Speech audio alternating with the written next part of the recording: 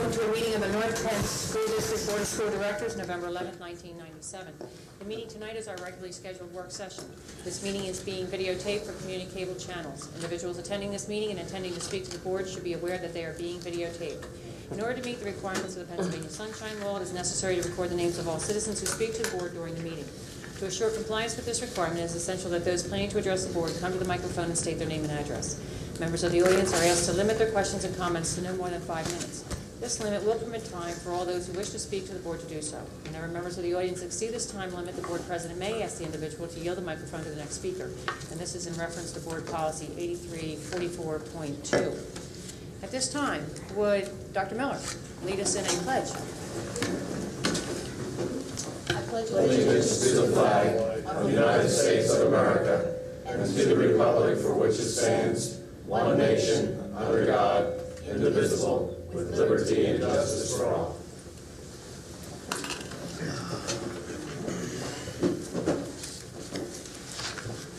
Okay.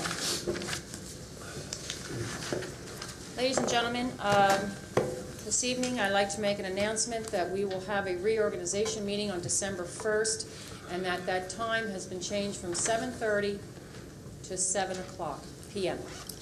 It was formally down for 7:30. I believe it's on your calendar for 7:30, but we are changing that to 7 o'clock. And we'd ask Board Secretary to please duly advertise that announcement. And Channel 16 is also an avenue of formal information. Madam President, I have a question. When we set our schedule last year for board meetings and work sessions, didn't we change that to December the 3rd? The reorganization meeting? I thought someone was concerned about hunting or something. We did. And I think that somebody pulled it off the table. So we're back to December the 1st. Would that somebody like to speak for himself? I didn't pull it off the table, but Well, then I would ask the Board Secretary to please check that date. Is this a joke or are we for real? No, we have changed it to December the 3rd. did change it to the 3rd. But I have no problem with But I December forgot the all 1st. about it. Mr. Ware, if you would be so kind to double check that date. Can we change Madam it now? President? Is it too late? Can I say that it was Mr. Clements who asked? I thought it was the Tuesday, not the 3rd, so it would be the 2nd. But I it was, forget. It was just an wasn't alteration Monday night. for his accommodation Monday at a time when he didn't recognize that he wasn't running, it wasn't a meeting in which he was mandated to attend. My recollection is a little different, but I will be happy to check it. We Since were- we must do a legal notice Right. to change the time, From when I to will when? be happy to review it. I believe the legal notice for the meetings for the year called for this date. Does anyone remember that Tom said, "Oh, I might not be here"? Does anyone remember that? Yes. I just remember Tom I saying. He I did. remember, but I thought I remember. He did, that we however, voted the on it. advertised time at this point in place We did vote on is it. the calendar. The advertised time must be changed. We Right. all agree to that. Well, whatever that date is, What is your it'll be wish? changed to December 1st, 7 o'clock. Thank you. Well, why don't you see, if you're going to change it to December 1st then? Yes. Okay. December 1st, 7 o'clock. Thank you. Okay? I suggest it simply proves how prophetic Tom Cummings is. Yeah, there you go. And what do you mean no one ever listens to you? I don't ever want to hear it again. Okay. Another small promise I need to keep. 1 week ago, Election Day, a senior gentleman stopped me at the polls. He wanted me to know that it was his 63rd election, general election, and that he put 13 kids through the North Penn High School. His name is Frank Robison, and I told Mr. Robison that I would say hello, that this board would say hello to him and wish him good health. Absolutely. Okay? You're here? Okay, Frank. Hope you're feeling well this evening. Okay. Do you remember? One was Okay. playing football. Yeah, Petey Robinson. Facilities. Our wood. Alrighty. Madam President, with your permission, I'll introduce the topic, reminding us all that whatever we do with respect to the NAP project is in response to a growing enrollment, and particularly the impact that enrollment has on 3 contiguous schools to the NAP school. Gwen Norr, Bridle Path, and Montgomery Elementary Schools are growing at a rate somewhat perhaps ahead of the pace of the others, probably because of housing development. And in order to provide the most relief, the quickest, to the most schools, we're proposing a project at NAP. NAP is schools, it's a second enrollment size, and it has a big site, if you're familiar with the NAP site. And so, as the board previously approved, there will be a project at NAP school whose purpose is to provide enough additional classrooms to enable some minimal redistricting for students attending the three elementary schools I mentioned previously, Montgomery, Glen Nor, and Bridle Path, reducing those enrollments so that the students in all four schools would benefit. Of course, the benefit to NAP would be the upgrading and the more recent development of the core facilities, since it's one of our older schools as well. And so that should be a benefit to all four elementary schools. Now, what's complicated this decision, which the board made previously, and which causes us to rethink that with tonight's presentation, are the requirements of the state to hold hearings pursuant to the proposed expansion at Knapp Elementary School. The hearing schedule itself would cause us to fall behind an ideal construction date, which completion would provide opportunity to house students in those facilities in September 1998. So what we propose tonight, and what Mr. Wood and Mr. Delciato and perhaps John Schilling, who chairs this liaison on school facilities, will talk about, include the proposed details of the enlargement project, what we think will be a considerable savings in expense, as well as the likelihood that we can complete these facilities for use in as early as September of 1998. And after all, that's why we're doing this, to provide that relief as soon as September of 1998. And so, Mr. Wood, I'll turn it over to you and Mr. Delciato to walk the board through this proposal. Thank you, Dr. Bose. You've capsulized basically where we are and where we're going. And I would like Mr. Delciato, unfortunately working from the easel, it will be directed to the board unless we can turn it and perhaps have the audience and the board see some of his drawings and some of the things that he's proposing. We have spent a considerable amount of time on this. Mr. Delciato will bring forward tonight a little bit of a different approach as it relates to the exterior of the modulars, which we think we would bid it as an alternate, but it would also give us the option of putting a brick veneer on the modular classrooms, which would tie it in. It's just a paste-on brick, but it has been done with other modulars in Montgomery County. In fact, Methacton has them in place at the moment, where they've put a 1/4-inch brick veneer on instead of the texture 111, which would tie the whole project together. And with that, I'll turn it over to Mr. Delciato and allow him to bring you up to speed using some of his display items and some of his drawings, so that we can take the project from its inception right up to where we are now. Joe? You can turn the easel a little more, that could possibly. Yeah. Thank you, Dr. Bose, Madam President, members of the board, ladies and gentlemen. I will turn it a slight bit, although its primary objective is so the board can see everything. Perhaps turning it a little bit will allow the audience to see if you could look around. Do you want to sit here?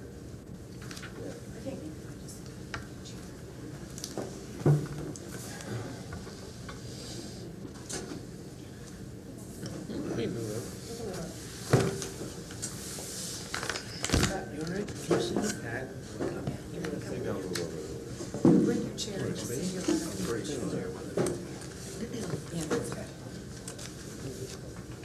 Now that you moved around, I'm going to stand here and block.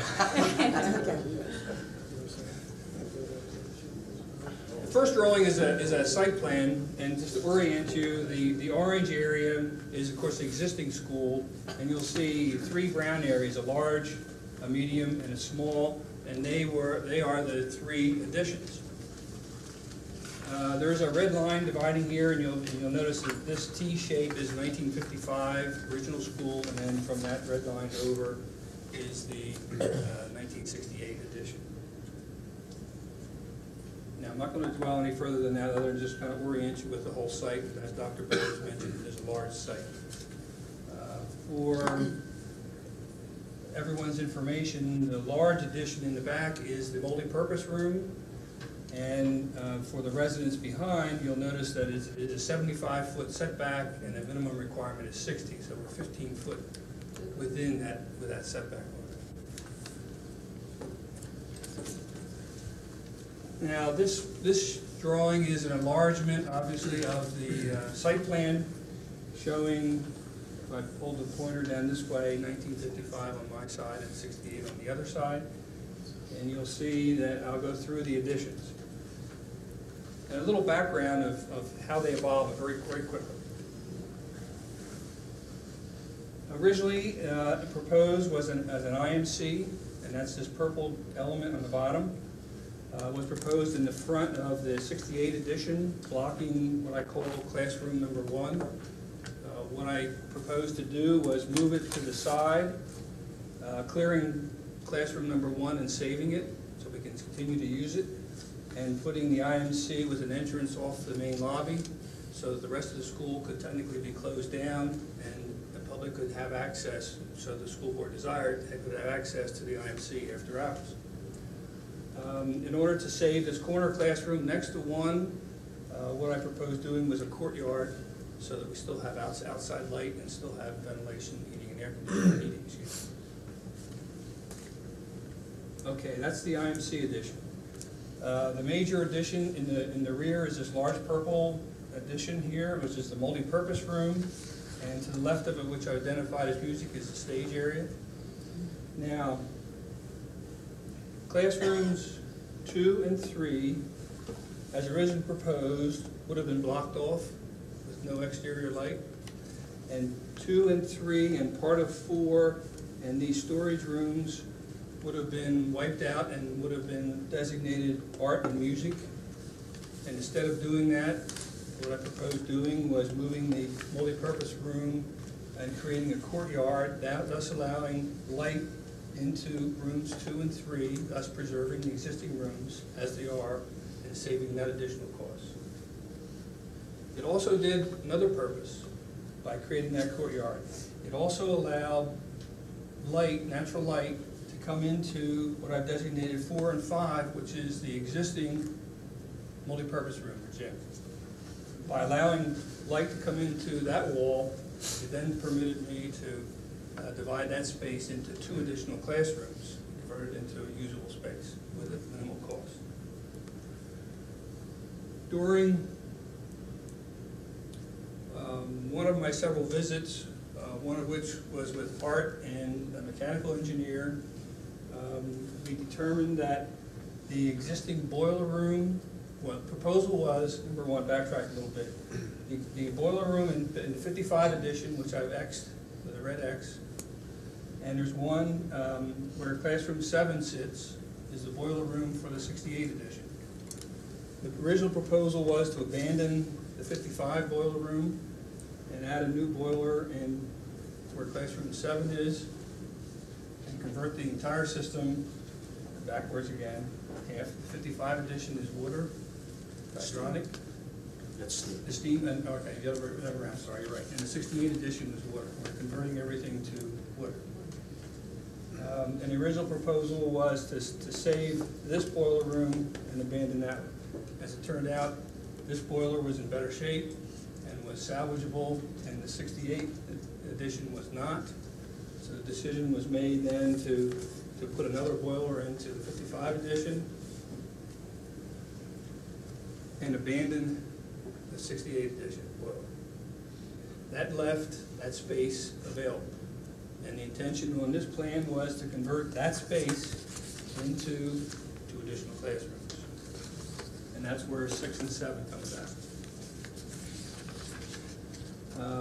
Again, this courtyard comes into play, moving the multipurpose room back allowed lighting to 6, and of course 7 already has natural light. Okay, the other portion of this, when we were doing 6 and 7, it impacted the existing healthcare suite, and that's where the small purple addition came about, and that is the new healthcare suite, and that allowed complete corridor and circulation around the proposed additions, right, the expansion plan. A part of the proposal, as you're aware, was the cafeteria is not adequate as it presently exists, and the proposal was to expand the cafeteria, and that's what this red area is. The original proposal was the red and the orange was the entire area, which is too much. We don't need all that space. So we determined that the red area is large enough to handle the capacity of the student load on this facility, along with the addition area, and that allowed me to salvage an art room. And you can count, the critical element is, everyone is aware, the critical number is 30 classrooms, 2 of which are art and music. The total number, and I didn't bother putting numbers down here, the total of what you see on this board, with the exception of 8 or 9, there's 28. With the addition of 8 and 9 brings us up to 30. Now 8 and 9 were optional, and they become critical. 8 and 9 throw us backwards a little bit. The Department of Education has maximum expansion of 20% permitted without going through the Act 34 hearing and everything that's involved with the Act 34 hearing. 8 and 9 would throw us into a 24% category, which is obviously only doesn't sound like very much, only 4% over. But Department of Ed gets very testy about anywhere close to 20. You're definitely over 20%. You definitely need to go through that Act 34 hearing. If you're close to it, a little bit under, they will still do that. Your options are, of course, eliminate what I call classrooms 8 and 9, and in order to get down to below the 20%, we have to eliminate 4 feet of the multi-purpose room, and that would bring us to 19.9%. It would still, so close, it would still bring us into the Act 34, and the other equation is the economics into that portion, and the cost per student comes into play. And with the larger core facilities and the minimum number of classroom additions, it just snowballs and goes into much further delays. And you'll notice under the best case scenario that I guess Mr. Wood put together, if we had to go through an Act 34 hearing, you can see the time frame. The best that we could expect to break ground would be April 6th, and I think that's a very optimistic schedule under ideal circumstances. Again, the critical element is 30 classrooms. When will we be ready for 30 classrooms? If we start construction in April, we won't make it. With an existing facility, ideally we would start construction on the IMC, start construction concurrently with the multi-purpose facility, and as those get built, we can then vacate the old gym and build those classrooms. At the same time, as the IMC gets built, we can then expand, move the present IMC over into the new one, and then expand the cafeteria and build the art room. The timing is such that you would not make the school year in 1998. Now, what happens at 20% rule and the construction season? What you've been given is a handout in the agenda, is a copy of what I have the next exhibit. This shows the deletion of what I designated as classrooms 6 through 9. If we eliminate those 4 classrooms and consider building modulars in their place, and that would allow us to meet the classroom need for the coming year. What it does to this plan is what's shown in this exhibit. Now you have the multipurpose room the same, the 5 classrooms in blue remain the same, the IMC is the same. The only thing different is the old boiler room stays in place, we don't bother messing with that. And classrooms 6 through 9 eliminated. Now they get replaced with, off to the east side, where my pointer is, this corridor, is where the connection would be for these 4 modulars. This corridor is where my pointer is. So all it is a short corridor and 4 modulars in a star shape. And you're all familiar with the modular units, so there's no surprise there. But they would allow the classrooms, the project to be bid, and these modulars to be in place for the school year 1998. Now, I think it's important, there's also included there, whenever we do 4 modulars, and those of you that are familiar with AM Cult, we have gang lavatories. So we're showing a girls' room, a boys' room that'll be ADA compliant, as well as a storage area. Joe, you might want to point that out. I don't have them delineated, but boys and girls rooms and then storage area. Now that, when you're going to that level, then that has another impact on the existing facility. We now have ADA bathrooms on way out in that end with the new modulars. We don't have any ADA compliant restrooms in the existing school. So in order to do that, we have to have one on the other end. There are 2 existing bathrooms here, which I've designated in red. It's a matter of converting them to ADA, and that would bring us into compliance. Now,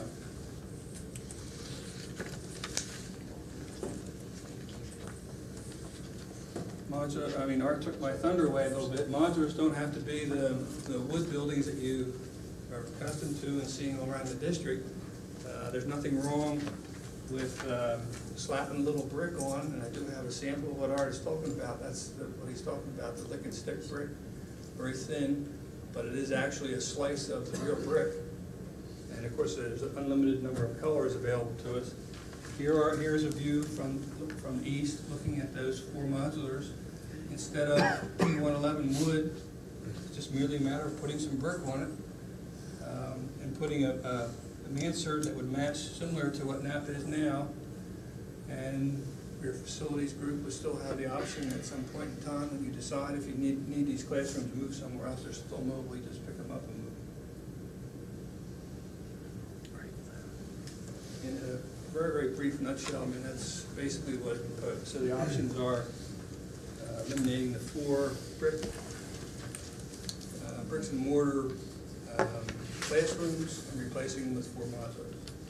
Okay, real quick, Mr. Del Ciotto, when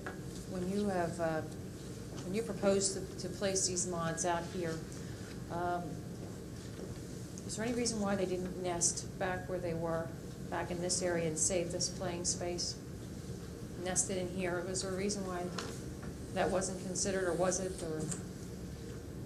Well, I didn't consider that, but I considered it because of ease of access, and I think working with your principal and talking about better. There's another more serious problem. Okay. All of our deliveries, and you might point out, all of our deliveries are Right right there. So if we were to build back there, we still have to have access to the kitchen and have all of our deliveries coming in the back. And if you look at the spread of the modulars, they take up more space than what the normal bricks and mortar that we attach to the building would. And of course, attaching them to the building would probably bring them under the 20%.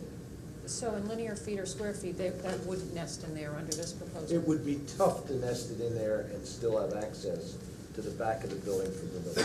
Okay, the other thing, you said something important, is Principal Feely on board with the plan? He was a part of the, Yeah, Yes. we So the have shared that decision-making. with him, and interestingly enough, Monday at 1 o'clock, I will be meeting with the neighbors. If you recall, at the meeting we had here before, there was some concern, and there's gonna be a group of neighbors, and Larry and I will both meet with them on Monday and take them through the building and show them what we're doing in the building, and then also introduce this concept. And we have laid the addition. They have a concern about how far the addition is coming out of the back. And as Joe pointed out, we have to be 60 feet, and we're actually 75 feet off the property line. So I have actually painted the outside corners of the multipurpose room on the asphalt over there, so I can take people out on Monday and show them how far out we protrude. What does this do for the percentage? I forgot to mention it. We are 24% with the original plan, removing the 4 classrooms and they're putting in modulars. Modulars don't count in that calculation, nor does the renovation space. And putting the modulars, instead of doing what we were proposing to do originally, we dropped the percentage down to 14.9%, which is well below the 20, which eliminates us from the Act 34 hearing, which means we can get into construction occupancy. So not only the modulars, but also the renovations are happening simultaneously? Yes. But we would, for obvious reasons, we would recommend that the modulars are not be bid as part of the general contract for the renovations. There are people that can do the modular work that may not be able to bid the entire project, so we know that. Yeah, obviously. Different kind of contract. We Some know of these we're are gonna get better. prefabbed, aren't some of these prefabbed? Well, they are prefab, they were Okay. the ones that we just put in Sure. place, were built in Delaware and And shipped. down almost to the Maryland line and brought all the way up. Sure, absolutely. Okay, so we'll have board questions, but Mr. Wood, what you're looking for tonight is for the board to place this on the action agenda for next Thursday? We want That's to what you place it on wish? the action agenda and have a motion authorizing it, but we also want to send Joe and especially the mechanical engineer back to the drawing board to begin so that we can meet some of the deadlines that we have to meet. All righty, we'll start board questions to the right, Mr. Allen. Thank you, Joe. In the new proposal, you said we're going to leave the 2 boiler rooms in place as is.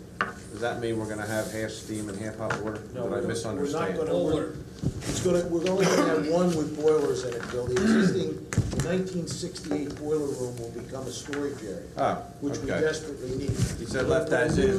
Okay. New boiler below grade in the old boiler room and go all pipeline. Okay. instead of steam. And is that where most of our mechanical costs are going to come in, making that conversion? Exactly. Right. Plus, we're gonna do all new unit ventilators. That's a large mechanical Okay. cost. When you look at the final drawing, Joe, how far out do the modulars come? The tail end of the modulars, roughly how far are they from the existing wall of the building, please?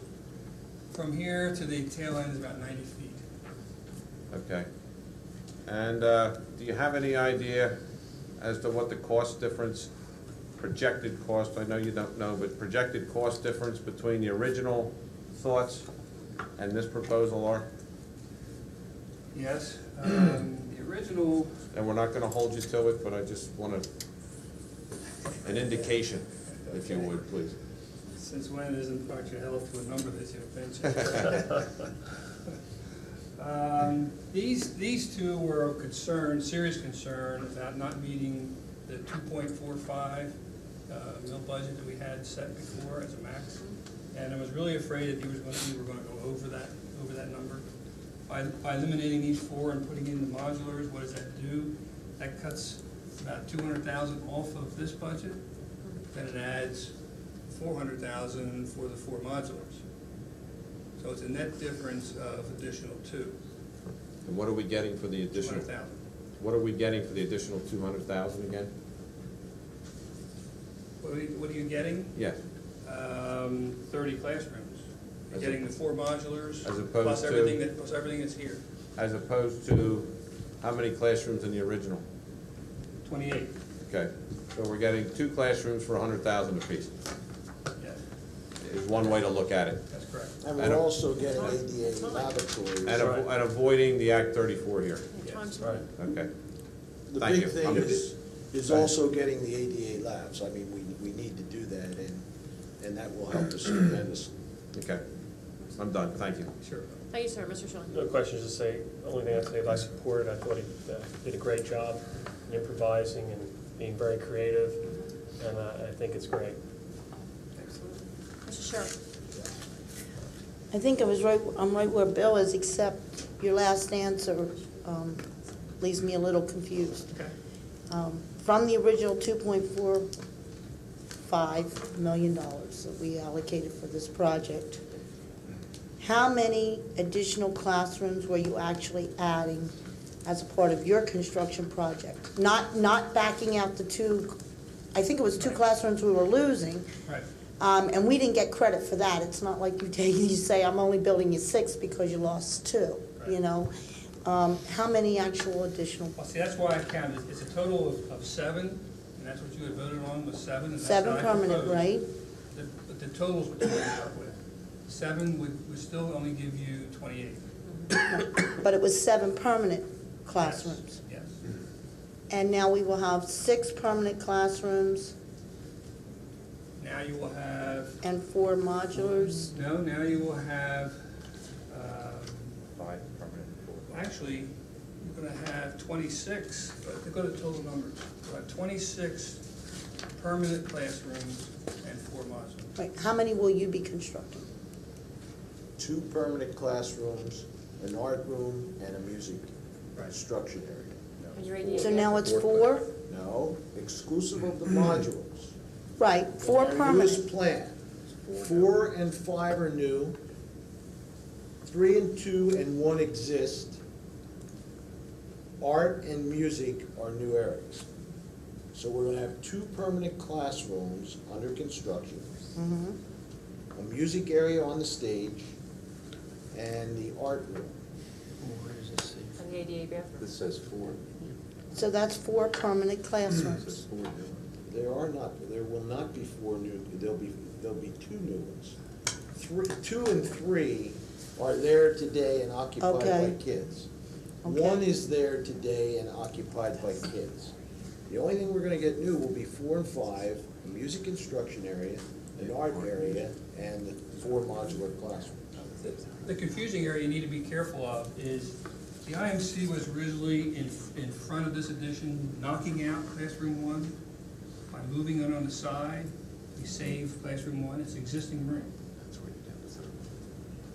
The original. I understand that, but it is an existing room, so it's not a part, it's no longer really a part of the project, except as you've accommodated it by moving That's everything in. correct. And it's the And same since thing we with- had a modular plan that was brought before this board at one price tag, and then we had another RFP that went out, and then it brought on a value to the board and to the district in that we were going to get what was proposed of the 7 classrooms, permanent classrooms with the core facility upgrades for a slightly higher amount. And now we're holding to the same dollar figure, but we're back to a combination that's actually less permanent classrooms, less additional classrooms under your construction, and modulars.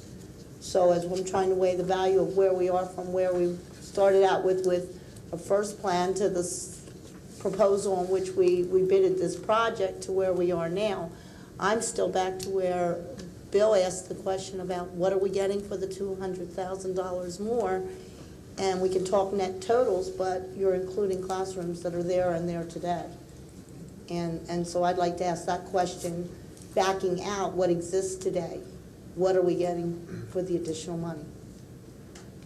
Backing out what exists today, of course, you're getting new core facilities, and just like Art said, you're physically getting new classrooms, 4.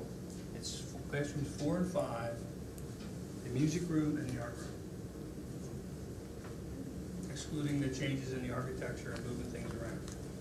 Joe, if I may, Vicki, the important thing to consider here is that this all had to be done because we want the facility available by September of '98. If we would have stuck with the original plan of upgrading the core facility, making them permanent classrooms, we would have had to go through an Act 34. We would never have it, just, you know, if you broke ground in April, there's no way you would have all this done in 6 months. And that was the reason for this. I agree with you, and we initially met, and John and Art and Joe and I initially met on October the 14th. I had the same concerns because the thing I liked about Mr. Delciato's original proposal was the fact that we weren't going to have to use modulars, and we were going to upgrade our core facility. It was going to be a nice looking building. But when the Act 34 came in, and of course the way PDE is, even if you're just, 19.9%, the chances of them saying you got to have an Act 34, we're going to lose a year. Okay, Pat, okay, if That's- that's where we want to go, but I would think that the price would be actually reduced, not Well, I have the same question. because we- reduced, if so we in had, fact we had an original proposal, for which I believe should have taken into consideration what Act 34 calls for. That isn't a new law, it didn't just occur over the last You're few right. months. You're right. Secondly, when we're now talking about, what you're telling me is what we're getting for the additional 200,000, no, that's what we had in the $2.45 million.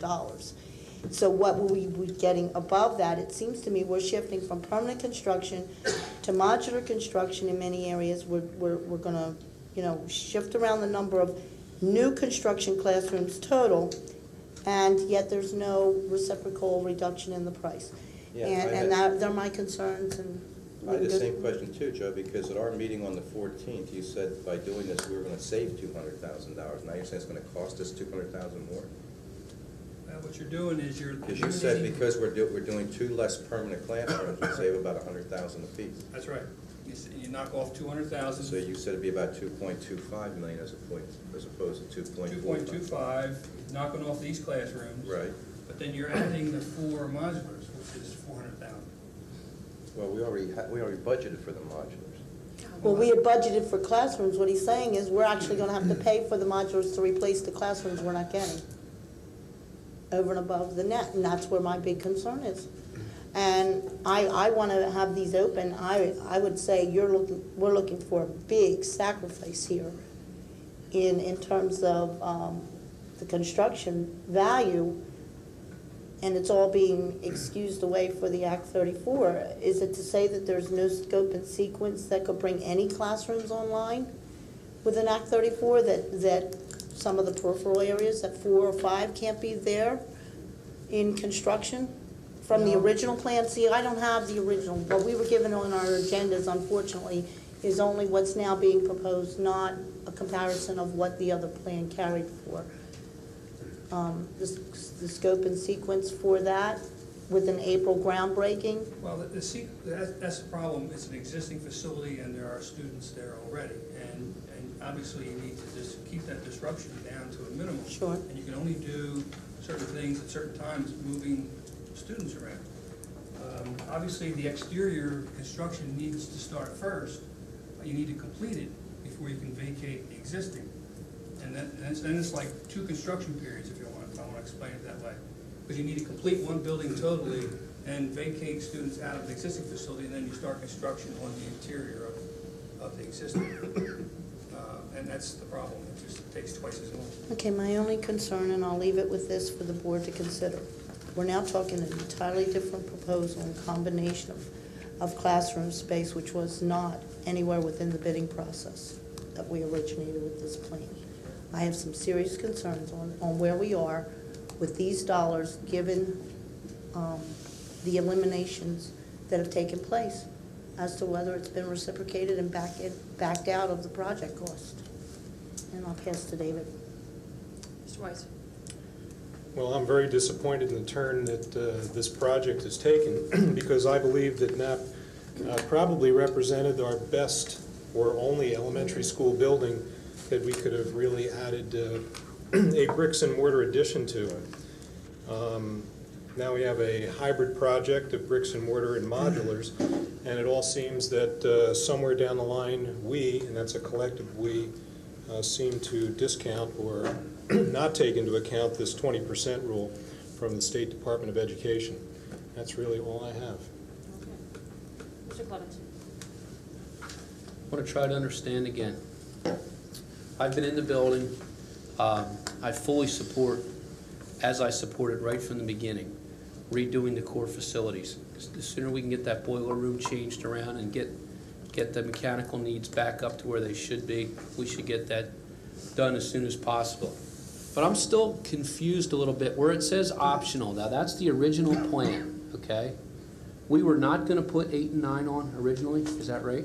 Not in my proposal. It was Not in your proposal. So we should just cover, optional shouldn't even be on there, because that's what we were not going to get in your original proposal.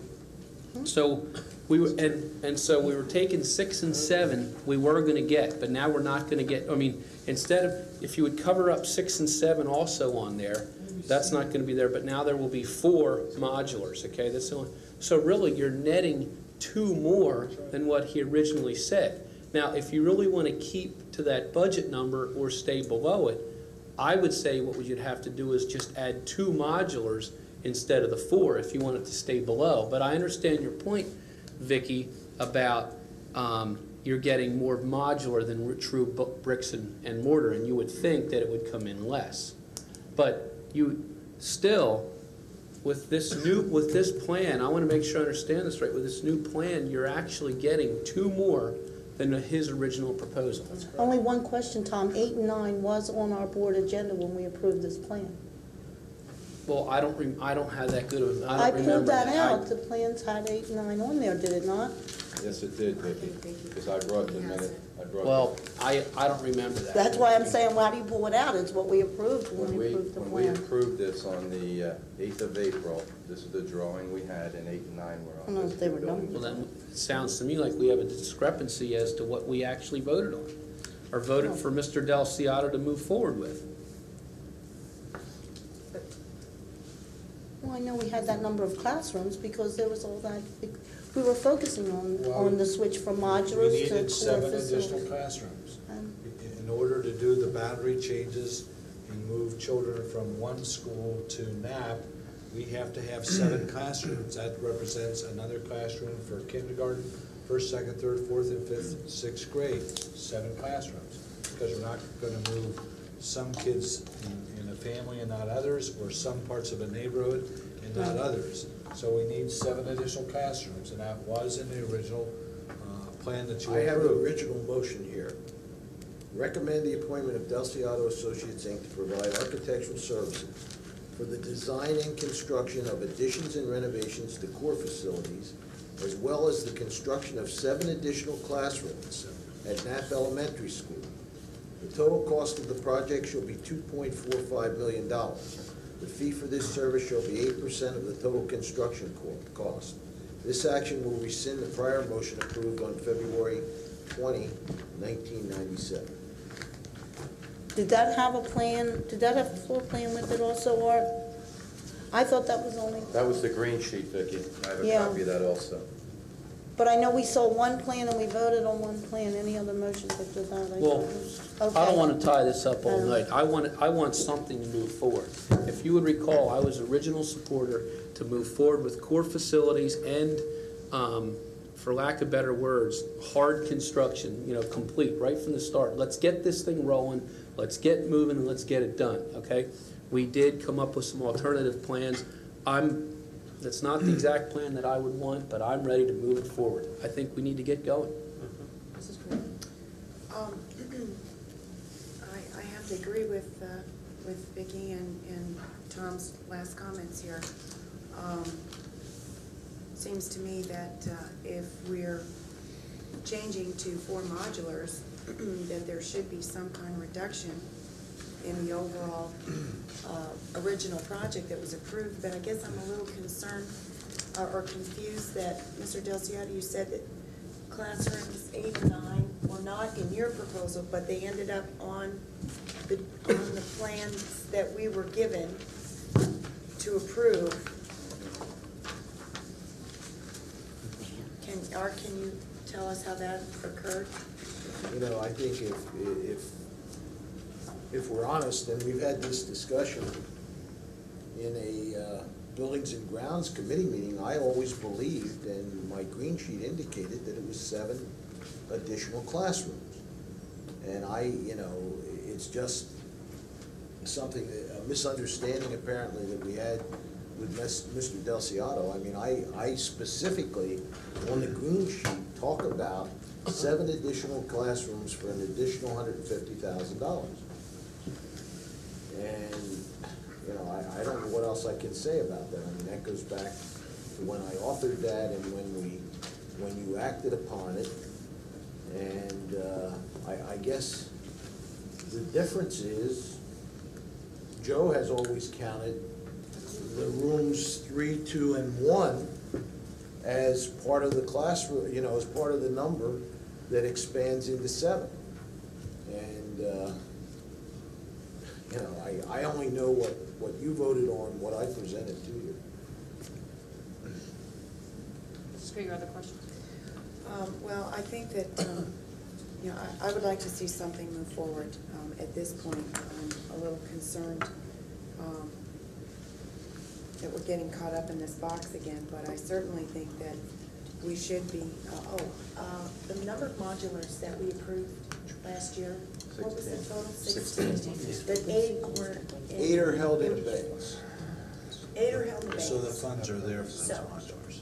Is there a way, Dr. Rose, that we can shift Yes. to these 4 and save, since we've already budgeted, save on this project to make the cost lower? That's correct. So I guess all I need to know as a board member before I vote on it next week is what that new price is. Because we should see a savings. We can estimate them, of course, that we bid, so. No, I understand it, but you could give us a ballpark on Well, we it. just bought some, The so. ballpark on the modulars will be $400,000. The more you build, if you, That's budgeted when we give you final cost data, But it's already budgeted. I'm not it's looking been to add. 16, yeah, you I'm have, not looking to add 4 more, monies for 4 more modulars. I'd like to use out of the 8 that are budgeted for, I would like to use the money for these 4. And then as we go down the road next year, take a look at the enrollment numbers again and, you know, revise the numbers accordingly. part of our problem is we're reaching a point where we don't have buildings, we have no buildings left where we can put modulars. That's, other than that, that's. And as far as the brick fascia, that's, you know, that's fine with me, because the modulars that are being put on, you cannot tell the difference between a regular classroom and these. These are nice modulars. And they're the closest thing to bricks and mortar that I've seen in a long time. Well, I know a lot of people live But in I- homes that look like that, and I won't start making fun of it here on television. Right, exactly. You're So- about tomorrow, really. But I So am agree. concerned about this Right. project being the same cost as that we approved with all of this, so we need to look at that. Mr. President? I share the same concerns you have, and also I agree with David in the sense that we were not aware of the 20% rule when we approved this, and again, I guess we have to take the brunt of that because we should have been aware of it. We were never told that this could possibly throw us over that 20%. We had meetings, and John and I was still concerned about the fact, because there was concern about the 8 and 9 being alternates and not being alternates, and I go back to what we approved, and we approved that they were going to be there. However, having said that, we do have to move forward. You know, perhaps it was in our haste, we could have spent more time and been a little more understanding, but we're at a crossroads now, we have to make a decision. But I'm just a little concerned, Joe, if I can. I go back to the October 14th meeting, which John and I were part of, and we were talking about 2.45. Now, if I take 2.25 rather, if I take 2.45, which was your original projection, we also had $50,000 we were required to put in for firewalls, I believe, correct? Which brought the figure to 2.5. Now, if we add the $400,000 for modulars, we're coming in at 2.65? Or 2.6? I guess where I'm having a problem, maybe some of the other board members are, if we budgeted modulars and we already have that money, why would that be added to this project? You still have to spend it. It's just a different. Well, I know, Bill, You're- but you you think guys, it's but two you have jobs. commissions and everything that's gonna be involved here, okay? If we spend 2.6 on this thing, that's a little bit above the 2.45. So you're saying maybe possibly making a separate 2 jobs.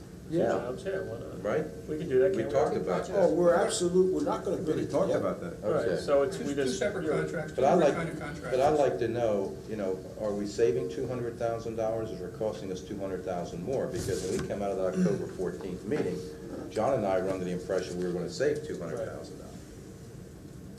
Are we down to 2.3, I guess, with the $50,000 for the firewall?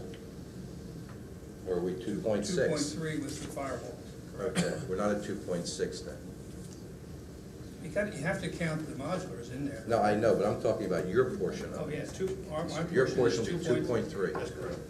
Thank you. We have no choice. I mean, we have, enrollment problem, we have to move in order to get this thing done by September of '78. I just think that in the future, it's gonna be our responsibility to make sure we dot the i's and cross the t's and understand 20% rules and things like that before we get into this situation again. Mr. Clemens, you had another question? Just the, on the facade, that would be more than regular T111. I mean, there's an added cost We there. would bid it as an alternate because Joe pointed out earlier this evening, we're running about $6,000 per modular to do the brick. So we would bid it in T111, and then we would bid an alternate for the brick. And then you can decide whether you want that facade or Okay. Okay. Mr. White, you had another question? Yeah, one other question. In this evening's write-up, the indication is that if we go with the plan that was originally submitted, that we'd never be ready for September of 1998. When would they be ready if we decided to go with that plan? What is the best The modulars estimation? will be- Not the modulars. No. The original plan, to go through the Act 34 hearing and get what many of us had hoped for in the There's beginning. another problem, and the problem is the Department of Ed calculates a total dollar amount, and they base it on occupancy. So when you're doing core facilities, Taj Mahal. I have a note on here about the Taj Mahal, and I can't tell you what would happen until we open bids, but it goes on to say, a second hearing is required if in both the initial and second hearing, the maximum building construction cost exceeds the aggregate building expenditure standard. The project must go to the electors for their approval. What that really means is, we do an Act 34, and then they have a magic formula that they use, $9,295 per youngster in Harrisburg to determine occupancy times that number as to what the cap can be on the project. If we exceed that cap, and I believe we will, because most of this is core and not occupied, even with the original plan. Most of it is core and not occupied classrooms. Then you need to go back and do a second hearing.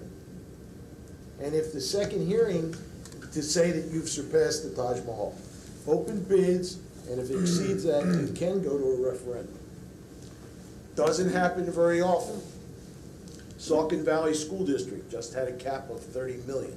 Fortunately, their project came in at 24.9, so they didn't have to go back to the electorate, but you run that risk. If that happens, we may look at 1999, 2000. Well, let's go back to the original question, understanding that that's a real concern. If all things being equal and we only had one Act 34 hearing and we went back to this original plan, when could the classrooms be ready? When could the building be ready? approximately a year of construction. So if you're looking, starting in April of '98, would be April '99. If it doesn't go to referendum, which would take the election periods. Right. And originally, we felt that we could get this done for September? Or how close did we think it was going to be? If we had gone to bid, initially, we were talking before we got into a modified land development plan. Mhm. We were talking about breaking ground in August. Then we went to a modified land development plan, and from that, then when we submitted the 731 and determined that we were facing the 20%.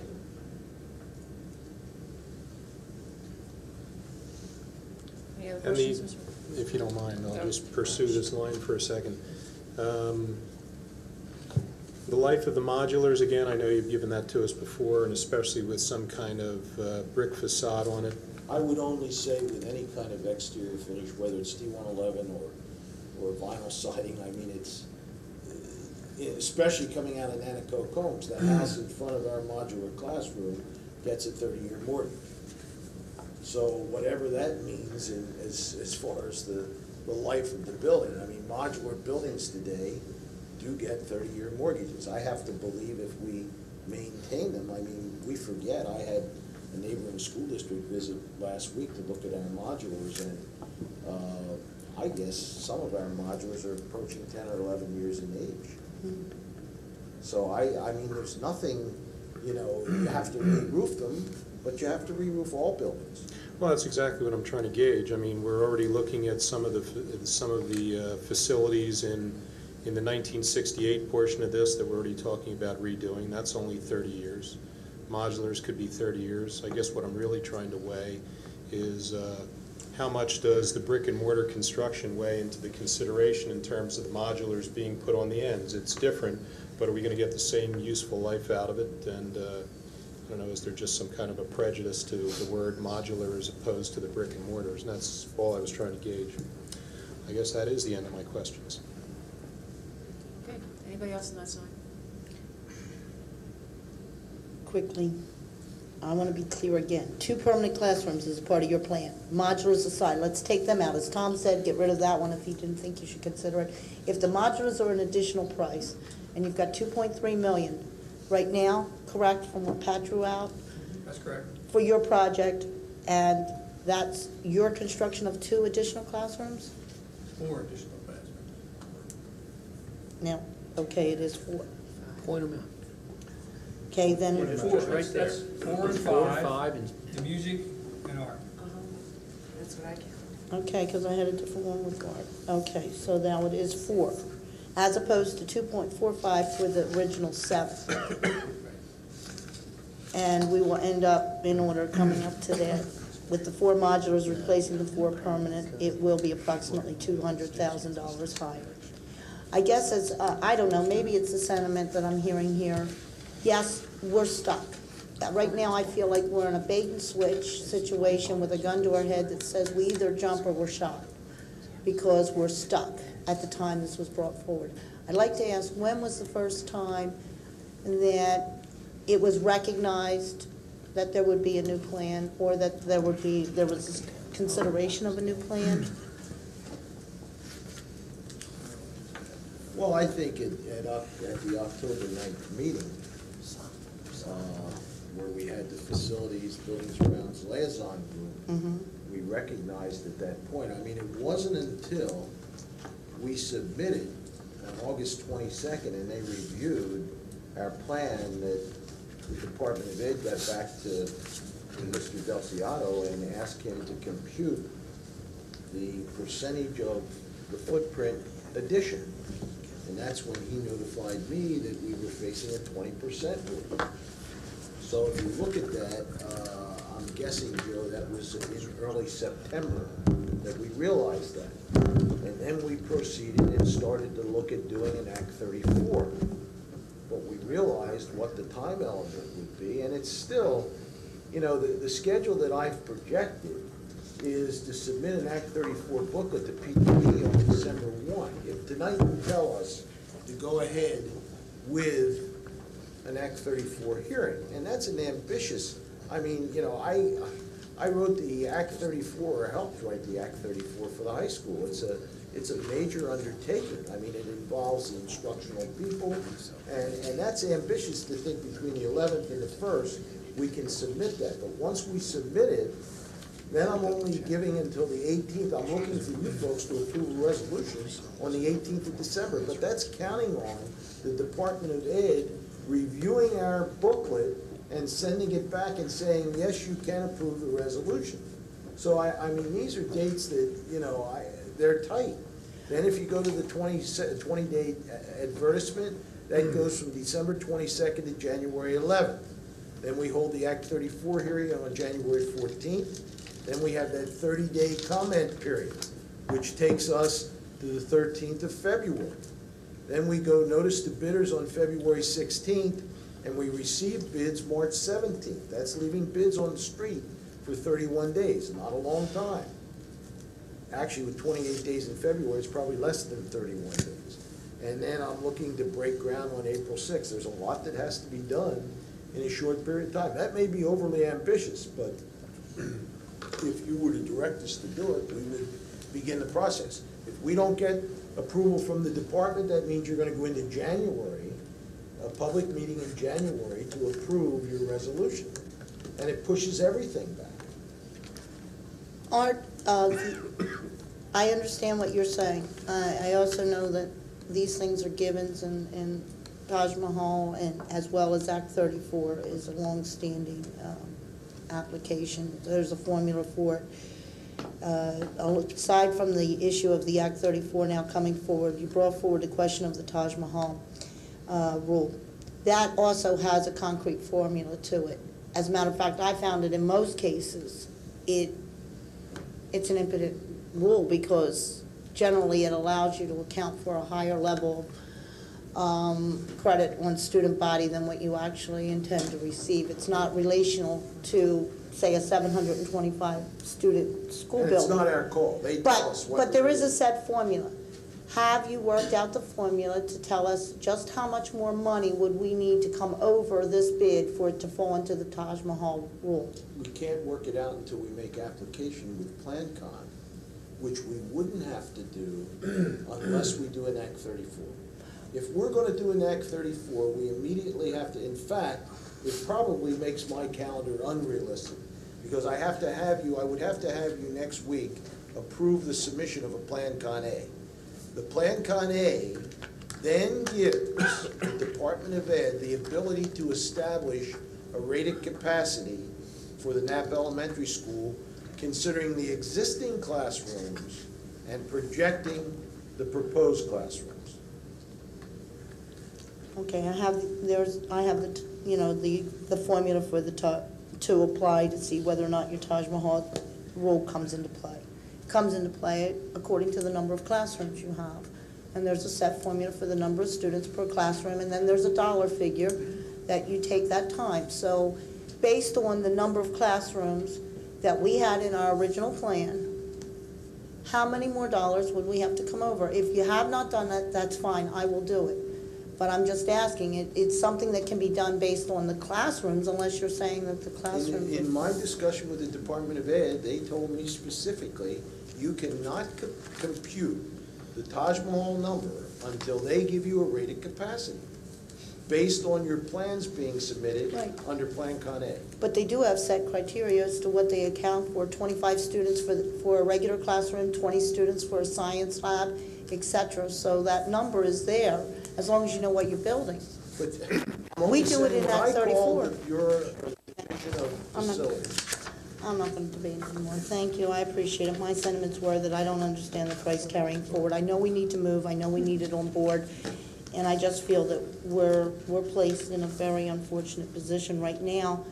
And perhaps this board's decision might have been a lot different if we recognized where we were going to end up today, had it been brought out on the table originally. Thank Mr. you. Allen. I apologize for the time. Yeah, I guess I need some help. As we talk about the Act 34, the Taj Mahal kicking in, that rule, we know that it's because so much of the construction is devoted to core facilities that does not hold students, correct? And as I look at the classroom tabulation on this, I guess I'm confused, and I hope nobody else is. So if you could straighten me out, I see we have 20 classrooms. I see an art room, and I see a music room. And then I thought I heard Joe say that we're getting, under the new, 2 classrooms and 2 art and music rooms. Now, that gives us a total of 30. And I guess I'm going to ask what's happening to the existing art and music will then become standard classrooms? The existing art room, and I would yield to Mr. Feely, the existing room that we used for art is a classroom.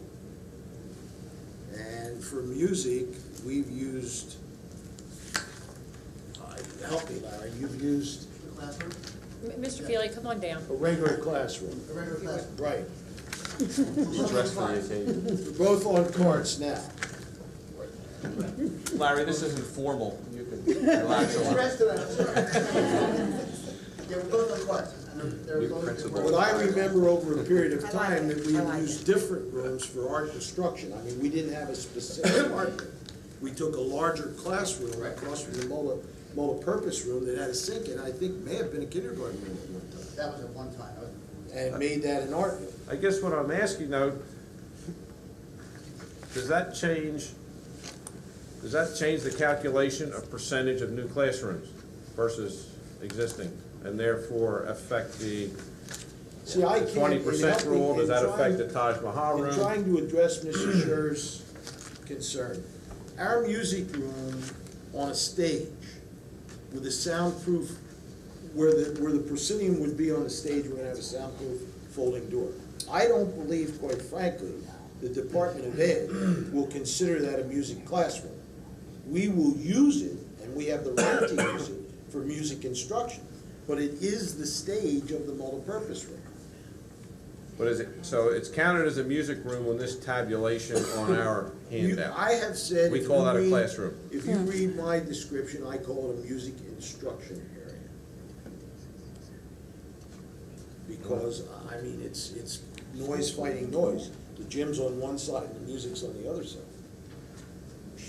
But it's not, I don't know how the Department of Ed will look at that. And that's why the Plan Con A has to be analyzed by them. And in talking to them on numerous occasions in the last couple of weeks, that's what they're telling me. Send us the Plan Con A if you're going Act 34, and we will in fact give you. I had not, when you look at the April 6th date, I have never factored it into the equation. I've announced it to you as a precaution that we were going to exceed the Taj Mahal date. But still, going the standard procedure on a very ambitious schedule, we're looking to break ground April 6th, 98. Quite frankly, if we weren't pressed for classroom space, I would encourage the board to go forward with the Act 34 rate. Okay, we're back around, Mr. Weiss. I'm done. I apologize for someone that didn't have any questions to begin with, but I certainly hate feeling like I'm in a position where you have to make a decision and you're not sure whether it's the optimal decision without looking at other alternatives. Let me ask some questions that perhaps the administration can answer for us by next week. Number one, how many classrooms do we need to have for the 1998 school year? Are 4 modulars enough, and will the core facilities that we currently have at NAP handle the increased students if we put 4 modulars there and do nothing else but plan for the future construction at NAP, at which time perhaps we can move those modulars after we complete the kind of construction I think we all look for and put them elsewhere? Is 4 classrooms enough? No. They are not enough. To move kids from 3 elementary schools who would attend all 7 grades, we need 7 additional rooms.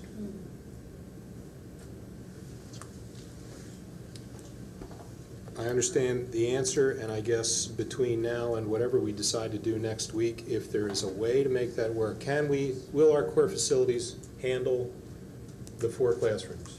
I think Mr. Feely is saying I no. think it would be an overburden. Okay. If you've That been in is, that- of course. If you've been in that cafeteria, Yeah. you would understand that. That, of course, that's the limiting factor with any idea of not doing anything but trying to go for the construction. So really, that was my last thought in trying to come up with some idea to help us get where we want to go, but it seems as though we are kind of locked in. I mean, the only other option, and I don't know whether we could convince the borough to allow us to do it, and we did it at Montgomery, if you recall. We brought truly a portable classroom in for 1 year. I mean, the other option would be to go ahead with the original plan and bring 4 portable classrooms on site. Well, that's essentially where I was coming from. In other words, would those 4 classrooms, assuming there were core facility space, provide us with the classroom space we need for next year to truly do the kinds of upgrade to those facilities and the additions to the building that I think many of us were hoping we would see? That was really the question. And if you recall, that was a lease. I mean, that was a 14 by 70 foot unit that we put at Montgomery for 1 year and just leased it. If it is not too much to do, I would like to know whether we could make it work. And that is in terms of where we would put elementary school students for next year. Because I'm still in favor of the plan that provided us with true additions, true upgrades, the building self-contained. It is still what I had hoped for. And if there is a way to accommodate the student population for next year and allow us to move forward in an orderly manner to get us where we want to go, that is what I would be in favor of. Okay, any more board questions before we go to the audience? I just want to concur, I agree with you too, David. I was disappointed when these alterations had to be made because I was a strong proponent. I thank Mr. Del Ciotto because he did come forward with the plan. I thought it was most creative, and we just seem to get hung up on these 2 alternate classrooms, and then of course the 20% rule is the fly in the ointment, and of course, based on what Dr. Bose is saying, we're looking at moving close to 200 students next year.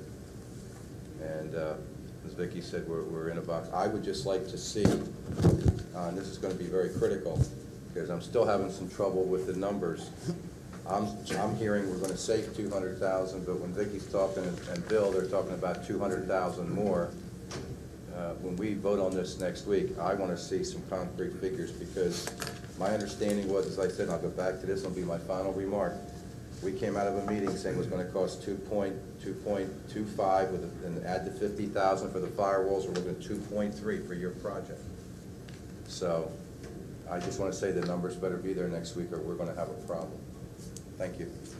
Okay, ladies and gentlemen, this is your time. Mr. Wood, if you could, would you pull this podium out? I think we're stuck back here on the wall if people came up. It's all canceled down because of the Okay. camera angle. All right. You put the easel over there. The camera angle is important too. No, John, the camera How can't. about catty corner Well, time? you That's what I can't said, be how in about front of the over- camera. John, can you can block my put face. that easel over there? Over between Vicki and David? Because we have our copy. Go ahead. Yeah, right. Get back in here. Joe, let's bring the easel down here. I'll help you.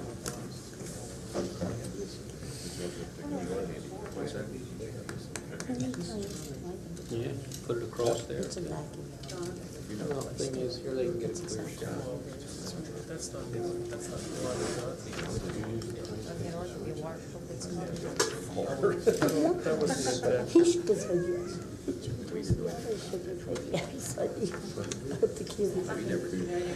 Well, I'm sorry, I don't know. Okay, folks. Thank you. John, thank you very much. Okay, Mr. Warden. Good evening, H. Bruce Gordon, Montgomery Township. I'm hearing a couple things here tonight which concern me. One is, it seems like the taxpayers are going to get it again.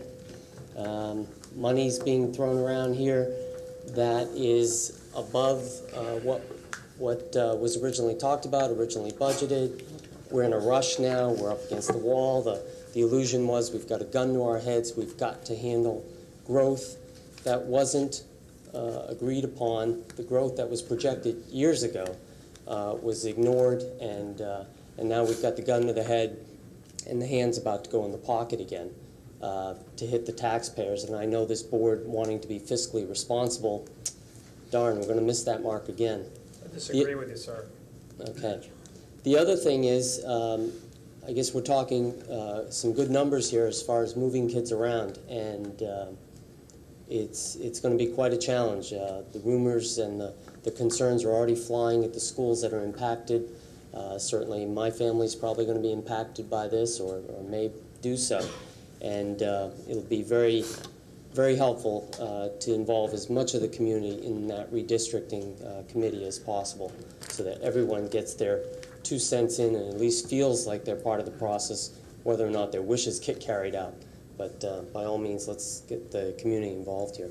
Thank you. Thank you. Anybody else, please? Yes, ma'am.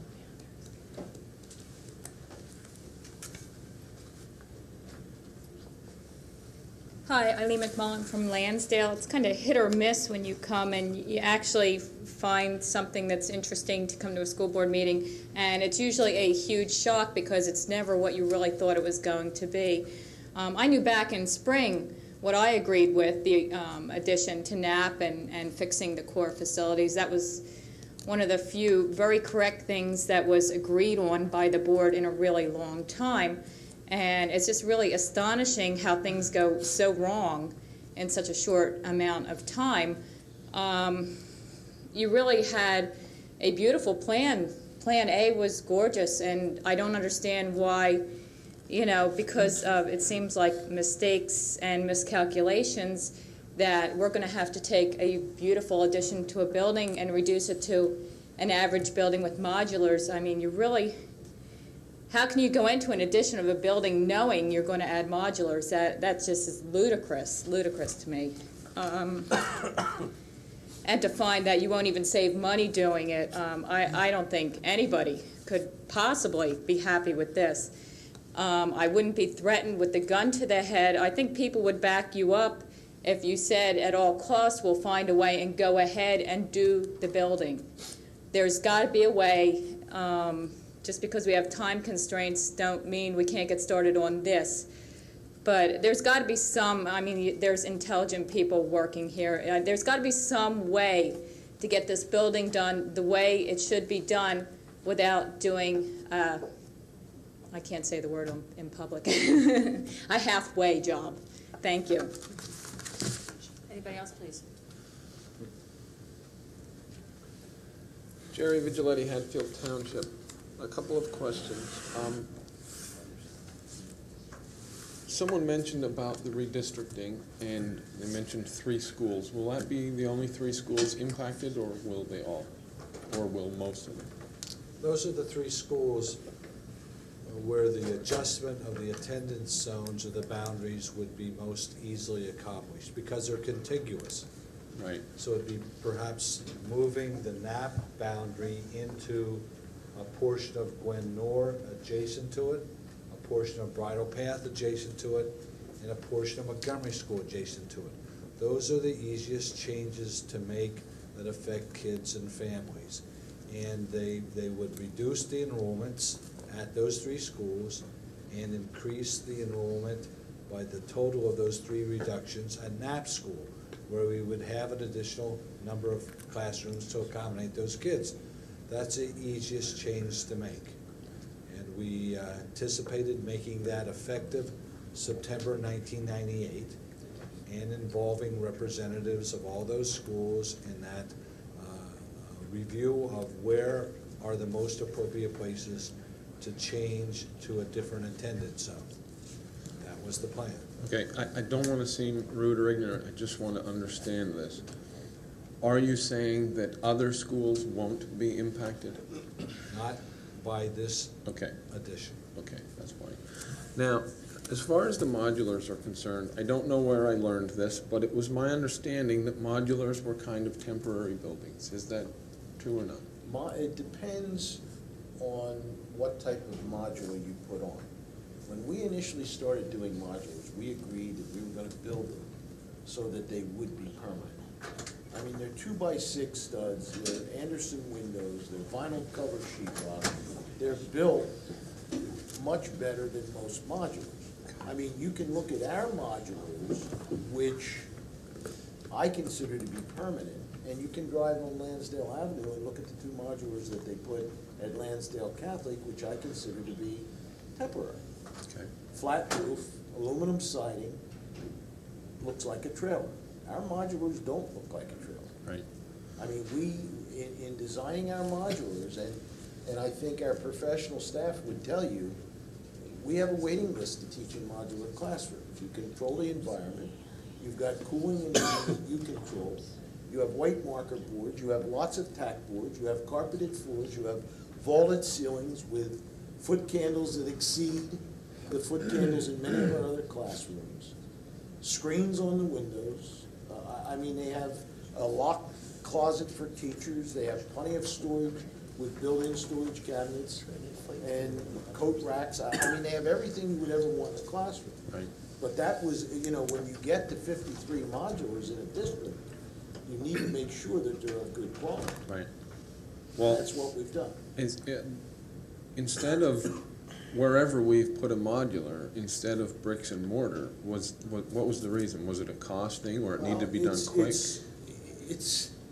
There are a couple of things that happen. In other words, we know that, and we can't project ahead. I mean, in the year 2015, are we gonna be taking modulars away? Right. And just keeping bricks and mortar? Right. I can't answer that. I realize The quick fix, if you will.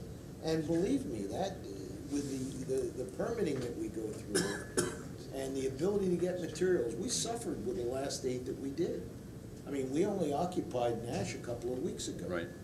And there's nothing quick anymore. I mean, to get materials, that's why I worry about the time. We did Walton Farm in 12 months, we did Bridle Path in 14 months.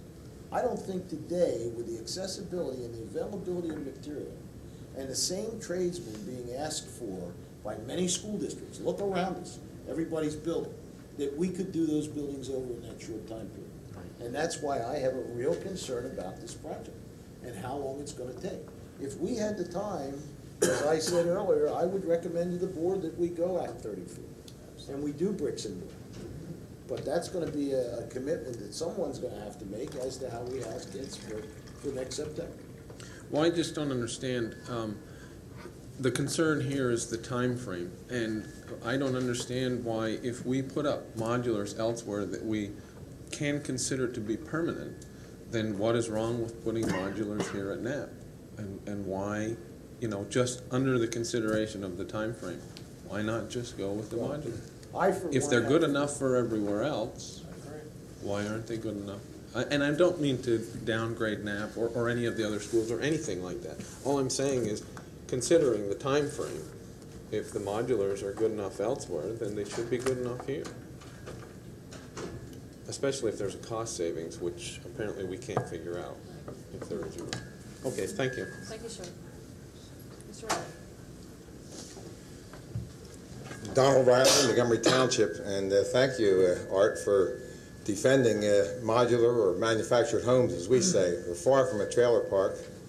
They used to charge us sales taxes on these homes, and we were paying real estate taxes. Finally, these stinking politicians at least gave us a fair shake on that.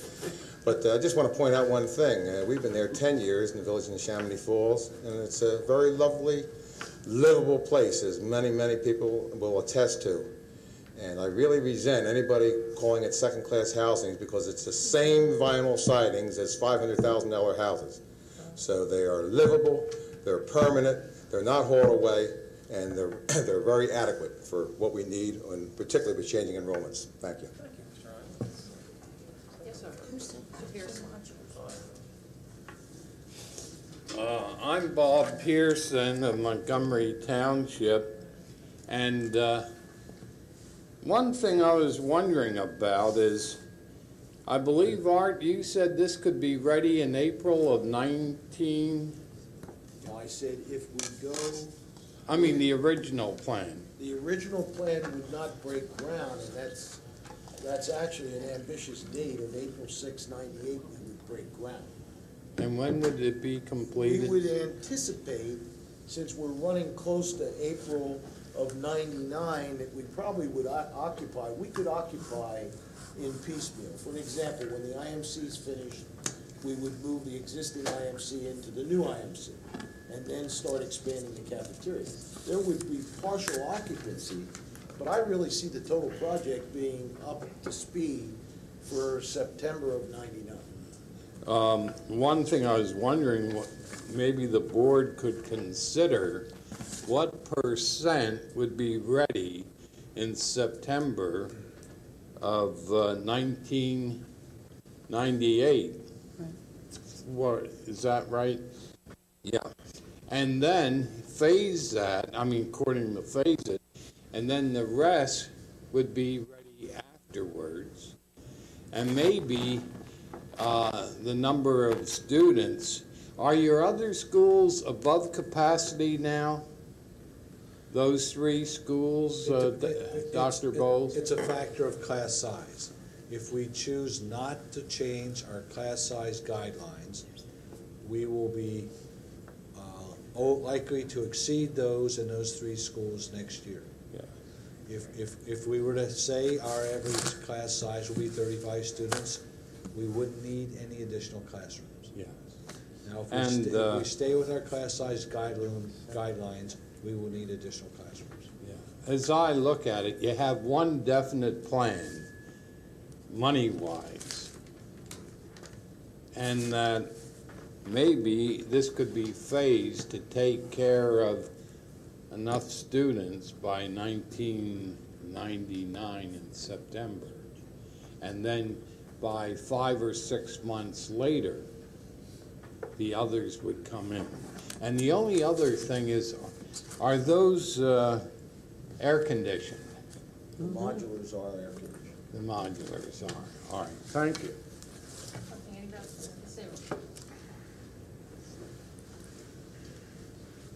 Linda Abram, Upper Gwinnett.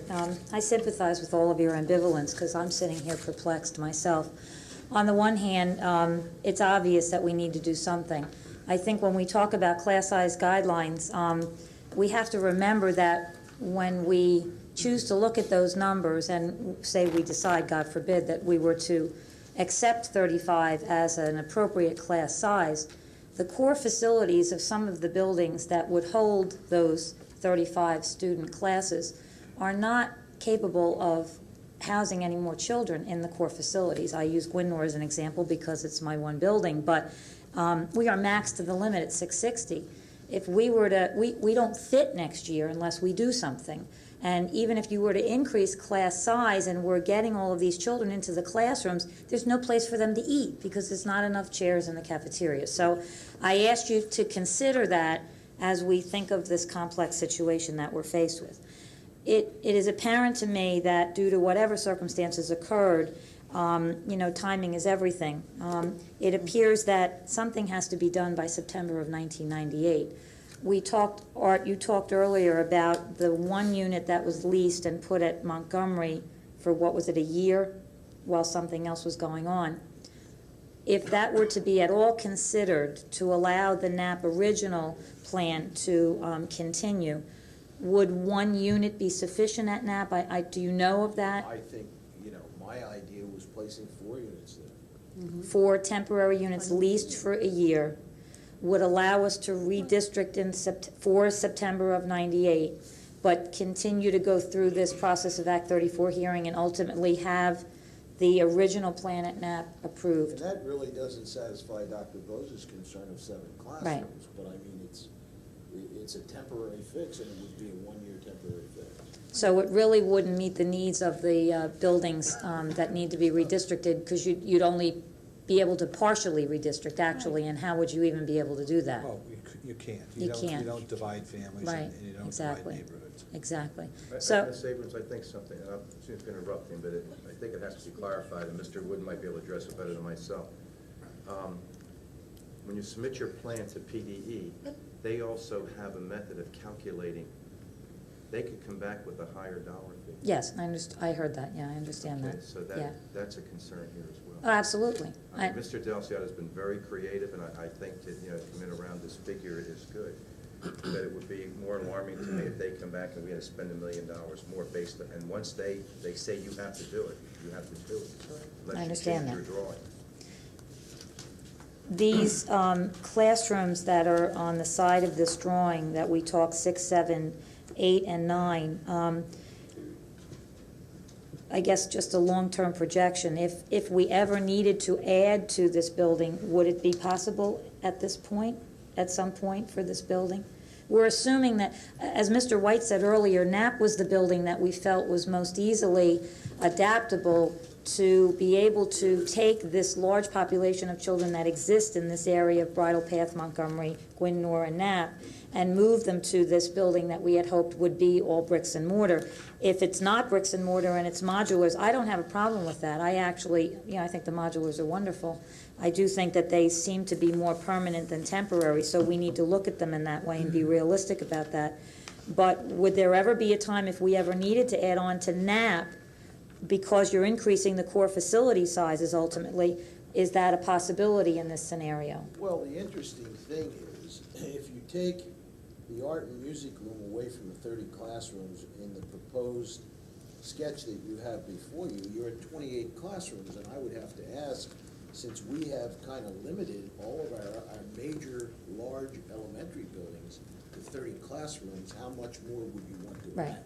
Okay. I mean, if you look at Bridal, Walton, and Gwinnett, they're all 30 classroom buildings. And I don't think we would want, and that only allows for 2. I mean, they're 30 classroom buildings with an art and music. Exactly. So you're only looking above and beyond the 4 modulars to add 2 to Two. bring you to 30. Okay, all right, thanks. You know, I think with our time constraints, we have to do something, so I was hoping that we could go with the original plan, but if Mr. Feely and Art and Mr. Del Ciato feel that this is going to provide the opportunity to meet the needs, the renovations of the building, as well as the classroom spaces that we need, then I encourage you to consider it, because I agree with Mr. Mosey that if we get stuck in a situation with Act 34 and we're forced to spend additional monies, that's not going to be readily acceptable either. So we're really caught in a bad situation if we're forced to do that, because we don't know what they're going to say to us in the long run. So, okay, thank you. Anybody else, please? Okay, ladies and gentlemen, thank you.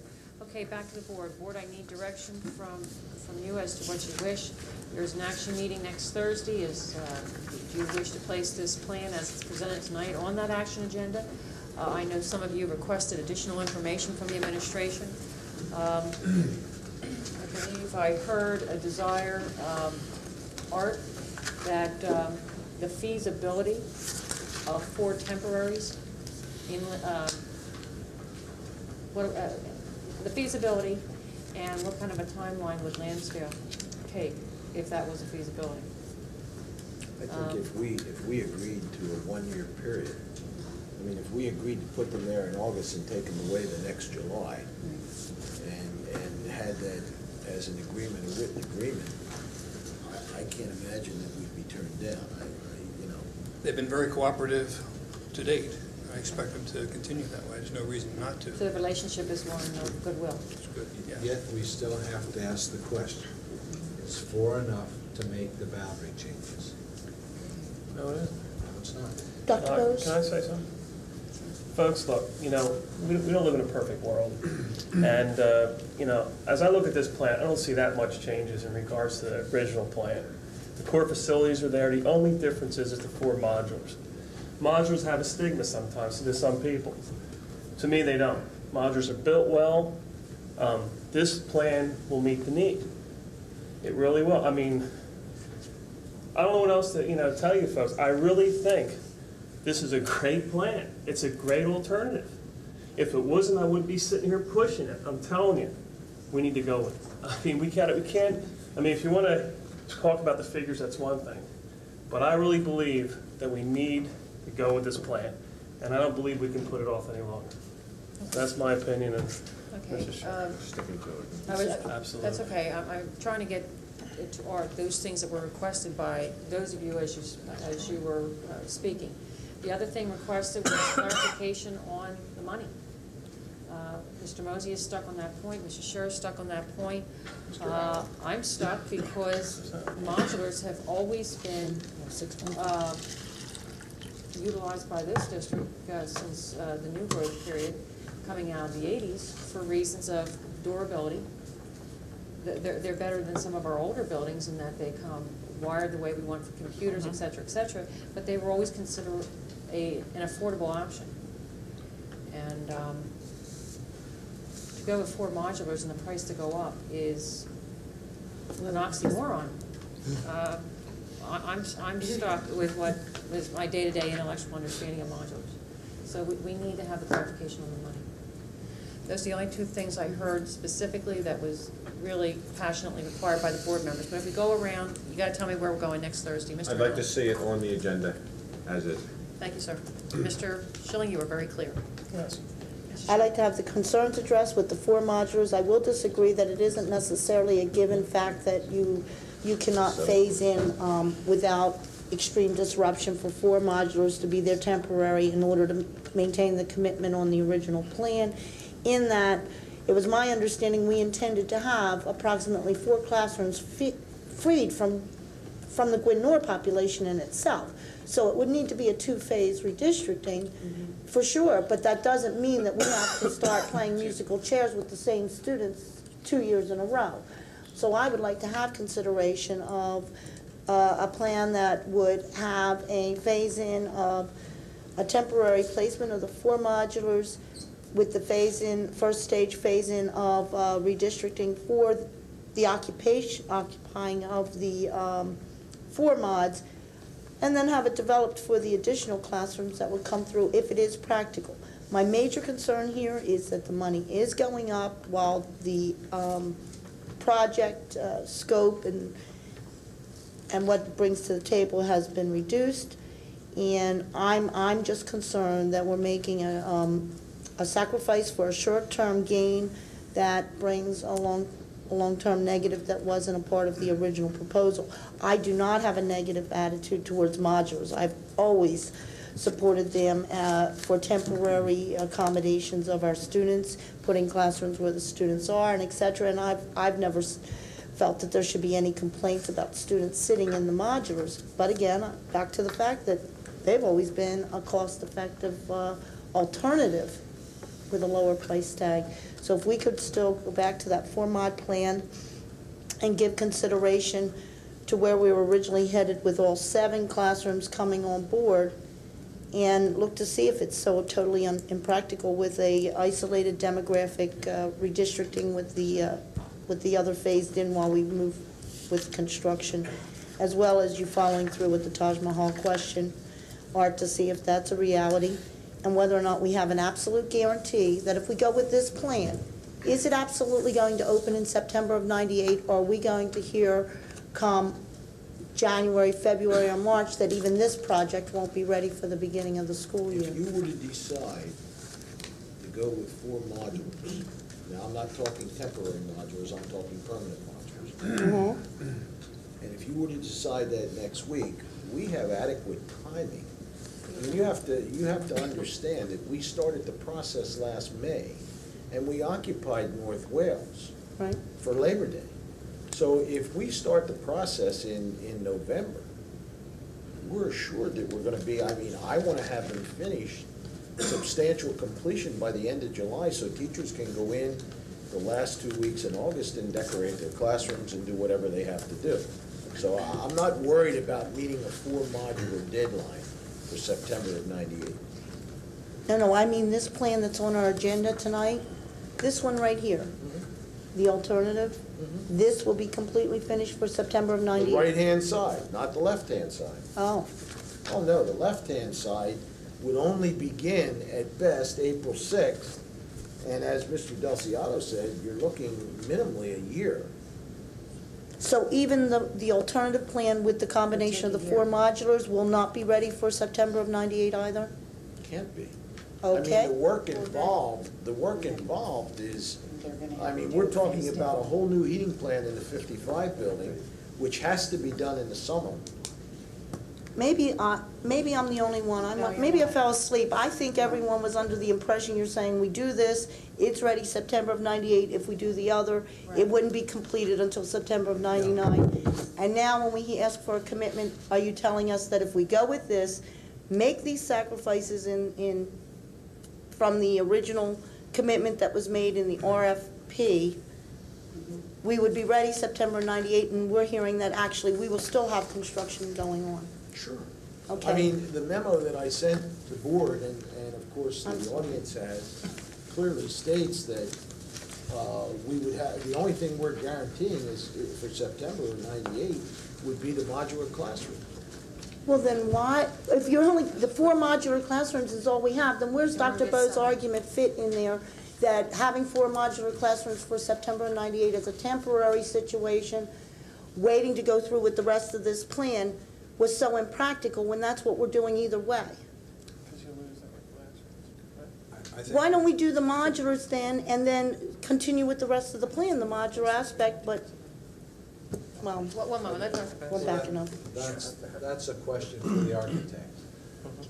The 4 modulars, obviously, to the right side of the plan that's in front of you, would be completed, and that's what Mr. Wood's talking about. Now, would the other classrooms coded blue inside, Joe, be likely to be completed or have a good chance to be completed with an April start and a completion for September opening. Well, one is already existing. No. You No, he said You said April 99. 99, I think, So Dr. what was the arguments? We've said April 99. The April interesting, 98. Excuse me. April 98.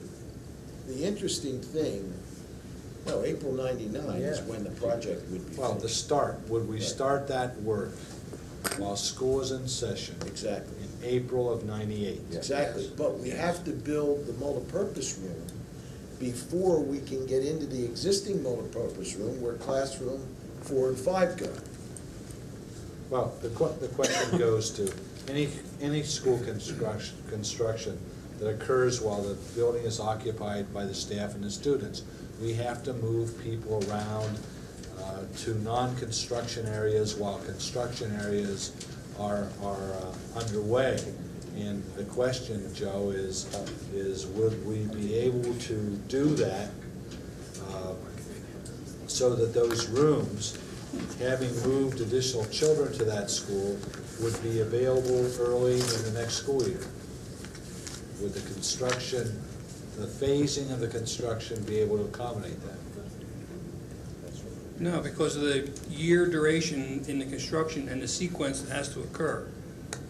You can't move students into a new facility until it's complete, and you can't renovate the vacated area until the students are out. And that's the problem. That's what draws the time schedule out. Now, is it going to be substantially complete? I mean, that's something we'd have to get down to fine tuning. One of the things that you could consider, if we started on April, the beginning of April, you do the IMC, you free up the IMC area and expand the cafeteria and have that art room, which you could, if you kept art on a cart, you'd have another instructional area. So that would give you the 5th. And that is probably doable by September of 98. In other words, that's counting on the construction of the IMC, first thing that you would do, taking over the area where the existing IMC is and expanding the cafeteria and building the art room. So the art room would be available. The IMC could be temporarily divided to be 2 classrooms, The new IMC. the new IMC. If you were gonna make a commitment not to have an IMC. It's the only way to move 7 additional Okay, well, classes into that school.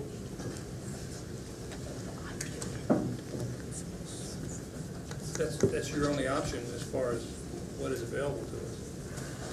That's correct.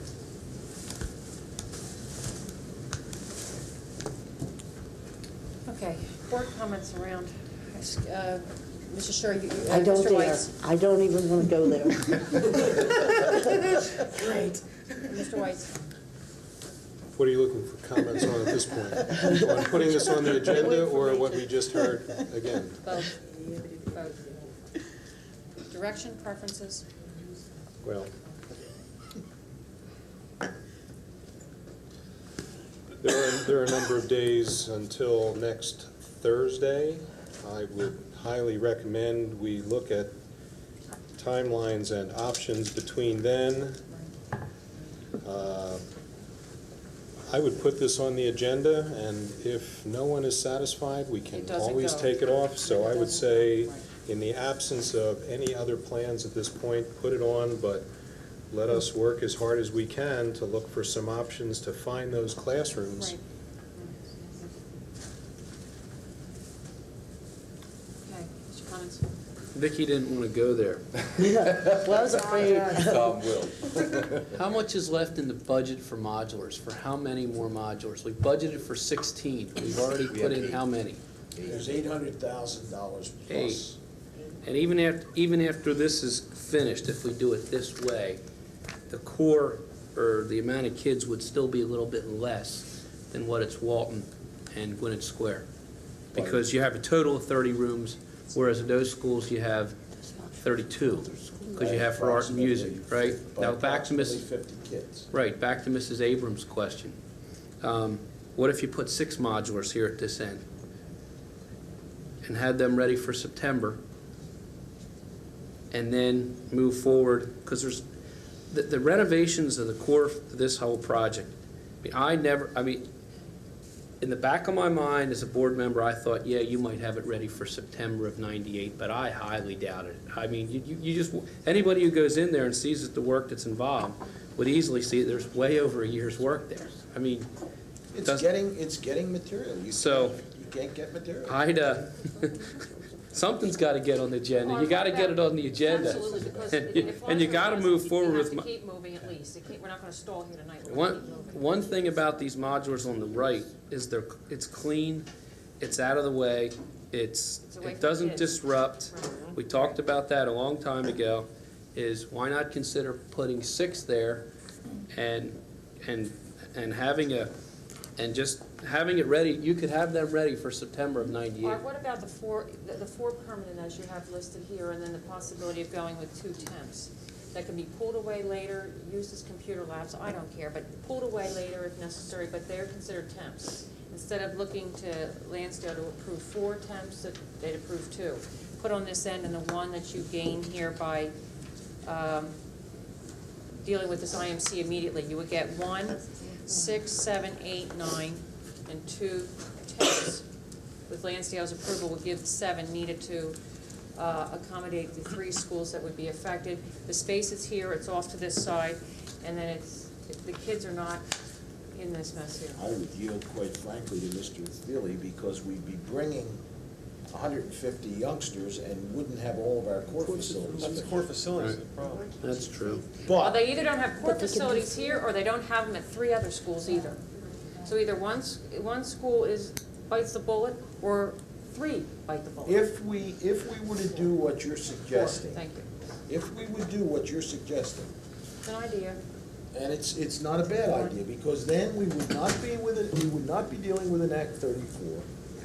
Right. And as a result, we would be going to bid earlier, Right. breaking ground earlier, Right. and probably would have a new IMC and an expanded cafeteria for September.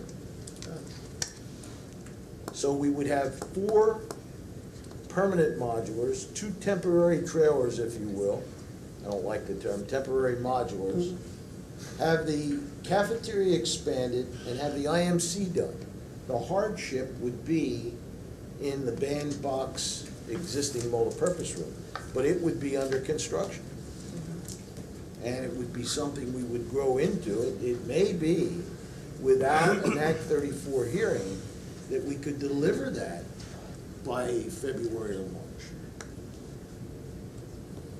If we break ground this March. There's our year of construction. That's due. It was an idea, you know, I house homeless people for a living. I don't do this stuff, nor do I get paid to even think about it. But, Mrs. Krieger?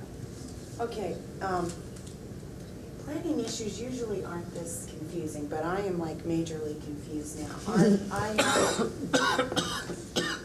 This multi-purpose room and the music room and the IMC, okay, the IMC now is right in this area, right?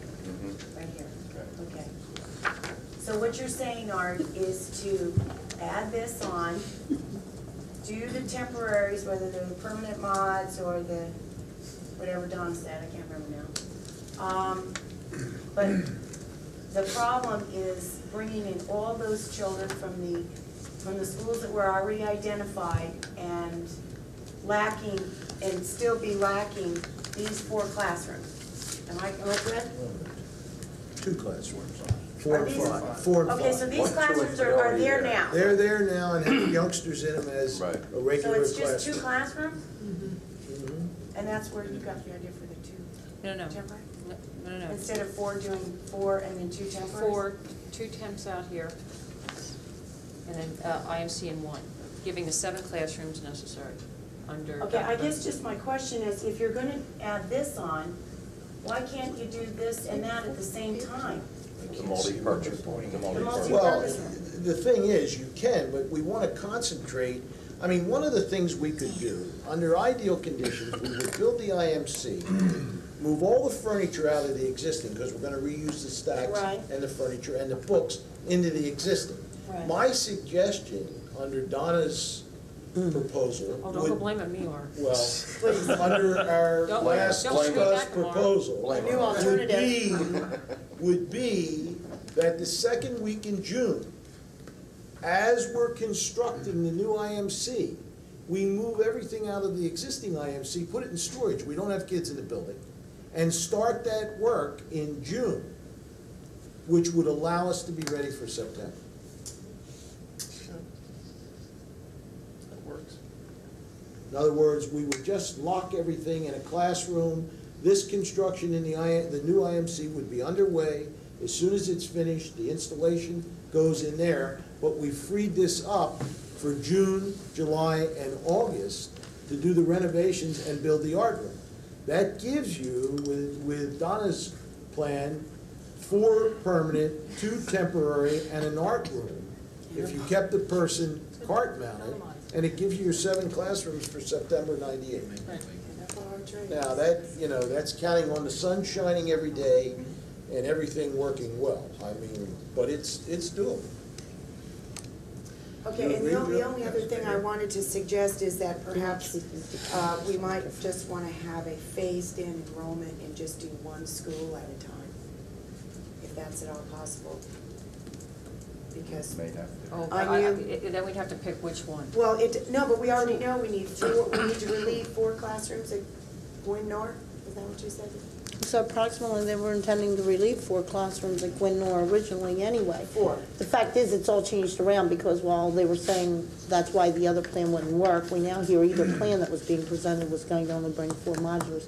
What we're saying now, though, is we go with what was being suggested, that still leaves us with paying the $2.7 million for less permanent classrooms.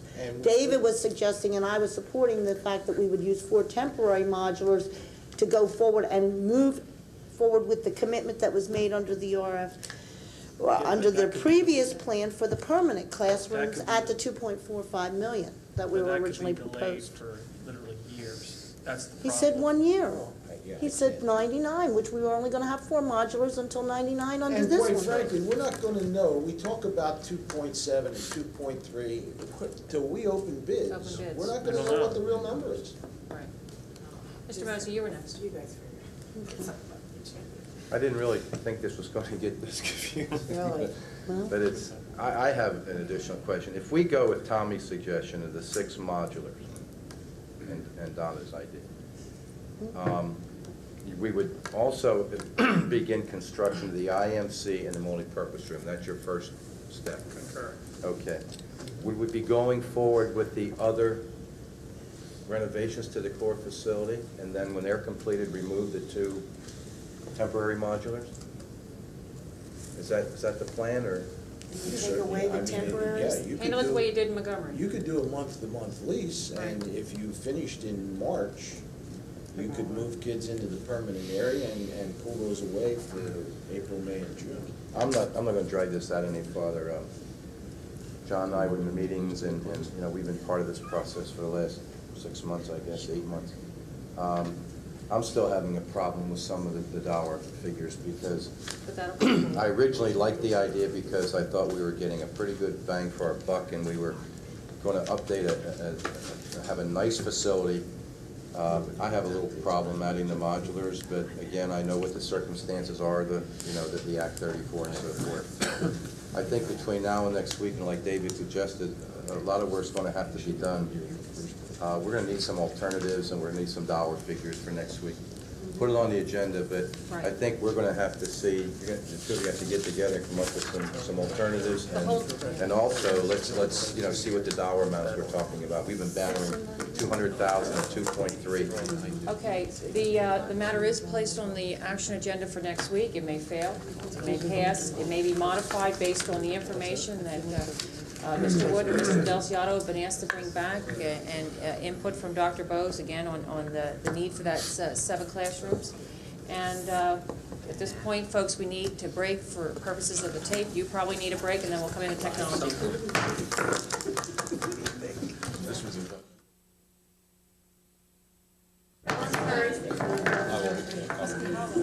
Is that the adjournment? You're wishing too hard. Okay, ladies and gentlemen, we need is 5 board members to get started. Folks, The audience is having too much fun. Yeah. okay, welcome back.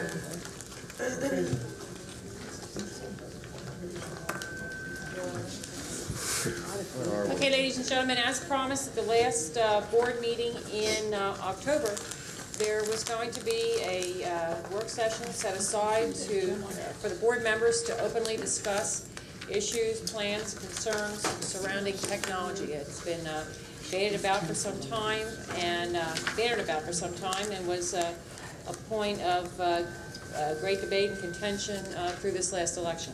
So, as promised, this is that technology work session, and Dr. Bose has some opening remarks. Thank you. I know there are a variety of views on how our school district should proceed to adopt and/or implement a technology plan. I know that those decisions will be ultimately rendered by the board.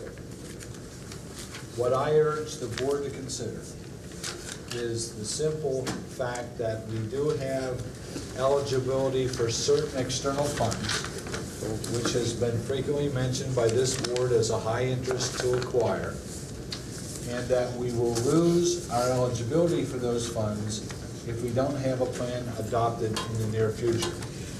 I've provided a comment. I don't intend to read it, but let me elaborate briefly on it. Our entitlement to Link to Learn is $110,000. We calculate, I think, Art, you told me earlier today that we annually spend approximately $180,000 on telephone service. That's correct. The least of our entitlement under the federal E-rate discount is 40%. And if my calculators serve me correctly, 40% of $180,000 is $72,000. So we stand to save approximately close to $200,000 if we do have a plan adopted or at least acknowledged and supported by the board that we would use as evidence of such existence in the applications that we would make for these funds. So I'm not here necessarily to push a plan as much as to suggest that we need something that demonstrates commitment and a endeavor to implement some technology strategy in order to qualify for these funds. And with that, Madam President,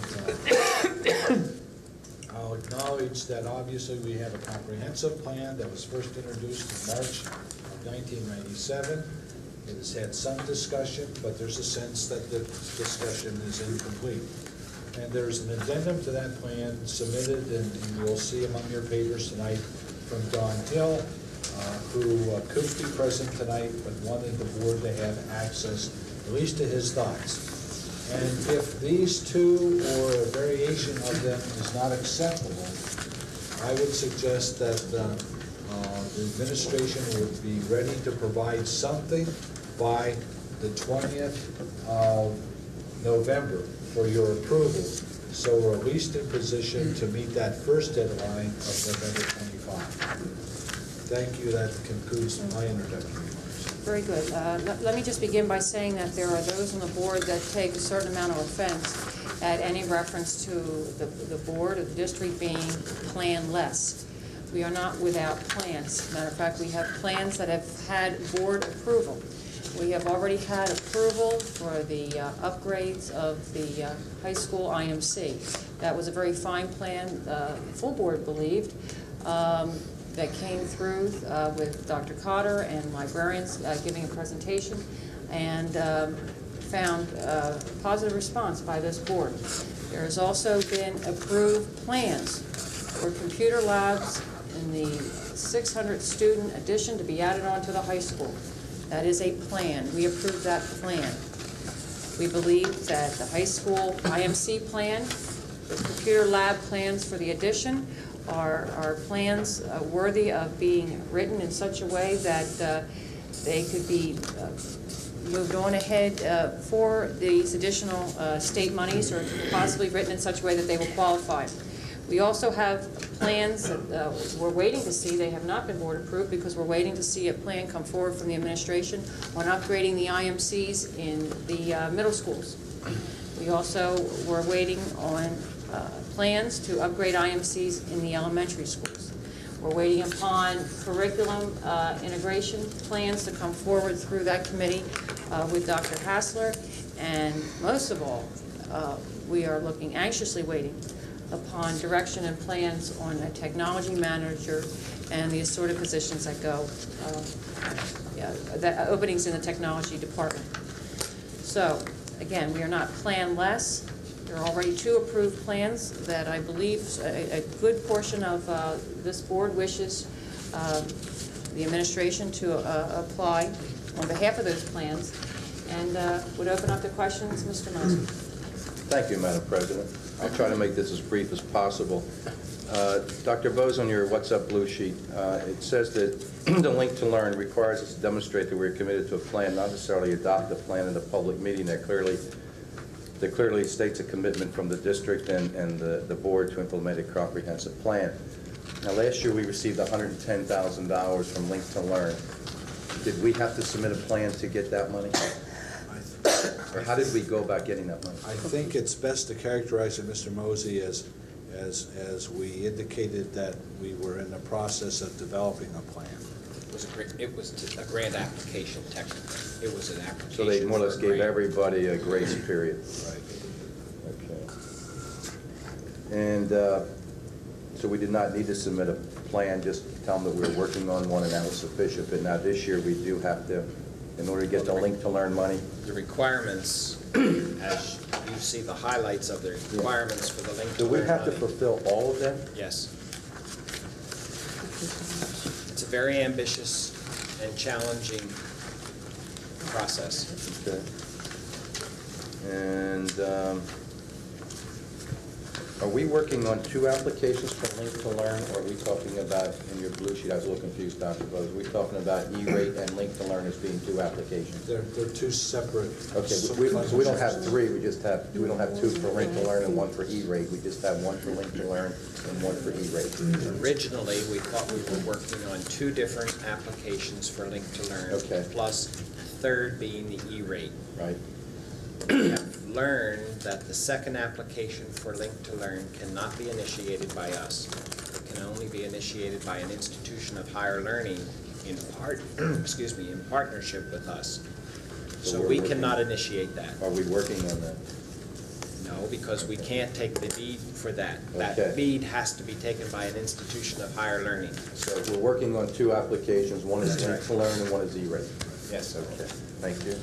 Can we approach a higher institution such as a college? That's what I was thinking. Can we approach them for an articulation agreement, the way Mike Irwin approaches these different Yep. colleges in the area for articulation agreements with the VOTEC and those colleges? We certainly could begin the conversations with a college, Win Mercy, or any college. Right. The application is very detailed, and the application is due November 25th. And it has to be collaborative planning, and it has to be submitted by the institution of higher learning, not by us. We can't take the lead. Okay, separate, well, we could start courting people, correct? In a very narrow window between now and November 25th. Well, separate from this, this grant, is it, did I hear you correctly, Dr. Bose, that what the board decides tonight can be prepared for this board by the 20th? Well, you have, obviously, the March 12 plan Right. we're going to discuss. Right. You have Don Hill's suggestions, Right. which he calls an addendum, and some might call it a plan. Okay. And if either of these 2 are not accepted by you for action on the 20th, and assuming that one of them is subject to your action on the 20th, if you don't approve it on the 20th, I would suggest that I would be ready to give you and try to deliver to you in enough time next week that you could study it, another plan.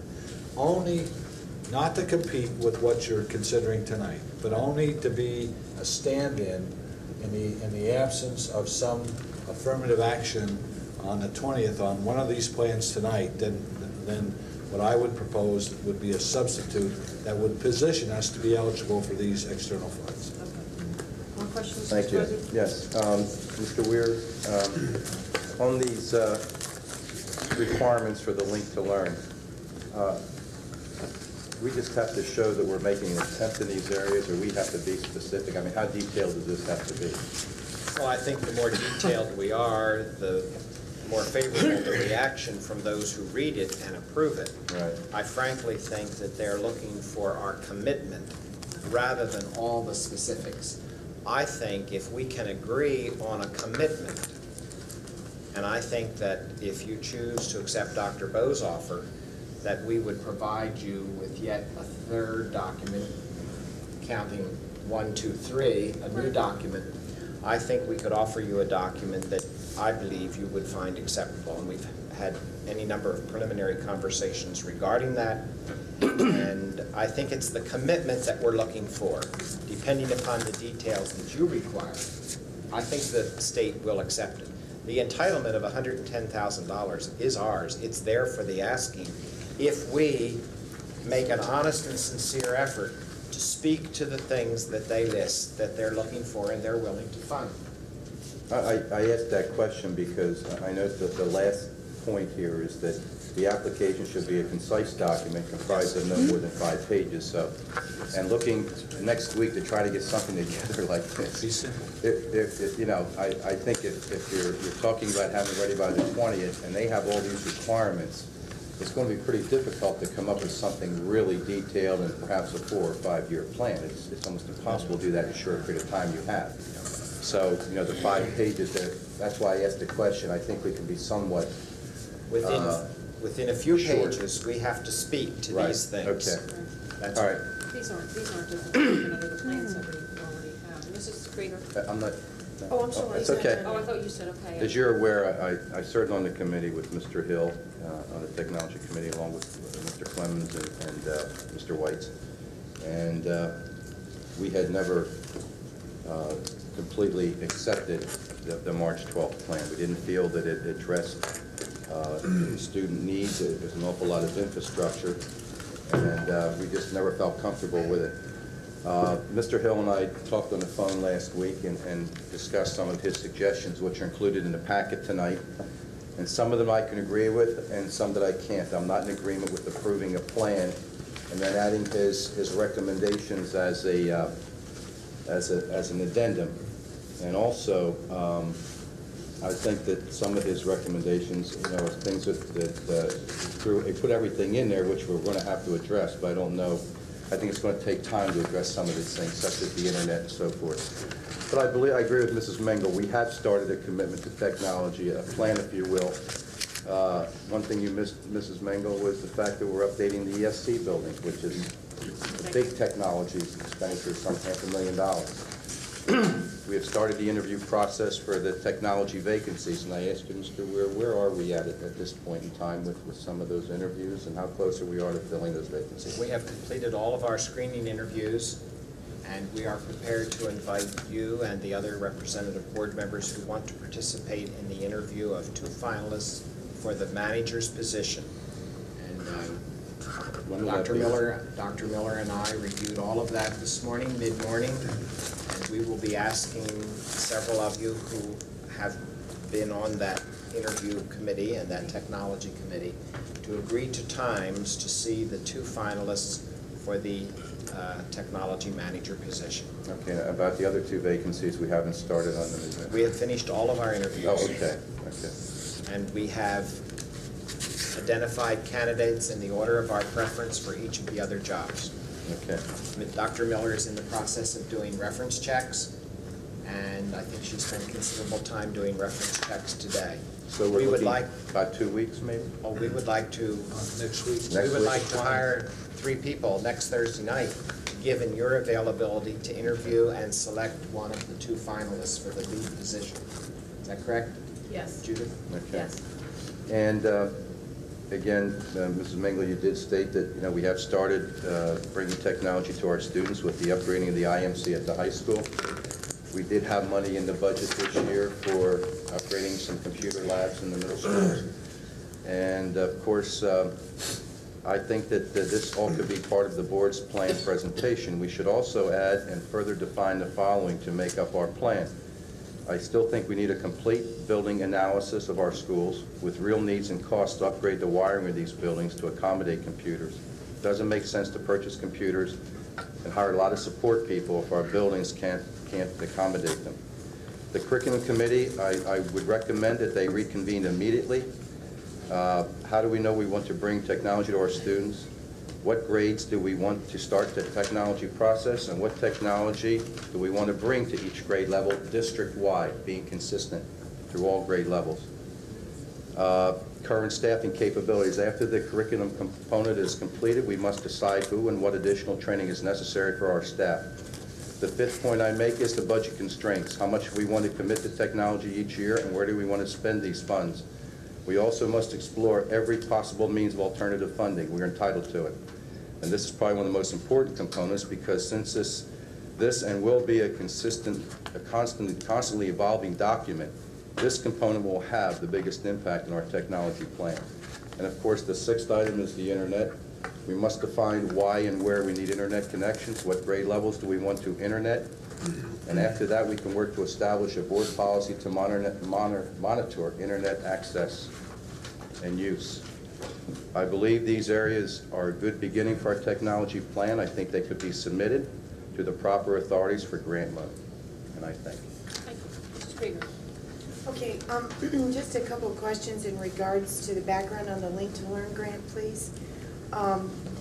It says here that the school districts are eligible for the same amount of funding received in Link to Learn year one. What year are we going into? This is year 2. Okay, what is the extent of the entire grant? $110,000 is our eligibility. For how many years can we? No, we had $110,000 last year. And so we have $110,000 this year. Okay.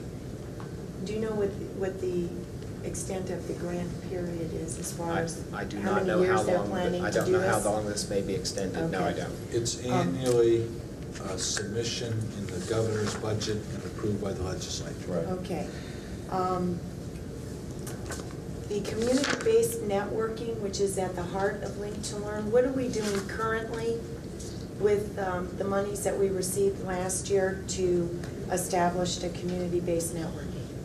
What are we doing? We did not have this list of requirements last year. To These answer, are this year's this requirements. is this year's requirements. Okay. We did not have these same requirements last year. What we bought last year was a totally new lab for the high school.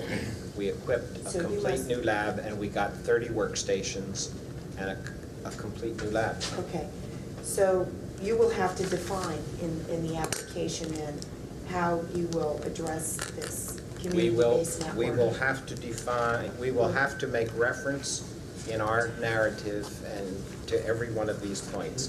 And community-based networking is not the biggest challenge that Okay. we can do that. I'm assuming that we already have a partnership or consortia. We have begun preliminary conversations with Dr. Irwin at the Okay. Career Center. Alrighty. Our proposal as it develops will include Dr. Irwin and the Career Center, and he is agreeable to collaborate with us to the point where we are today. We need to have more discussion. Okay, so then, all of these components that are listed on this fact sheet will need to be addressed in the application That's right. that you submit. That's correct. And Dr. Gross, did I hear you right? We will get a copy of this to look at before next Thursday? No, but my suggestion was, if you're unable to deal positively with what you're going to discuss tonight, the plans that have already been presented to you, that I believe we could quickly put together a plan that satisfies the requirements of PenLink as described and as you're discussing, and also contains all those elements that Ms. Mingle has mentioned that we've already done or are committed to doing. And I believe that would probably satisfy, at least for Link to Learn, the requirements that we have a plan. The Link to Learn application is a distinct document, different from a more comprehensive plan that we ought to agree to.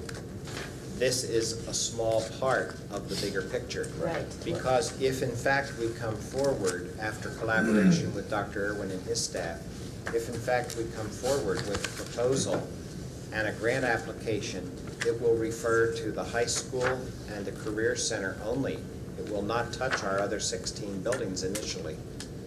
So it would be a plan that provided the linkage between the Career Center and the high school. And that would be the proposal for this specific application as the discussions now stand. The Career Center in the IMC?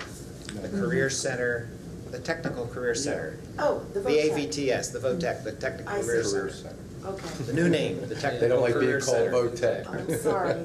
Sorry. I didn't mean to all right. offend anybody. And we will explain how we as partners, you see, we must form a partnership. Right. And how we as partners will plan to utilize this Career Center, AVTS, and North Penn High School. And that would be the Link to, that's the Link to Learn application that we're working on now. Okay. I doubt that we'll have that completed much before the 25th. That application, I think we'll be fine-tuning that application right up until The 20. time to get it there and meet the deadline. Okay, then I guess my only question on this portion here deals with the primary use of those funds that you will get, the 110, if we qualify, that we will get.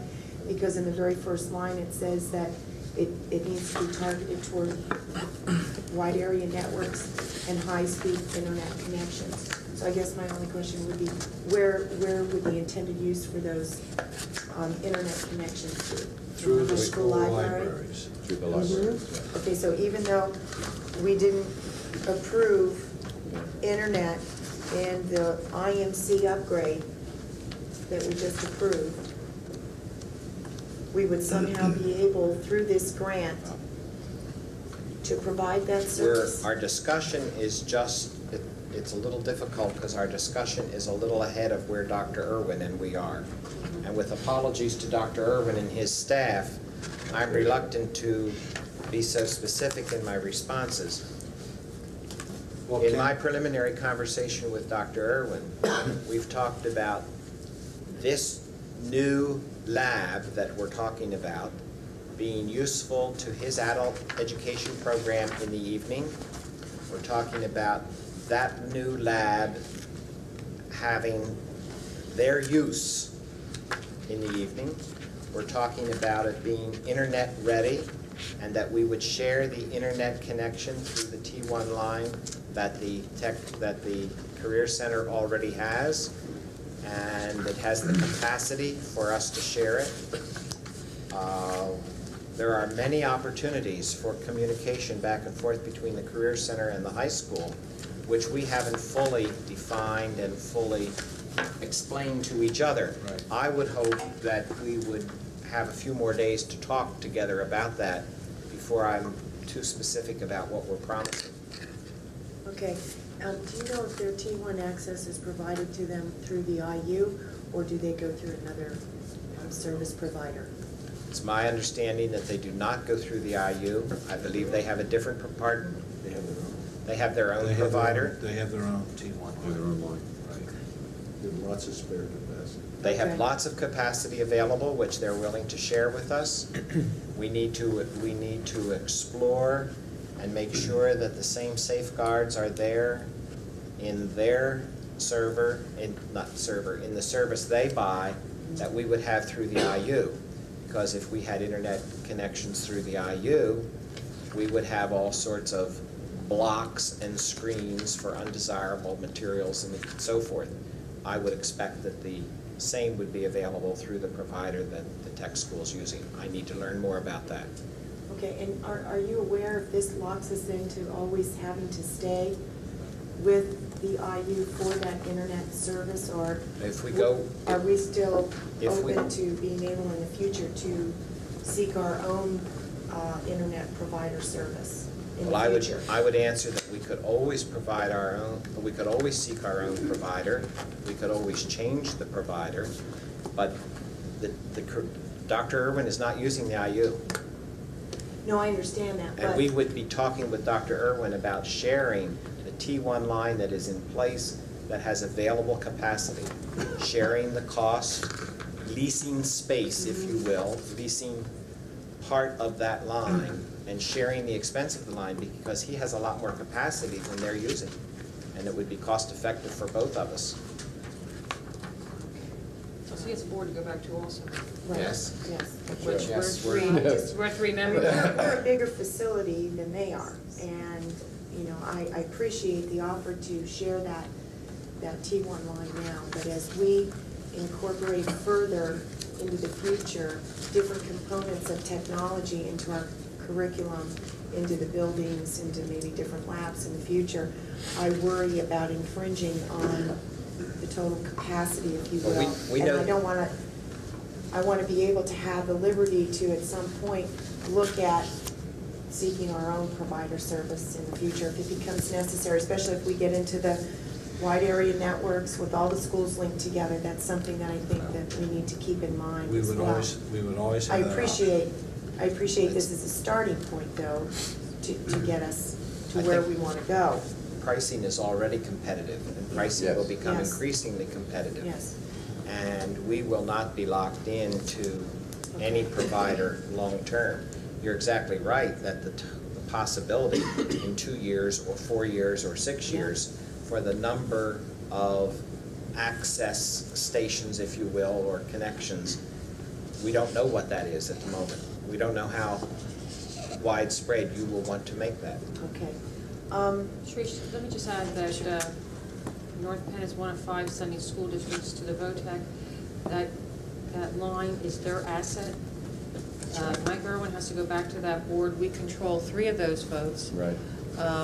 We have to check with the solicitor to see if we're exempt from voting on our wish to share that line. You know, it'd be a matter of our ability to discuss the situation and get approval from the other districts in a board vote to share that line, I would think. The collaboration must be attractive Absolutely. to the board at the vocational center, the tech center. Right. It must be attractive, and a good partnership must be equally attractive. They have to understand that they're getting something they want from us also. Right. It's not just them No, they're handing not- over some of their assets. We're not asking for a favor. We're asking to develop a collaborative So we document. have to go through that board process. The 3 of us have, probably some I think what responsibility Sharice or is need to help concerned out. about is, starting out, if we're all sharing the same line, it's not a problem, but as we grow and we add more applications, we may be taking more and more of that line and maybe start to infringe on them. And she just wants to, I think, how much flexibility we have. Right, because I'm aware of other school We may have districts to that run our own line at some have other used the time. IU provider service, and they are finding now that service is becoming, I guess, obsolete, not able to keep up with the demand. So other school districts are now having to look at their own private provider services. So that was just something that came to mind with just looking at this. But I have to agree with Pat and Donna's opening comments and take issue with those in the community that feel that we don't have a technology plan in mind. In the last 2 years that I've sat here, I can't recall a single board member saying I don't support the implementation of technology here in our school district, and I think that the board has demonstrated, even though we may have had a lot of questions along the way, because for many of us it's been a learning experience as well, but I think with the current advertising for an expansion to the technology department and its personnel, the upgrades to the ESC, as Pat had mentioned, the high school expansion project and the computer upgrades included in that project, the high school IMC, which was just given approval for. The board's interest in the administration's projections for looking at upgrades to the middle school IMCs as well as the elementary school IMCs demonstrates very clearly that this has been a board that's been dedicated to doing technology, doing it the right way. Simultaneously with all this other things going on, we are in the process of developing a meaningful and effective technology curriculum component, which will help us to address curriculum needs K through 12, giving us better ideas on what software applications to include in our students' curriculum experiences in the future. I do agree with Pat. Before we begin the process of, and it's not far down the road, but of looking at the K through 12 classroom status and computer labs in this district in the future. We absolutely, any board absolutely needs to have an accurate picture of what we currently have, what we are currently using, and what we hope to expand upon and improve in the future. That has not been forwarded to the board as of yet. I do believe it is forthcoming, and I do believe that there is a commitment between the board and the administration to move forward and do what's right for technology. So I have to agree with the opening comments, and I am committed to take a look at this, but I already believe that we have the basics for a plan already here. We have what we've already done, what we are currently doing, what we project to do, and what is simultaneously going on in the area of curriculum in the future. That is a plan. I would think that if we included that type of language in an application, be it for Link to Learn, E-rate grants, or any other grants that are out there, I think that we would very well qualify as a district that's dedicated to moving technology forward. Thank you. Thank you. Mr. Clements. What was your original question?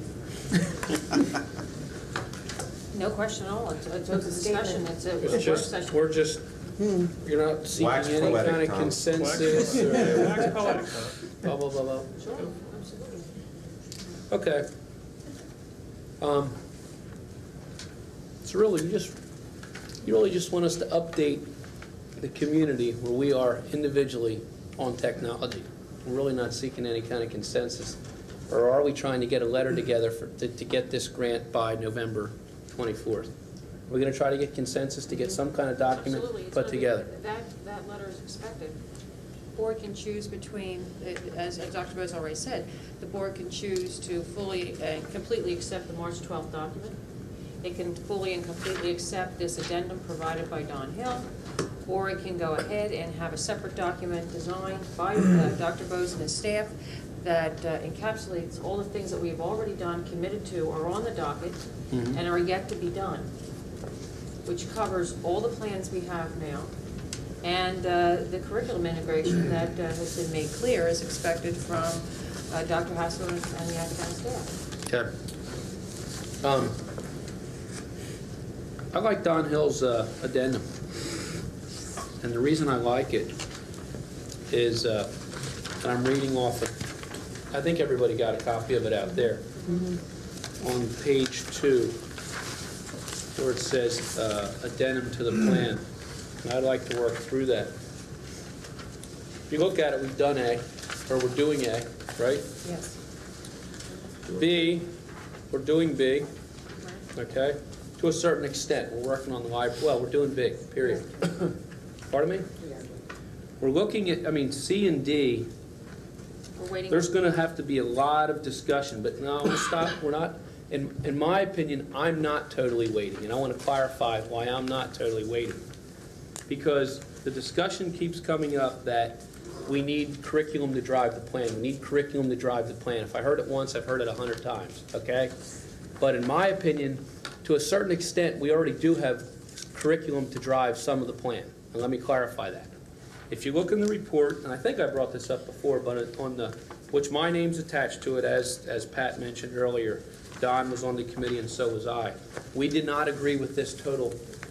We as a group, never wholeheartedly agreed with this plan totally, but we needed something to submit, and this is how it was submitted. But anyway, on page C4 of that, for instance, at the middle school, and I know I brought this up before, but in 7th grade, they get keyboarding, okay? In 8th grade, they get introduction to word processing, and in 9th, they get word processing, spreadsheet, and database, okay? That's Microsoft Works, as I know it, okay? So that is curriculum driving that. Our kids are getting that, okay? And it's there, and it's a good thing. And I think that sometimes we miss the boat in not getting the message out to the community that our kids are getting technology, okay? And we're preparing them. I mean, we're preparing them for college. No, are we teaching them how to do JavaScript and all this? Is the one student brought up a couple months ago. Are we going to that extent? No. Should we ever go there? I don't know. That's a debate to come years from now, okay? What he wanted, I didn't understand half the things he was saying, okay? But the bottom line is, in the middle schools, we do have some curriculum in place, and it's darn good a curriculum. It's all, Microsoft Works has been around for a long time, but you know what? It sets up for the standard for today in business for Microsoft Word and Excel, okay? It's there. I've mentioned this before.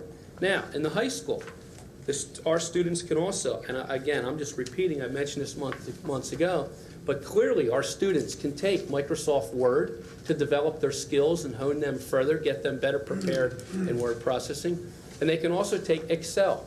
And it's very clearly right in our program of studies. So my point is we do have curriculum. Is it the best? I'm sure it could be argued that there's other things out there, but it's a good starting point. So again, in middle schools and high schools, we have it there, okay? So at least we have a foundation and we have a basis, and I don't think we promote that enough, because those are good programs. Do we need some updates on our existing equipment? Yes. And I ask my son, I ask other students around, a lot of times they're broken, and that's a problem that we need to get straightened out. So the hardware there needs some work, but we're addressing that. So anyway, back to here we are at E. Okay, we're at E. Provide the technology to meet the classroom needs based on curriculum requirements. Again, in middle school and high school, I suggest that we have some curriculum there. We have a lot of debates to do in elementary school and what a across-the-board curriculum would look like. I wholeheartedly agree we need to dig into that. Okay, F, provide internet capability to schools. Well, that's another going to be a long debate, and I really wanted to key in here on F and G. I'd like to put the internet aside for a little bit and really key in. I'd like to put F and G to the side for now, because the internet's going to become a long debate. The local area networks are going to become a long debate, because I know there's going to be, this is going to take a long time to decide whether or not we want a computer in every classroom, or whether or not we want to build some clusters, or whatever you want to call them. I mean, just talking to other board members, that's going to be a long debate. So I don't think we're going to solve them anytime within the next couple months. But if you move down to H, and that's the one I'd really like to key in on, provide wide area network, as Mrs. Krieger brought up. When I got this the other day and started reading about Link to Learn, look at the first bullet thing. It says wide area network. Then look down at the fourth bullet. It says it must be to support a wide area network, okay? And if you look through, wide area networks pretty much interweaved into this thing, this Link to Learn grant. My point is, Tommy, excuse me, what two bullets are you talking about? well, look at the first one. Okay, right. The primary use of funds will be targeted toward wide area networks and high-speed internet connections. I'd rather key in on wide area networks and internet. Okay, then the fourth one, it says if an applicant would like to use Link to Learn funds for basic equipment, it must be to support a wide area network. Okay, now let's go back a little bit. We debated the penimation at the ESC, and that's in place, or it's coming. I'm repeating myself. The high school IMC's up. To me, the next big debate for this board, and where I think that this board could possibly get some consensus, is whether or not we'll put the wide area network in. Okay.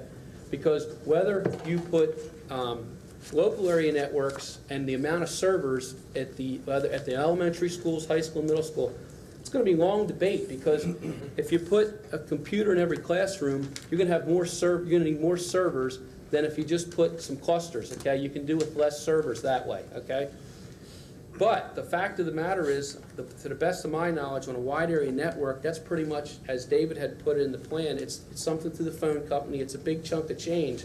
But I think we as a board should decide and push that we could tie this link to learn right to it, paying for the wide area network. The wide area network, I would just wonder if, in the near future, if this board could come to consensus whether or not that's something we're going to tackle next, putting in the wide area network. And if you look on the technology plan, there was enough, I mean, I forget what, it's right in here, let me find the page. It was about $170,000, I think, just to install, here it is. Yeah, on page 10, action plan, it says for the wide area network would be $170,000 estimated cost with a yearly cost of $60,000 and an annual maintenance of $12,000. It looks to me like Link to Learn like plugs right into this wide area network. You could just take all those funds and put it right to it. And if we could do that, and I'll try to sum up here. If we could take just the addendum that Don wrote up here, which pretty much summarizes the big plan, but then from A down to J, if we could just develop out a couple little points, or expand upon the further debates, as I mentioned earlier, that have to take place, whether it be at the middle schools or at the elementary schools or the high schools, you could add all that in. Don's, it's, I don't know, and I don't know if Don wrote it or whoever wrote it, but this summary is pretty much where we are as a board. What we have, what we've completed, where we think we may want to go with future debates. I would just add to this thing and submit it, and I think you could get the money to put the wide area network in. You're saying use the addendum as a plan? Use this section Well, of it. doesn't it say on the plan it should not exceed 5 pages? And heck, the first page is probably North Penn School District and all that, right, exactly. And it says it Right. includes the cover sheet and the contract. Right, Right. so. You're talking about So 3 right, pages We're talking description. about, right, There sure, is an so, application form. Right. There is a format. okay, yeah, so, and I'll wrap up. Looking at this pretty much summarizes the general scope of what a majority of the board might want to do. There's going to be tons of debate. Internet's going to be debated. Local area networks are going to be debated. I don't see that much of a debate with the wide area network. And I think we ought to move. I think we ought to tie the Link to Learn grant to the wide area network. At the same time, working with Michael Irwin over at the Technical Career Center, and get this thing rolling and see if the wide area network could be the next thing that this board can implement. So those are my comments. I just want to ask one question, maybe Ken knows, maybe Dr. Bose knows. The phone company is no longer the only utility that can assist us in a wide area network, is that correct? I believe We are that the active. TV cable companies We are as well. actively talking with Adelphia and with PICO. Okay. PICO has a very, very interesting proposal, which we are presently reviewing.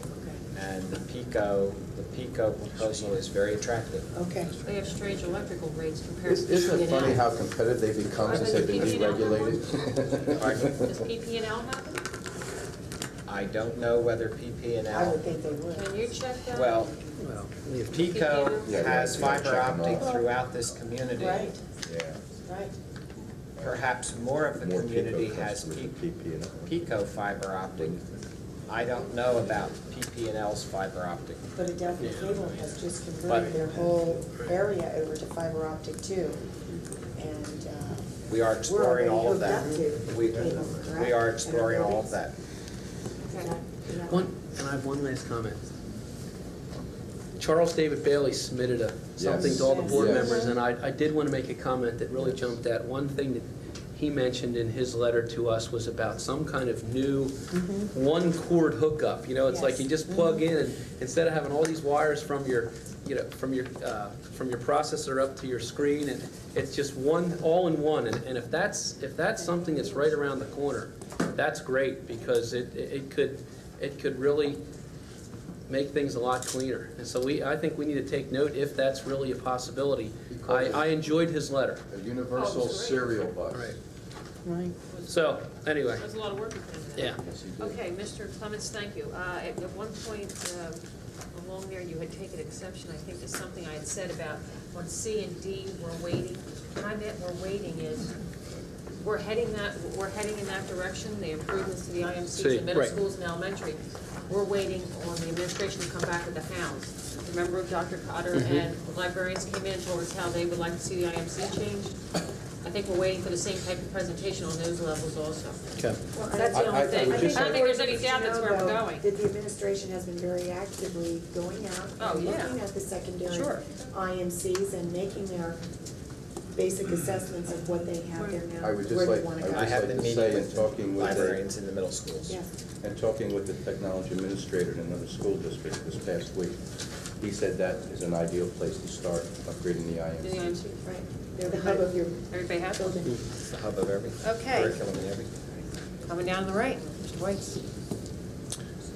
I didn't come here to ask any questions, I came here to answer questions, but it's interesting. I'd like to, Mr. Hill, if he was here tonight, I would compliment him on this. I'd compliment the rest of you on your comments because you've all come a long way in 8 months, because there is absolutely nothing that's been said here tonight that in one way or another was not addressed in the plan on March 12th.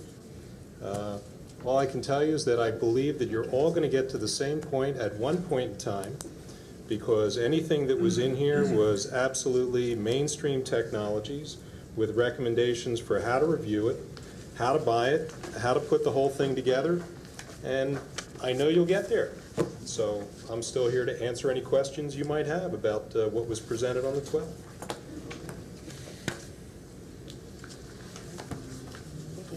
Vicki? Is that it? That's it.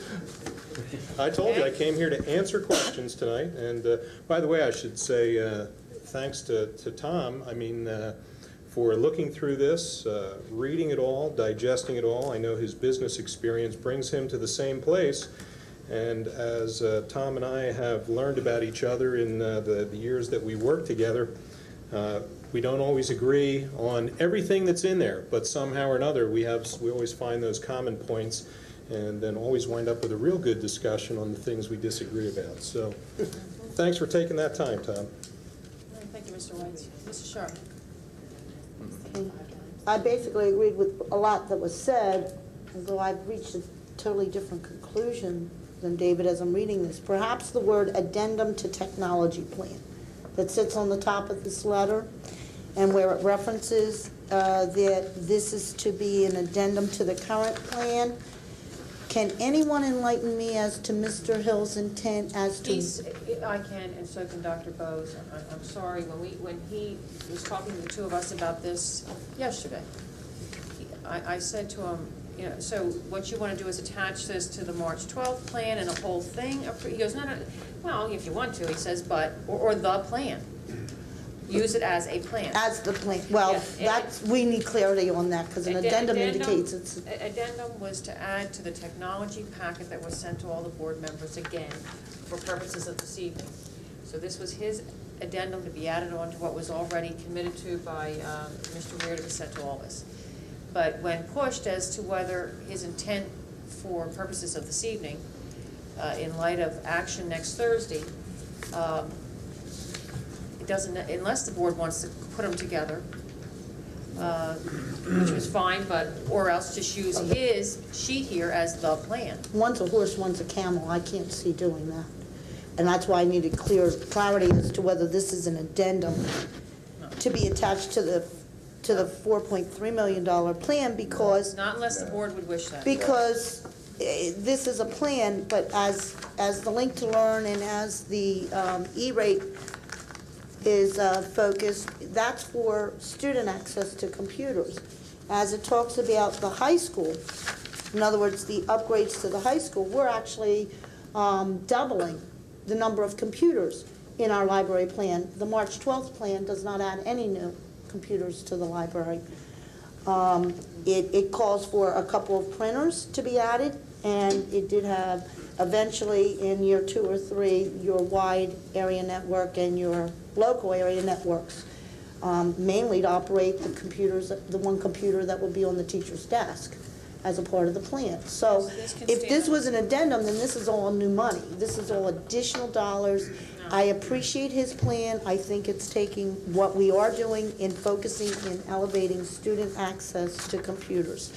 The IMC plan, as far as I can read out of all the different information that I've gotten on these grants, goes a lot further in meeting the spirit of those grants than anything we've seen before.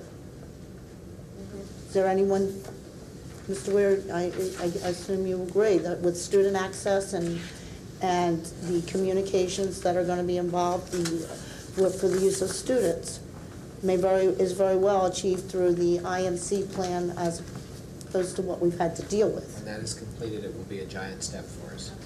And I'd also add the Future Planning Center as a part of our considerations in the future plans of technology upgrades. We've had a list of coming forward here, as each of us has gone around, we also have upgrades for the Future Planning Center. As I look at this, I see nothing wrong. I think Tom made a good point about the local access network and the wide area networking. We may want both. We may not, as far, or may be different for the different levels of our building levels, because we have yet to really have a full discussion over the integrated learning system approach, which is maybe 4 to 6 classrooms in every classroom, as opposed to the computer lab method of delivery for curriculum. And that would have an impact as to which of these would best serve us at the local level. I would like to see that included. For the purposes of the Link to Learn, we don't need half the stuff we're discussing tonight, quite frankly. They're talking $150,000 with 50% matching funds. Well, they're not talking huge plans when they're only, when you're talking 150,000, we're over that. We're over that 6 times over right at this point. But I'd say I'd support that as long as this is not being considered an addendum, but that we use this as a plan, and if the administration can pull together what details are needed for the Link to Learn based on what we've had discussions on and what we've given consensus for in concept, which is the middle school library IMCs, the middle school computer labs, also Pembroke and Penfield, and Penndale, with Pembroke and Penfield needing a little bit more because it hasn't gone through recent renovations, and all else that's been discussed. Whether for the Link to Learn, you may not need it, but if we could pull together, at least for us to have a focus, something that brings us all together for even the community's sake. I realize you probably don't need half that for Link to Learn, but if we could pull that together so that we bring together a picture for this community, to let them know that we do have a vision here. And while it's not complete, while we intend to build on it, as we go through these issues of, like I said, the integrated learning system approach or the lab approach, and we bring on a technology director, which is crucial to really making any greater major commitment in terms of a concrete plan. That's a big step towards that, and I think also an update on where we are in the technology director position would be very fitting with our dialogue here. So as I say, I'll support this plan as long as it's not considered an addendum so that we know what we're purchasing or what we're committing to. And if Mr. Weir, if you could help us with the technology director so we could see when we might consider. I don't think she heard that. I don't think She was out of the you didn't room. hear that You were earlier. out of the room. Update on the hiring. Oh, I'm sorry. I Yes. apologize. We have completed our interviewing. We will have recommendations for the board for the mid-level position, Okay. technician/trainer position for next Thursday night. And we will be bringing to the board committee 2 finalists for the manager's position for interview. That is our intent. 2 managers, 2 candidates for the manager's position. okay, the top director's position. Give you a choice of 2 There you go. people for the top Do position. you have enough? Okay, that's great. They will be on the agenda. Do you have anything else, Mr. Shuffler? Only thing I want to back up is as if there's any other consideration to using this as an addendum. I'd say there's some major issues within this plan that we would have to have more thorough discussion, not only with the board, but with the community, such as in the introduction where the one class, one computer per classroom is designated for administrative and curriculum support.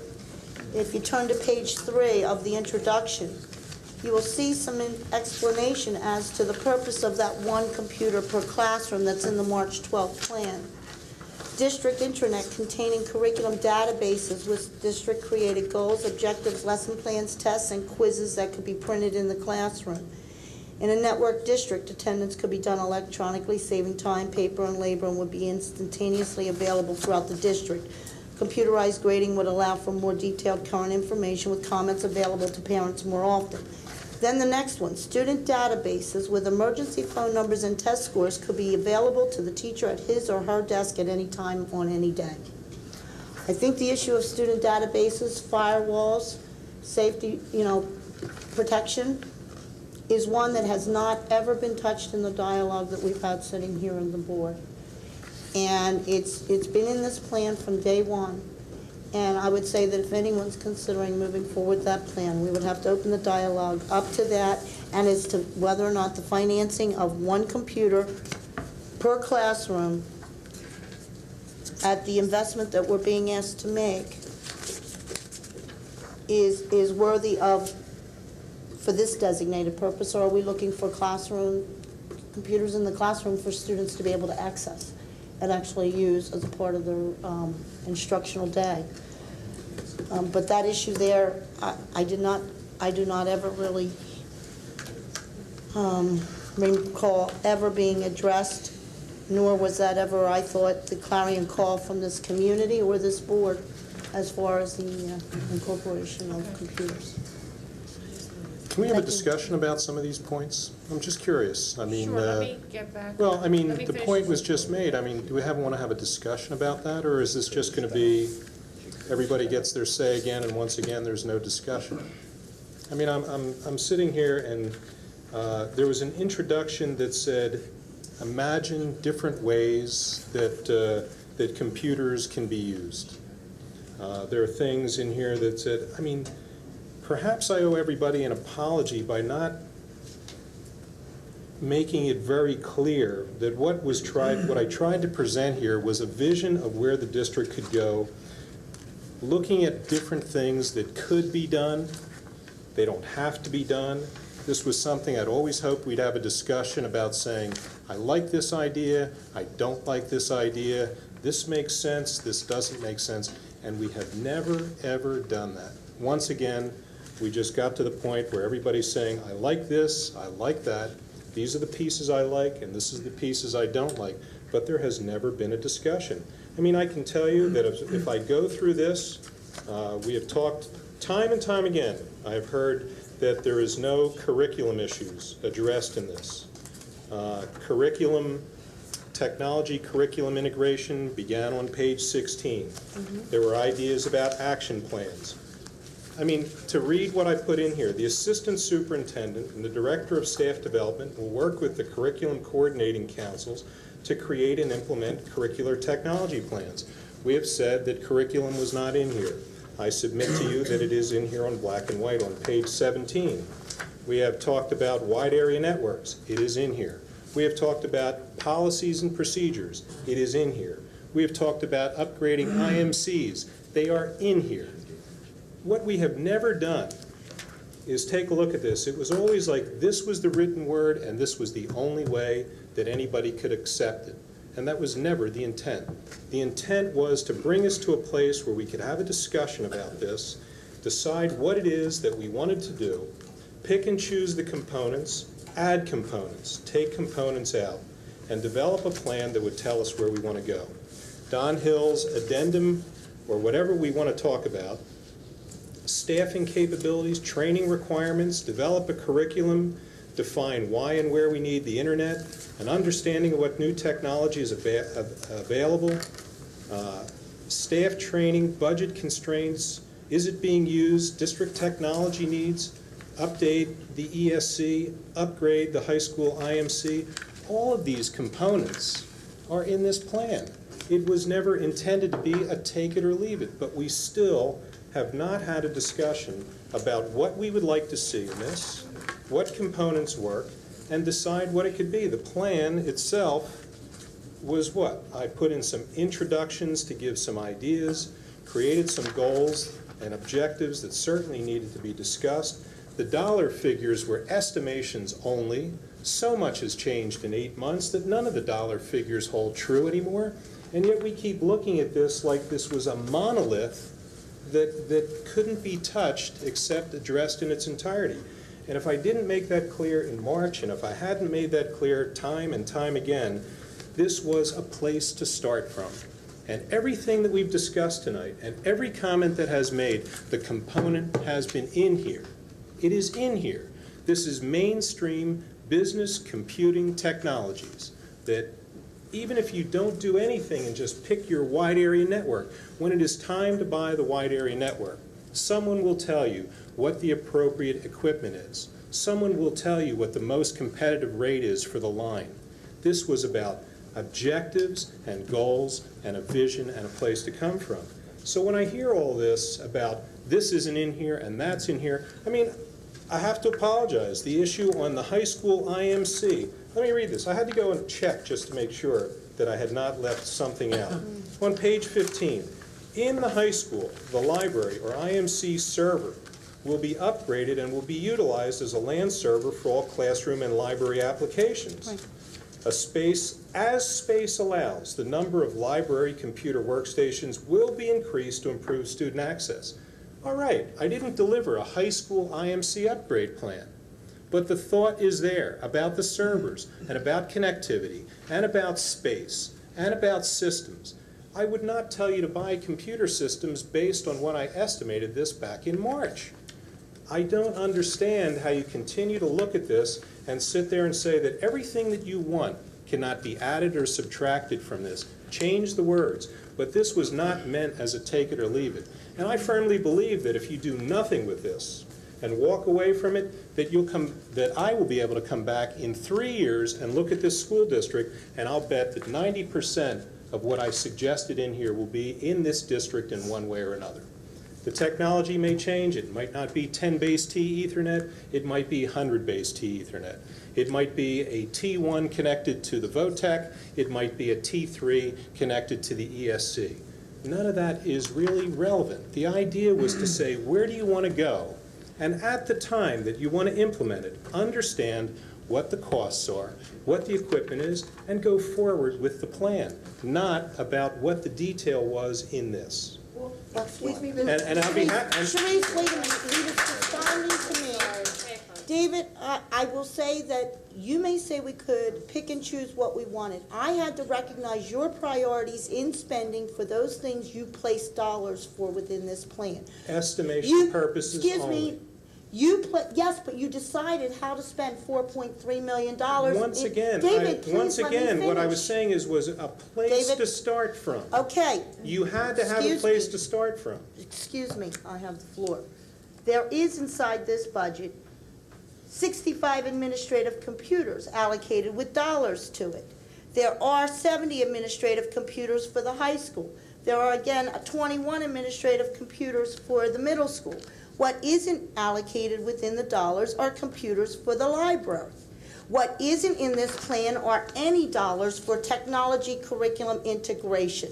You can go through your sound bites and the rhetoric, but the fact is, while you've got dollars attached to tons of administrative support technology, when it came to technology curriculum integration, yes, you left it for another committee, another budget, and another spending plan. And if you had $4.3 million that you felt you could designate dollars for, it's amazing to me it's the students that were left out of the picture. How are you going to implement a student management system without putting computers at the desk of those people that need to use it? Computers at the desk of the teachers for the sole purpose If you would like to do teachers. 10th day enrollment on the 10th day, how will you get the attendance in without putting a computer at a teacher's desk? If that is something that you want to accomplish. If you don't want to accomplish it, take it out. I'm saying we have grading systems right now. Maybe they're not a state-of-the-art. Our When do first priority we get has to 10th day be for enrollments? students. How many weeks after 10th day? Anyway, I don't think I you mean, need to the be in a day. point that in a you and I debate. will never agree on is that you look at this and say, if it's not in here, it's not going to happen. No. Yes, That's that's not what you just true. said. You said No. that we would not, That would is- not do a high school library because all I did was say is that when the space is available and when we determine our needs, we will expand the IMC at the high school. David, Isn't that what's in here? No.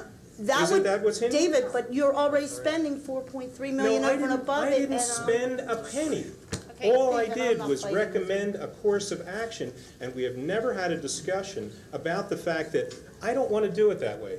Tom and I have had a discussion, and he said, I don't think this is the way to do one aspect of this. He goes, I think we should remove the administrative, correct me if I'm wrong, Tom, it was something about removing the administrative computing portion of this, and what I think we should do is absolutely emphasize those facilities in all the IMCs and the labs and get this down to the elementary school. That's what I can support. He and I had a discussion about the plan and said, I don't like this, but this is what I want to do.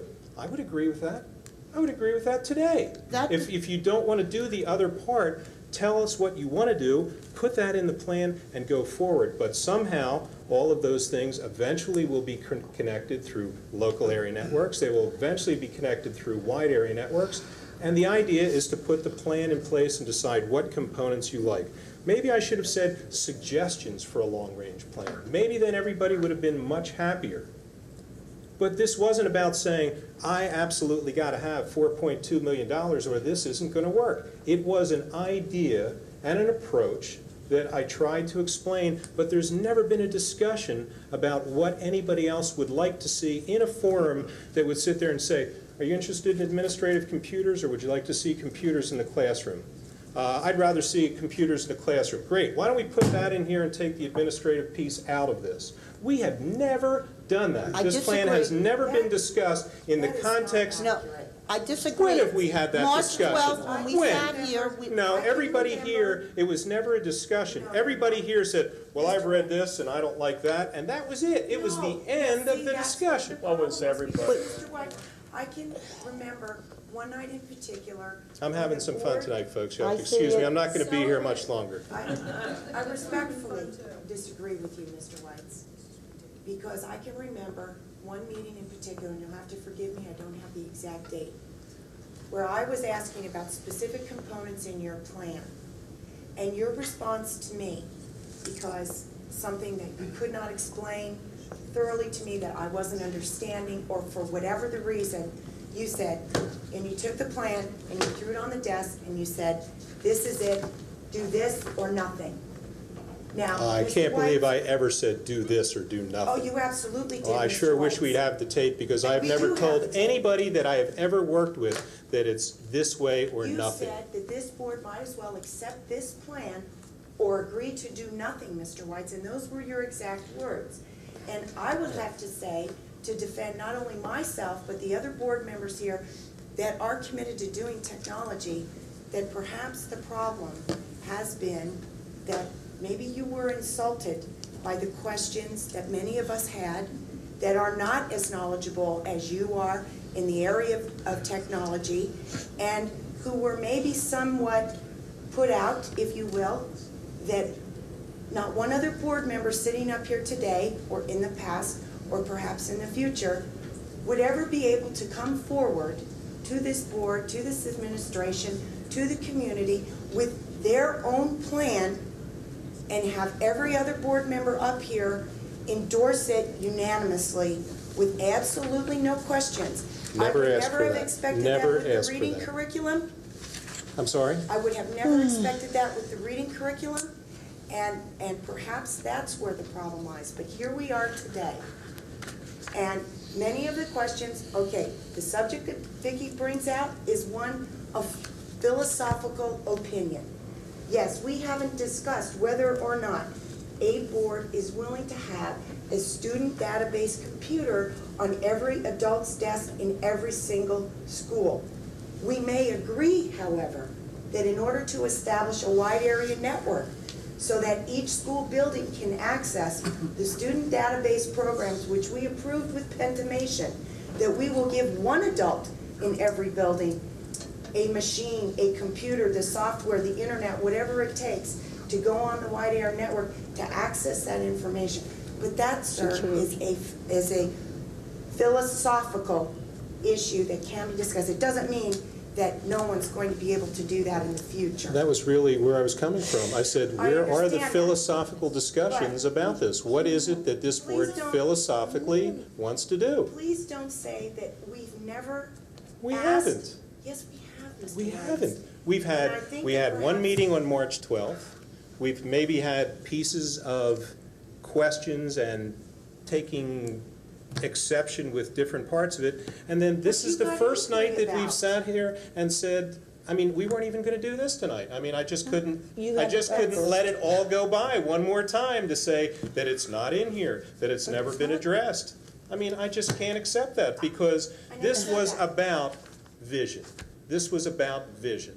It was perhaps pieces in here that I thought was something that you should consider. And again, I apologize if I didn't put on here, consider this as a plan. Here are some suggestions.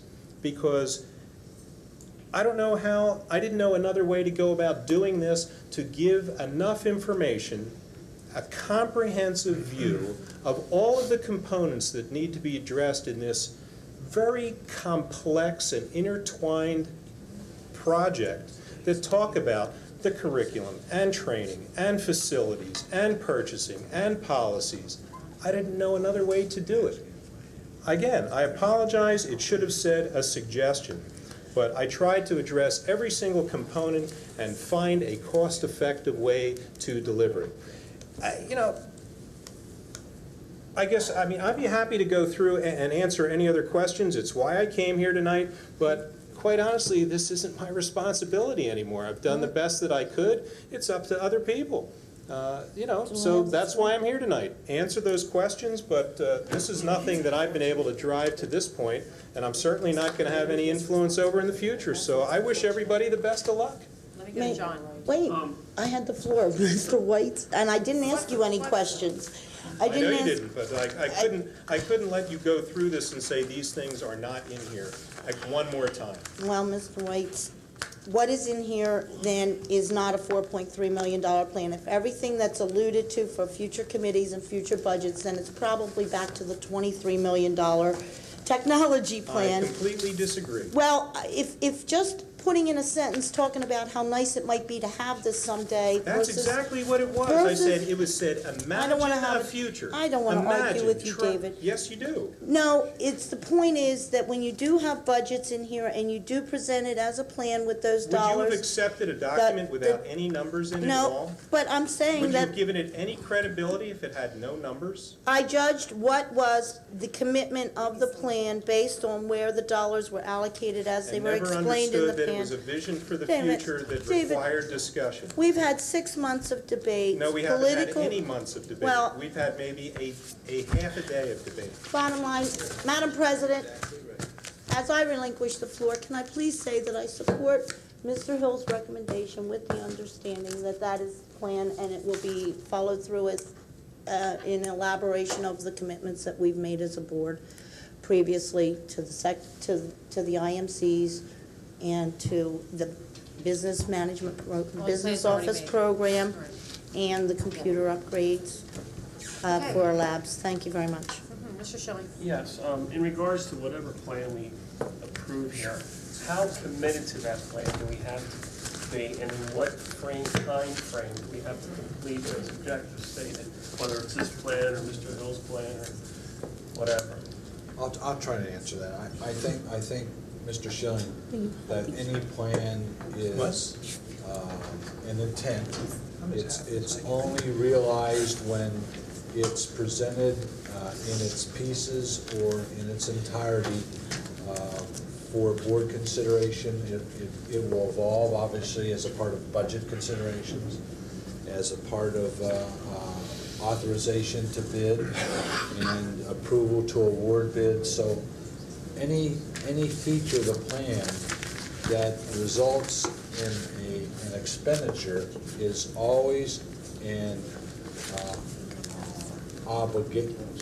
necessarily a requirement for board consideration and approval in a public meeting by a vote of the quorum. Okay, well, let's say for the Link to Learn grant, I mean, how much, we just have to be kind of like heading in the direction in regards to all these particular points? In other words, we don't have to complete everything. Is that, you know, I mean, what happens if we don't complete a couple of them? I mean, I'm just saying, what's the criteria? As far as satisfying these grant entitlements? Yes, like in other words, do we have to do everything that's stated? I wouldn't expect so. I think we have to Working present, toward. we have to present an honest intent. Honest An honest intent. I guess my. Boards change, administrators change. I think we have to present an honest intent when we submit the application. That's. Okay, in regards to Mr. Hill's plan and your plan also, I mean, there are a lot of, I mean, especially your plan, obviously, all the people involved in it, it's very detailed. I guess what always concerned me is, I mean, there's things in here that I, you know, never agreed with, and I know there's a lot of people who never agreed to them, and I guess what is frightening to certain people is if you approve something like this, down the road, people will say, well, you know, how come you didn't do this? And you try to explain to them that, hey, well, I didn't agree with it, but I just, you know, and I'm not trying to, honestly, this is an honest, to goodness, you know, point that I'm trying to stress here. You know, people hold you to things, and that was always my concern with this. I mean, there's a lot of great ideas, and you should be happy, David, that a lot of things that you feel now are in this plan are being implemented in our district. I think that's, if I was involved in planning of this particular document, I'd be really, just thrilled about it.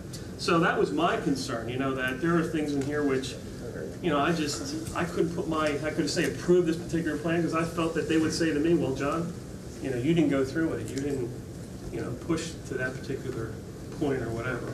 So, I don't want to ever downgrade the plan or the individuals who were involved in it. I mean, I appreciate all the hard work that David did and all the people involved, but really, in all, honesty, that's the problem I had in regards to this plan. And, I hope you understand that. And Well, John, if I can repeat what I was saying, it was what I was always hoping is that we would be able to address those pieces. Quite honestly, I don't know which pieces that you would be willing to implement or not willing to implement. And, I was hoping that tonight might have been one of those nights we could have had that discussion. And that's really what my hopes were for tonight were. Mr. Allison. For some reason, I had this vision of Noah coming to us for permission to start construction, and he's still waiting to cut that first log. What that means, I don't know, but I'm getting like Bill Taylor here. Waxing poetic. You're fine again. I guess a couple things. I think, as I've listened to this discussions for the last couple of months, the impression that I kept getting was you can always find an excuse not to do whatever was projected. There's always something in there that you can say, I don't like this, I don't approve of this, so I'm not going to implement a plan. And I wonder if we ever will get enough people to agree on enough things to have what we officially call a plan. You can always find something you don't like as an excuse or a reason or a necessity not to approve something. So I sometimes wonder if we're wasting our time, because I don't see 5, 6 people coming together and approving something unless it's so darn basic and not saying much that it's harmless. So I do question, what is the commitment? What are we willing to trade, or what are we willing to do? But one of the things that is always missing to me, if you're going to commit to something like this, I think we all understand it's long-term. It's not something you're going to do this year only. This is going to be something that takes years to do, and it's going to be an ongoing commitment. And to me, one of the first commitments is, are you willing to pay for this? And I would like to see what we have done is make a commitment as a board as so much money per year, and then we don't have to get tied up in looking at this plan and seeing that this particular item was budgeted or not even budgeted, but just an estimated number of so much per computer for 100 computers. and then have somebody say, well, I can buy computers for less than that and this and that. We know that. We know that when there's an estimation of a number here, that's not the final number. We're going to follow all the laws of the state. We're going to go out for bid. We're going to spec, and we're going to find the best price we can for the items we want. But if we don't put the money into it, I feel quite sure that come next spring, we'll be fighting over money for this. And the plan, if there is one by then, may be avoided that year, forgotten. We say we don't have the money. If we're not going to commit money, then that's part of the plan. And I haven't heard that brought up yet, except to say it's too much. But if you break it down into pieces, like we have here, and I don't care what we call it and whose we call it, but I'm looking for a direction, not just for this year, but for the next 2, 3, 4 years. We want to get here. We're going to put this much money aside every year. We're going to debate the things as they come up, as we have the money. As this issue comes up, we'll talk about it. Just that little bit of it. We'll make a decision, and if we decide not to do a local area network, then we don't do it. But at least we have something that we're going to talk about in the future, a direction we're going to go, and a commitment of monies. And I would like to see us do that, and I think that's part of our problem with NAP. We knew we needed elementary space years ago, but we don't do it. We don't plan. We don't think ahead. We don't commit the monies. We weren't here. We don't? 22 months? We weren't here. I mean, Blaming the it's wrong taken a group. long time. I'm not saying, Shocking, isn't I'm it? not saying these people, or just these people. I'm just saying boards in general. Let's think past the next budget. Let's think past the next election and set a long-term goal. Make a money commitment of so many mills or so many dollars and proceed from there. And that's all I ask. And Well, I thank see you. this board having already done that. Yeah. When's the last time you sat on a board that put aside $1 million for, in a capital fund for technology? When has that ever I don't remember one. I think it's great. Oh, I've seen $1 million put aside to accommodate the wallets of adults, but I've never seen that done for students for technology, never. Well, we have to Okay, make, and that, to then me, that's a plan. We Plan put that is money plan aside, money. that money came forward to the board with a plan attached to it. Example was Cotter's library plan, and it happened. A lot has happened in 22 months that never happened before. You're selling yourself short. It's not just selling us short, but it's No. also selling yourself short because you were part of that good I'm just decision. saying Allen. that was a one-time thing, and I want us to continue it. And we Okay? have to do other issues like that. We have to do textbook evaluation, all these other things. Same are board coming that due. just replaced I don't care 30-year-old what English board, and I'm not textbooks. here placing blame, Donna. You want to do that, do it. Well, then I'm start just placing saying that credit, us, Mr. our Allen. All you're doing people- is placing You're blame. placing No, Start I'm not- placing credit us. where it belongs for We the last have to 22 do it. months. We have to do it. And we can start now. I think we ought. No, we start start 22 now. months ago. Fine, we started The math 22 starts months. at 52 million. But we have a curriculum, or excuse me, a technology plan, whatever we want to call it, and we're not getting anywhere. Mr. Allen, Make a we've, statement like that. we have approved the high school plan. You say no one will ever agree to anything, yet we've just talked about those things that have met with board approval. I will tell you, as finance liaison, that board approval will drive dollars into the next budget. Anything And if that's we been don't decide approved, to put the mills in next budget, it won't happen, will it? well, if it's backed out, but I'm saying it will be incorporated Then it's into not a the budget. commitment. Then it's But Bill, we could sit here and all say, we're gonna make a commitment. There's a political body here, and it's called democracy, I that if, understand we could sit here and say, yeah, we're gonna put in $6 million, but if there's a different board, you can't commit them. I'm not trying to. Well, that's what I'm saying, you're asking for, I'm done, thank you. you're asking for something that's impossible, Okay, but I will Mrs. tell you, Skinner. we're moving for the capital projects Mrs. account to be Randall, can you recall the number maintained. of times that I personally asked the board, with all the things that we've been doing, and it's been projected for us doing, that the administrators must factor in recurring costs year after year? Or was I just talking to blank walls sitting here? Because I think it's very convenient that a lot of this stuff is being strewn around. I can't imagine what to anticipate from the audience tonight. But I'm a little irritated because we have discussed these issues. We have brought these issues to the floor. This is the only board in the recent past of this school district that I can recall ever having a discussion about technology. And we are still somehow coming up on the short end of everybody's expectation list. And it's a very small microcosm of this community, and I think everybody just needs to just take a step back and really realize what the truth is and what's happening here.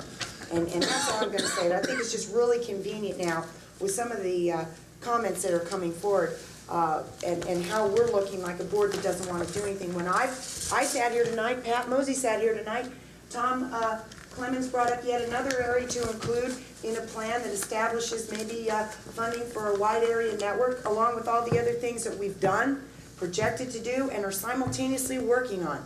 I don't know how many times you have to say it till it sinks in. This is not the first time I've said it in the last months that have passed since March. But it's real convenient now that everybody can't recall things that have been asked publicly and things that have been tried to be addressed since March in regards to technology. And I'm tired. I'd like to get on to the audience of citizens, and I'd like to establish a consensus tonight of what to put on the agenda Okay, for next week. after we take audience of citizens, then we'll come back, board members to take direction. Mr. Gordon. Name and address, please. H. Bruce Gordon, Montgomery Township. Yes, I too was eagerly awaiting tonight. I had hoped that this discussion would happen a few weeks ago. I was hoping this discussion would have happened back when the original strategic plan was presented by the community of citizens. As far as what inventory is missing or is not available, Ms. Krieger, I would direct you, I believe these numbers are actual inventory. C2 lists elementary school computers, middle school computers, high school computers here, broken out by Macs, Neo System 486s, Pentiums, and so on. This doesn't look like a number that would have been any kind of projection, but rather a real number. So if you're looking for inventory, you've had it since March 12th. Excuse me, Mr. Gordon. Are you aware that in the elementary list here, because I have a letter that I was going to read onto the record from a computer volunteer coordinator that has done a basic assessment district-wide, where she states specifically that there's not much elementary age software currently available for the current 386 and 486s that are at the elementary level. And she's absolutely correct. That's right. And the list here, the list that is here in this plan lists those pieces of equipment, correct? You're talking software, I'm talking hardware. Well, I'm talking to, Do you know the difference? yes. Okay. Excuse I'm me, just, Mr. Gordon. I'm sorry, ma'am. Okay. The comments I've been hearing out of some members of this board lead me to believe you don't know a WAN from a LAN, a bit from a byte. Yes, I do, Mr. Gordon. Now, I may have just learned about a WAN and a LAN in the last 18 months that I sat up here, but I certainly do know the difference. Well, here's your hardware inventory numbers that you say you haven't had. And they They're have in this, changed since it was written, Mr. and a lot of Gordon. these are probably broken because we're fighting. You're looking at 700 computers, and we're talking about what, a staff of 3 to handle this in our district for technology. We got major problems here, folks. Stop giving this lip service and let's get to work. We're not giving it lip service, sir. We are trying to deal with it. And maybe if you're a little positive, and make some positive suggestions and work along with us, it'd be a lot easier. Anybody else, please? Excuse me, I need to follow up with that. I have a thank you note for volunteering on school stationery, and I haven't been asked. Anybody else, please? Yes, Mrs. Adams. Kathy Adams, North Wales.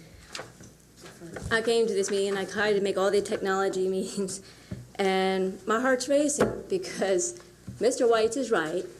Mrs. Scheer, Mrs. Krieger, I'm sorry, you have not discussed that plan. If I remember, we wrote that plan in the spring, was it 96?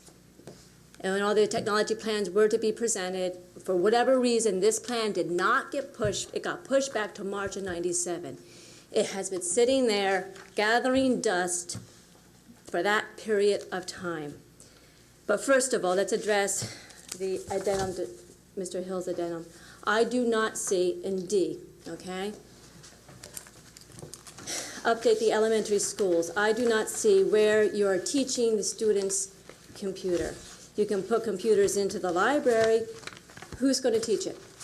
It's not addressed here. I would feel more comfortable if this read that there are going to be computer labs put into the elementary schools with computer teachers, lab techs, whatever you want to call them, to staff them and teach the kids. You cannot expect the librarians to run the library, teach library, and to teach the computer.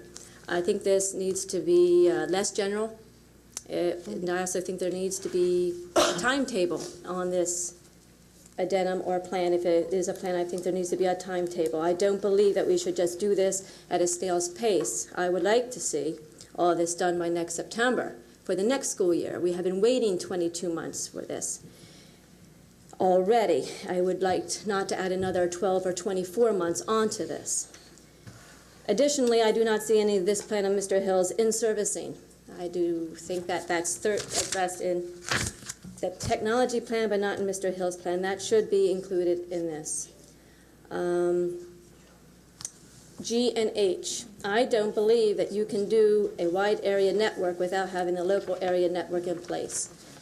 The way I understand it, and I could be wrong, is that a wide area network connects the buildings, but you can't communicate through that wire unless you have your locals in place. Now, I could be wrong on that. There's other people that can address that, but I think you have to do one with the other, Mr. Clements. I don't think you can exclude one and do the other. Well, am I allowed?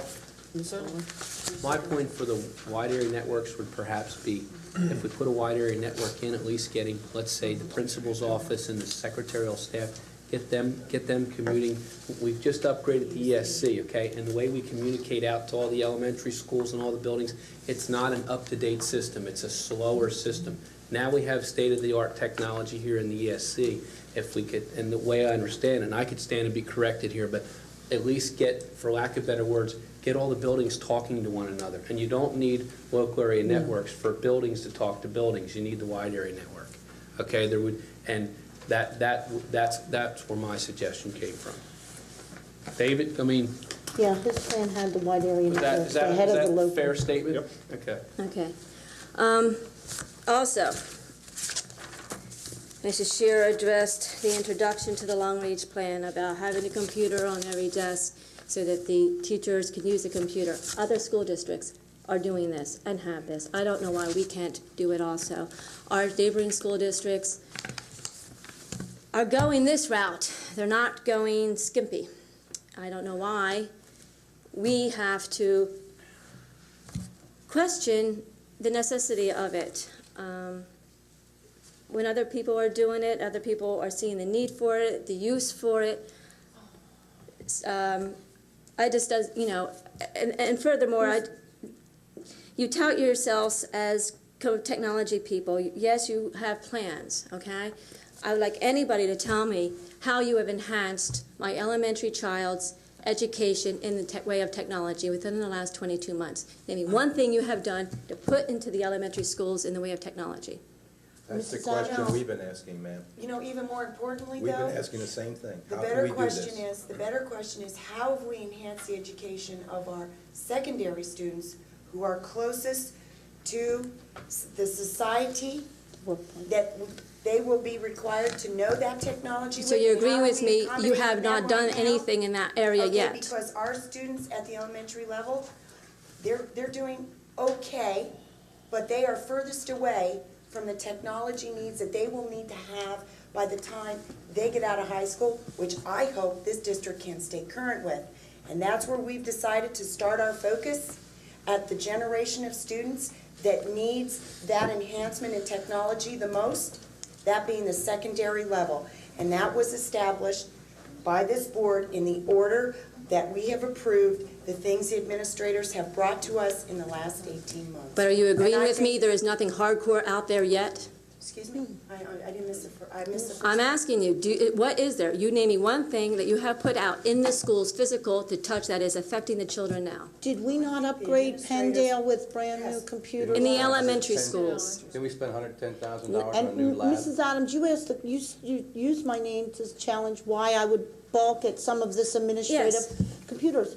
Well, the fact is, if we leave the students aside and we commit to 4.3. No, I'm not saying do this only, you do this with putting the labs in and everything. Oh, then your $23 million $23 plan. million. But the point is, if you go to those other districts that you're talking about, they're doing it, I believe that you will find that many of them work towards the integration of curriculum inside the classroom First. and then went for the high-tech business environment for downloading of quizzes at every day. So what's holding you up to do that? You've We had are 22 months. Holding us up, excuse me, I sat here for the first 2.5 years of my term with a different board majority, of which 2 individuals sitting up here were very much a part of, and we didn't talk technology. Why not? Not once. Why don't you ask those that were here with that controlling factor, and if anyone knows that board majority, there was definitely a much clearer majority and minority board at that point in time. We have come forward with a new board that had to deal with the issue of the expansion project as well as many, many other issues that were put on hold, particularly curriculum issues that were put on hold for the 8-year debate on a second high school. We are moving forward as quickly as we possibly could, and we have been without a technology manager or without the expertise to be behind a technology plan. And if you look at, and I don't want to argue with you, I'm not meaning to argue with you, I apologize if I am, but the point is, if you would go to Methacton or Upper Dublin, I spoke with... Or Salerton or Hapra I Horsham, what spoke was with the both Hicken? of them. I will be very honest with you, none of them used a community group to drive their technology plan that they actually implemented. I spoke to Mr. Brown, I spoke to the other gentleman, and he said, you've got to be kidding. There would be no way you'd be able to have any financial reality, nor would you have any clear vision off of that. The strategic planning process for the state's purposes, yes, they went through it. When they moved forward for the strategic plans that were actually being implemented, it's a whole different group, most of them with PhDs and other titles directly related to expertise in technology for both a business environment, an educational environment, and etc. We have been working to implement these things without that expertise anywhere in the picture of these plans. And that is risky business. And Well, then, why then? Why have you not enlisted the help of those people within the last, if you didn't like this back when it first came out, why not go and get those PhDs? I've asked for the IU. They will do voluntary assessment analysis for us. There's different expertise out there. But we also need in-house expertise that's committed to implementing the plan also. And as we heard from Mr. Weir, we have been working to see that done, and I think there's been a message from this board that it's anxious to bring that expertise And from the on board. community also. Absolutely. But if you'd go with Mr. Hills or if Mr. Bose rewrites it, I would like to see more detail as how time frame in service, and I like to see with more details, especially. I mean, I'm not involved with the high school, middle school, obviously the elementary school, but how are you going to do it? When are you going to do it? This is for the purposes of the Link to Learn. I realize that. Mrs. Adams, Thank you. 5 minutes. If you wish to come back around, that's welcome. Anybody else first time? Mr. Taylor? I was going to come here tonight with a name tag which said speechless. I hope it's contagious. What happened tonight? You went wrong, as far as I can see, and I don't know much about this, and some of you here are older than I am, but not many of you.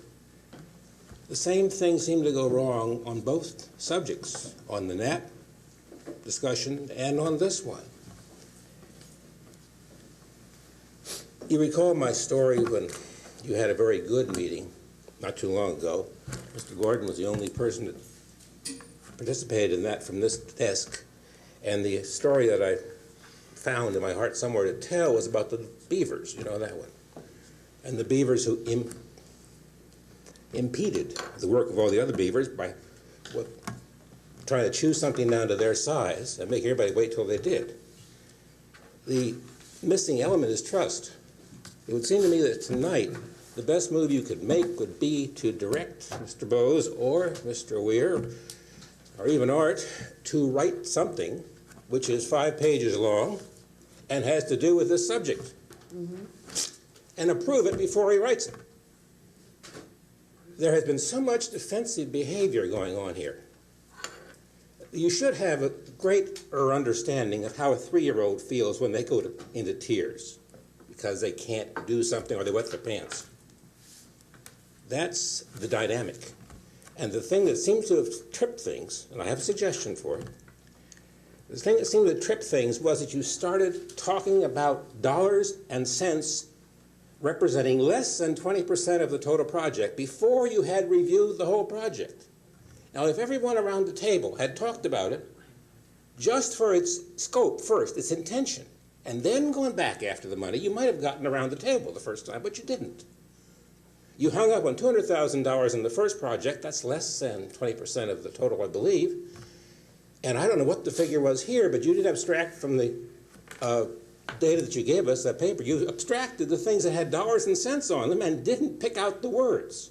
And by the way, if you do use the thing from Mr. Hill, I wish you'd please make one complete sentence out of those 2 separate sentences, the fragmentary sentences he starts a thing with. Just to be picky, I can do it also and catch it. Thank you, Mr. Taylor. Yes.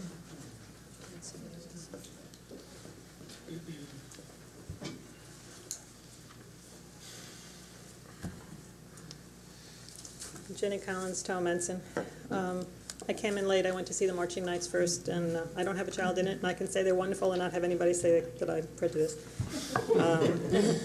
Because I came in late, maybe this was already said, but I heard that this is Tom Clement's last meeting, that you're not going to be here a week from Thursday. So I just want to thank you for the time you've given the community. I haven't always agreed with you. I hated your 3-minute egg timer during the audience of citizens. But there's no question you gave quite a bit of time to the community, and thank you. Thank you.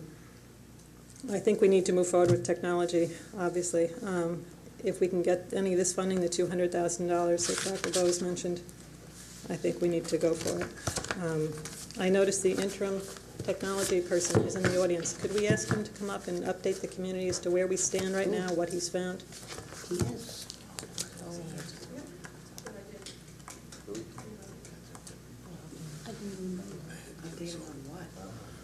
He's been working in the Mrs. Collins, district. what specifically are you looking for? That Could he tell us how far we are from where we ought to be, how many broken down computers he's found, how many? I respectfully object to that request, if I may. I don't think we need to do that tonight. Is he on his voluntary time? I didn't even know he was He present. volunteered to come here tonight. He works for us on a part-time basis. He's here tonight as a volunteer. He's a consultant. Clearly, if it's the board's wish that he be invited, he hasn't even been introduced yet. If he's introduced and he's invited to make some comments. he hasn't even met most of the board members, I don't believe. We have 4 different consultants working in the district. 2 are here regularly, and 2 are here on a part-time basis. 1 has only been here 2.5 days out of full-time. Mr. Neves gives us part-time. He has other clients as well. I think it's asking a lot at 11:30. I'm sure he's capable, but I think it's most unorthodox. Okay, Mrs. Collins, I think you bring up a good point, though, as to the consultants that have been in here from the firm that the board has hired, as to an update on conditions and surroundings and work that's being done here. I think that's a report that this board would like to see itself, and that can be arranged. I think putting Mr. Naves on the spot tonight isn't fair. There are board members he has never met, and I think that's highly unusual, and I respect what Mr. Weir has to say as his immediate supervisor of whom he's accountable to. So the information you want is good, and I know this board would want it. And Mr. Weir, I think such a report or such an update would be appreciated. What would be the appropriate time to do that, be at our monthly action meeting? The action meeting under the committee reports, under technology. So we could invite him to come back on a week from Thursday to. Either that or Ken. He's here, and then you can invite him while he's here? Either that or Ken. Well, I sense you'd rather hear it from him than from me. Yes. Well, not you personally, but I mean, I'd like to hear it from him directly. I got the message. Okay, thank you. Thank you. Anybody else, please? Yes, Mrs. Ingefus.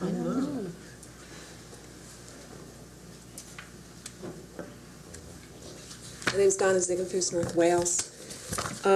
I was hoping to come here tonight and see a lot more consensus about where we're going. I do see the addendum here, and I see the directives laid out A through J, but I still see a lot of questions and a lot of dissension, and I'm very concerned about that. In the addendum to this plan, I'm concerned in here that there's no mention of teacher in-servicing or staff development. Number 3, on the Link to Learn Basic Education Grant, professional development is also a recommended use of funds because of the importance of teachers learning how to effectively use technology with the curriculum. This could be an issue that could be paid with this grant money. It's not being addressed. And I think this is a very, very important issue. I keep getting up here and talking about it, and I'm going to keep doing that until I see some type of step made forward in integrating technology in the curriculum and the staff development of the teachers, because you can put all new computers in all the rooms, you can hook up all the LANs and WANs you want, and if the teachers don't know how to use the computers, they cannot educate the kids.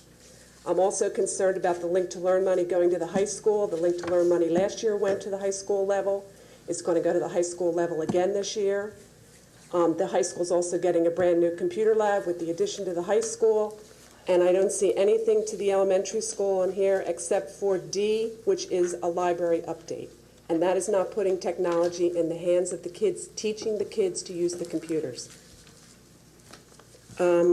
I'm also concerned about the status of the curriculum committee. Dr. Hassler, could you give me a little update on where we are with what's going on with finding out what to do with curriculum? Sure. I briefly met with a number of people who served on many committees, I guess, and they've outlined what they felt we needed to do. So we're in the process of collecting information from all the elementary schools, from surrounding school districts, et cetera. We're also looking at coming up with what, I don't want to call it a pilot, but an example of how we would integrate technology into the curriculum, specifically in the area of language arts. Okay. Are you planning on setting benchmarks per elementary level for skills and things that are going to be taught on each elementary level, or is this strictly going to be language art directed? No, obviously, we would also look at what literacy skills that students need in addition to integrating it into the curriculum. Okay. Will you be advising on software to be used district-wide? Or that's also one of the things that we feel that we need to do, and also have an evaluation of how we determine what software will be used and what software should be used throughout the district rather than in individual buildings as it's being done now. Okay. I'm also concerned about waiting till 15 days before the deadline for Link to Learn to try to put a plan in place. I think this should have been done before, and I think someone should have known that this should have been done before. And I'm really looking forward to getting a technology director in place. Hopefully someone with some type of educator background that also has knowledge of all this stuff that's going on, not just fixing the computers and getting the labs up and running, but is aware of the funding and the Goals 2000 and the Link to Learn deadlines, and that can communicate and cooperate with grants people in order to get money to do this. I think this is kind of late to be writing a plan specifically to get Link to Learn money, and I wish it was done earlier. Thank you very much. One of the points mentioned a number of times tonight, folks, is teacher in-service. A lot of in-servicing, I understand, has been already pre-scheduled. That involves a lot of the science in-service for under MISE. Dr. Miller, what I think this board needs and the community needs, if you could pull together, is the number of teachers that have gone and taken courses, which we have paid for, in the area of technology. That I think what is underestimated here is how many of our teachers maybe don't have a day to be in service specifically on such a thing, but we have spent considerable dollars educating them in technology, or reimbursing them for that education, which they're bringing back here. I understand there's a significant number of employees that have done this. When would you like this report, Mrs. Mengel? If it's possible by next Thursday. I'll do the best I can. It'll depend on our program and whether we can access all that information. I understand that. Do the best we can. As can be made available. Mrs. Mengel, if there's there's no other public comment, I do have something that was delivered to me that was asked to be read on the record. Okay, is any other comments? Yes, both ladies? Sure, just line up.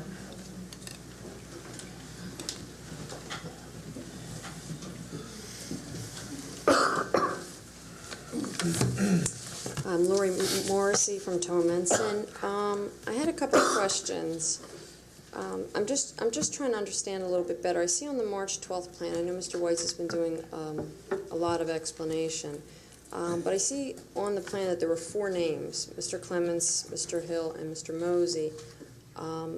I just want to clarify that the 4 of you were involved in this process, and or why else would you allow your names to be on that plan that David Weitz presented? Who wants to go first? I forced him into it. Find that hard to believe, but. We were put on a technology committee. We met with David, a couple times informally? Talked. I'd say we never could really come to any real consensus. Not that we ever really made a real hard effort at, okay, we're gonna meet weekly, blah, blah, blah, blah, blah.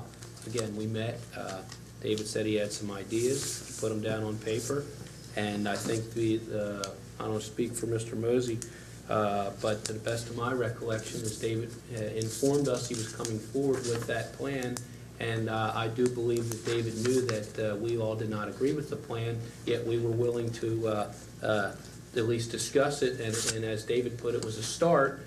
But David and the board clearly knew that we all did not support the plan. That's how I recall it coming to fruition. That's why I said I forced him into it. We had, are you finished? Yeah. We had one formal meeting in January, and our names appeared there because we were on the committee. And we had one formal meeting where Mr. Weitz, on a board such as that, laid out what his basic concept was. At that point in time, we had talked about, he had asked about bringing it forward. Mr. Hill was the only other one present. Mr. Clemens unfortunately did not make that meeting, but at that point in time, we had told him that we could agree to certain things and other things would have to be, we couldn't agree. I myself have been taking an awful lot of time in the last few months since, I would say since March or April. I have been calling consultants, other school districts. In fact, you're all aware there was an election last week, and some of the members of the board, the faces will be changing. A couple of the new electees have asked to serve on the technology committee. We are in a process, and we hope we can pull it together. I believe one contacted Dr. Bose about this already. We're going to actually physically visit other schools. We're going to try to go to Methacton and Upper Dublin. I have been in communication with another school. I don't care to mention it right now because I just had some brief conversation with them, with the gentleman, so I don't want to put him on the spot. Because we have found out one thing, their plans have been curriculum driven. They did not start with a lot of infrastructure. They started with, what do we want to teach our kids? Where do we want to start technology? What grade? 5th grade, 7th grade, 8th grade? What do we want to teach district-wide and be consistent? So that if we're teaching something at a 5th grade level, all our elementary schools at 5th grade level are going to get the same. I have visited the schools and spoken to the principals. They have indicated to me that they want to see some sort of a curriculum or something that they can attack and they can see accomplishments at the end of each year. And this is the way I approached it and what I've been trying to do, and I hope we can do more. But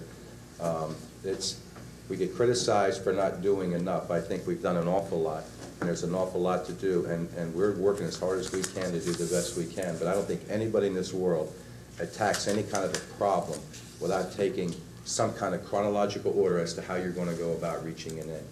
And the problem we have here, technology changes so fast that what you may want to do next year, you may have to regroup and maybe put off the following year because something else is going to take precedence.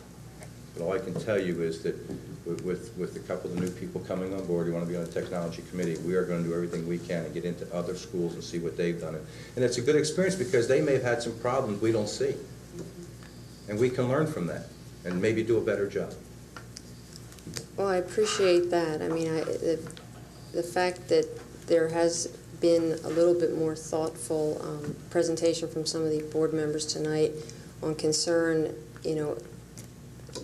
of what is going into the schools, because a lot of what we've heard up till this point has not been positive, has been negative, and I hope that the new board members do come into it with a positive attitude on what it is that they can provide to our children in the schools, as opposed to having it all be dollar-driven, because that, you have to know, is the fears of the parents in this community, that we are hearing things such as kissing technology plans goodbye, that scare us, that frighten us to death. I mean, my child goes to Nash, and I find it fortunate that our Home and School Association has been able to raise money to put equipment into that school that you won't see in any of the other elementary schools. And that's what I ask of all of you, is just to put, some thoughtful care into it, and don't eliminate the elementary schools. I know you have to start the kids who are at the high schools and the middle schools, but all I see in C&D is to provide technology to meet the needs of middle school students, and to provide the technology to meet the needs of elementary school students. And if it's only in the library, I know how small the library is at our school, so that means how many can you possibly put in there with 560 children in the school? It's just not going to go a long way, and that's what our fears are. And I just ask you to please remember those fears. Very, very much, Mrs. Marcy. That was well put, and appreciate it. Eileen McMullen from Lansdale again. First of all, I agree with her. That was very well put. I think we're doing this discussion wrong. I don't know how technology got to be such an emotional subject, because it's really kind of dry and boring. But it really has done quite a bit around here. I think we need to look at what we're doing right and work on that, rather than attack what we're doing wrong and what we need to do in the future. As she said, Nash has what looks like 17 new Macs. I assume it's a Power Mac like Knapp has. Knapp's a small school with 17 Power Macs, and they're awesome. And I'm sure that they have some very innovative ways that they do funding at Knapp, and I know they're trying to get the last three classrooms that they have there, so every class will have a Power Mac. And if we can mimic that in the other elementary schools, that solves that problem. They also take all their computers out of the classrooms twice a week and put them in the multipurpose room, and that serves as their computer lab. And I think that's fairly innovative. And I'm not sure if all the schools, do the same type of thing, or if that's something, that could be looked into. I did find the training to be, I'm a computer aide, and I'm IBM walking into Apple, which, I knew nothing, and there was no training for the computer aides, which I thought maybe there, should probably, you have, volunteers that are there for nothing, and maybe, we could work on some sort of, teaching for them also. But I know the the teachers also walked in cold on some of them. Some of them were the same situation. They might be familiar with IBM and walked into the Macs and really couldn't take home the software and try it out at home. So I know at the beginning they had a little bit of problems with that. So I think that is one place you really do need to look into, is making sure everybody ahead of September is ready to use what's available. But I think other than getting more computers to the students, the administration does need to be the last place we add computers, and I think only wisely. Computers should be added as their benefit will outweigh their cost.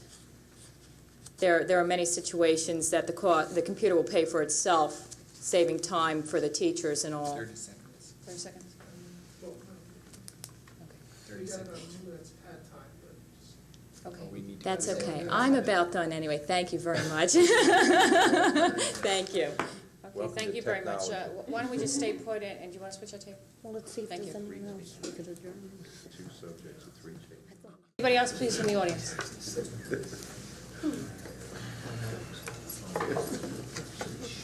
Jerry Vigilante, Hatfield Township. Can someone give me an idea on two things? One is, when we talk about getting technology to the students, are we talking about a computer on every child's desk, or are we talking about a computer in each classroom that they all share? Or what? That's a good question. Okay, now, to further that, let's say we're saying a computer on each child's desk. That's a lot of money. And I don't know, I can't speak for everyone in this community, but I will tell you that I would not support that in tax dollars immediately. And I'm kind of hearing conflicting things here, is that people are saying, you know, you're not doing anything, let's get these computers in here. But then they're saying we're not going to spend $4.3 million, or worse, the 23, which was before that one. So I think that what I'm seeing is that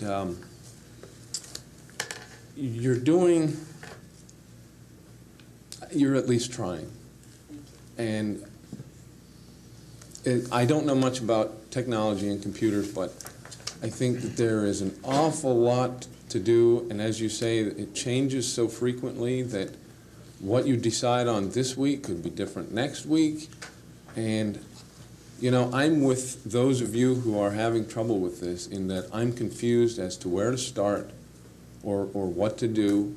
And I think that anybody who has put their time into any plans that are on the table deserves some credit, and anybody who has not put time into these should give some time so that they can, you know, get a feel for how much trouble this really is. Thank you. Thank you. Anybody else, please? Sure. Yes, Ms. Goodman.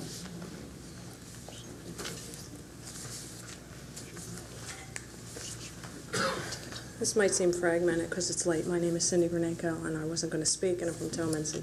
Tom, I keep coming back to hearing you talk about the curriculum that we have. And what keeps ringing in my head is the fact that you said something about keyboarding in 7th grade, and I know the 8th and 9th grade curriculum. But when I was at that technology forum out in Montgomery, one of the things, and I think it was Dr. Brown from Upper Dublin, one of the things he said about what their children can do is by 3rd grade, their children can do spreadsheets. Now, I'm not a whiz by any means.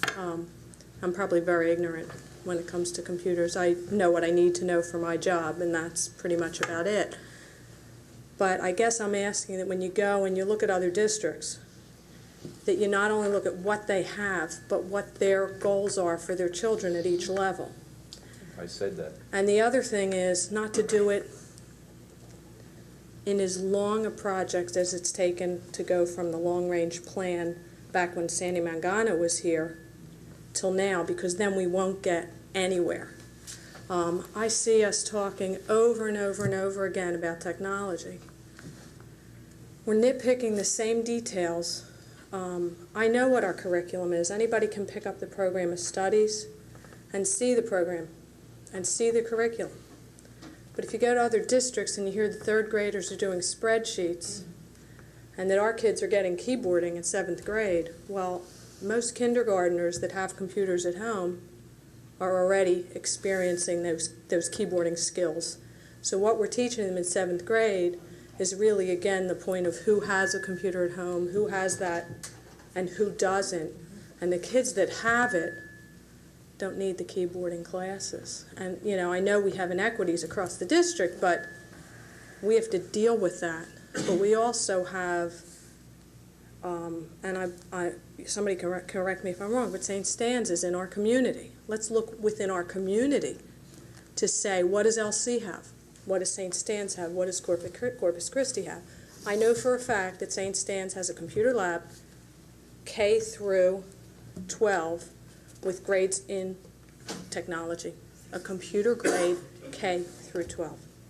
I know that for a fact. I don't know if we have to sit and spend a whole lot of time looking at everybody and looking at a whole lot of schools and a whole lot of districts, because that just takes more time. We know we're behind. We are incredibly behind. And if you look at Upper Dublin that just spent $4 million and doesn't even have a school, I don't know, a third our size, and you look at a technology plan that's saying 4.3, we're not even, that wouldn't even get us anywhere near them, because we haven't allocated anything to that point. So I guess what I'm asking for is do it quickly. And don't discuss every detail that can be discussed when you go to spend the money. It doesn't need to be discussed until you're ready to spend it. There was a big discussion about equipment for the IMC at the high school, and the end result was, and I don't want everybody to jump yet, so let me finish my sentence. You approved furniture, okay? That's why I don't want you to jump, okay? We all know you approve furniture, and that down the line when the furniture's coming in, you're going to go ahead and go out and get the thing. But in the meantime, we did spend some time at a meeting discussing the types of computers, how much they were going to cost, whatever, and everything has changed since then. So I understood the reason for that, but we're spending a lot of time at meetings discussing things that you're going to discuss again when you're ready to write the check. So, thanks for your time. Thank you. Anybody else, please? Anybody? Okay. All righty. I just want to read this on the record. Would that be all right? Okay. This is addressed to the North Penn District Board of School Directors. Comes from Vivian Heinrich, computer aide volunteer and computer coordinator for Montgomery Elementary. Dated today, and the subject matter is computers for the North Penn Elementary Schools. Dear members, I am urging you to include the needs of the elementary school students when considering any technology plan. Please ensure that 1, new equipment will be funded for each elementary school equitably.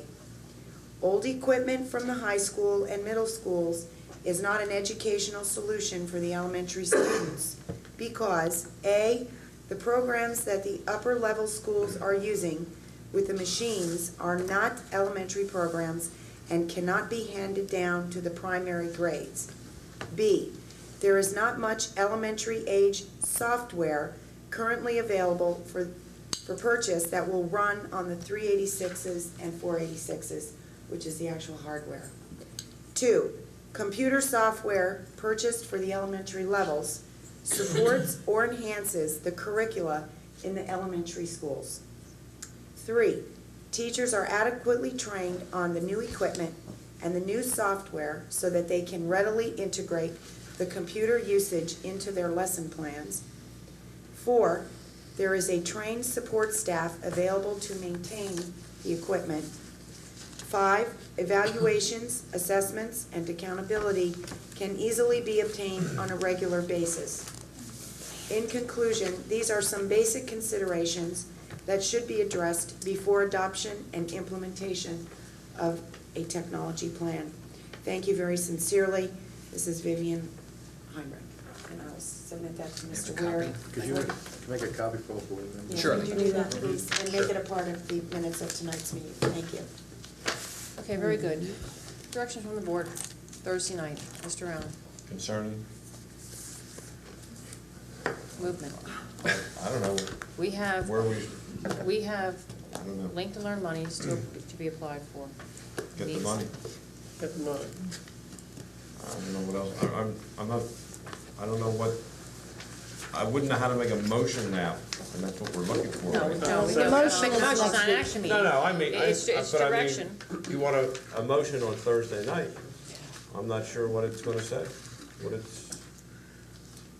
In my opinion, I say okay to Mr. Weir, whoever he wants to pass that to take in the previous commitments of this board, the concepts that we've already approved, take into consideration Mr. Hill's listing, which is basically just summarizing what we've already indicated our support for.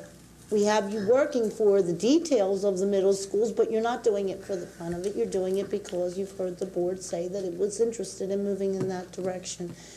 And so I certainly give you, or whoever will be designated, the authority or my consensus towards developing a Link to Learn grant application based on those factors that we'd like to see brought into the What picture. we're already doing, Right. Mr. Hill's plan, I heard a lot of folks already mention teacher in service, Curriculum, curriculum budget integration. constraints, And also, internet.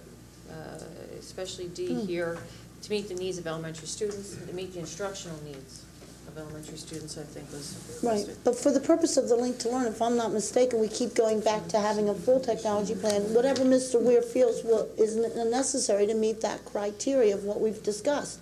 We will have to come back to the table when the new board takes its seat, of course, to make formal commitments in a more concrete plan, but Okay, but for towards that, the for the Link to Learn, it's right. next It's- Thursday. Yeah. Mr. White, Find a way to make sure that we don't lose the grant money. Thank you. very good. Same thing. Ditto. Okay? Same thing. I think if you answer those questions and those requirements, that should be sufficient to submit a plan. Okay. That would be our goal. Mr. Weir, Dr. Bose, any need for clarification? No. Okay. I have other business. Yes, sir. Am I allowed to bring it up? Other business. This is my last meeting. I won't be able to attend next week's meeting. I'll be about 3,000 miles away.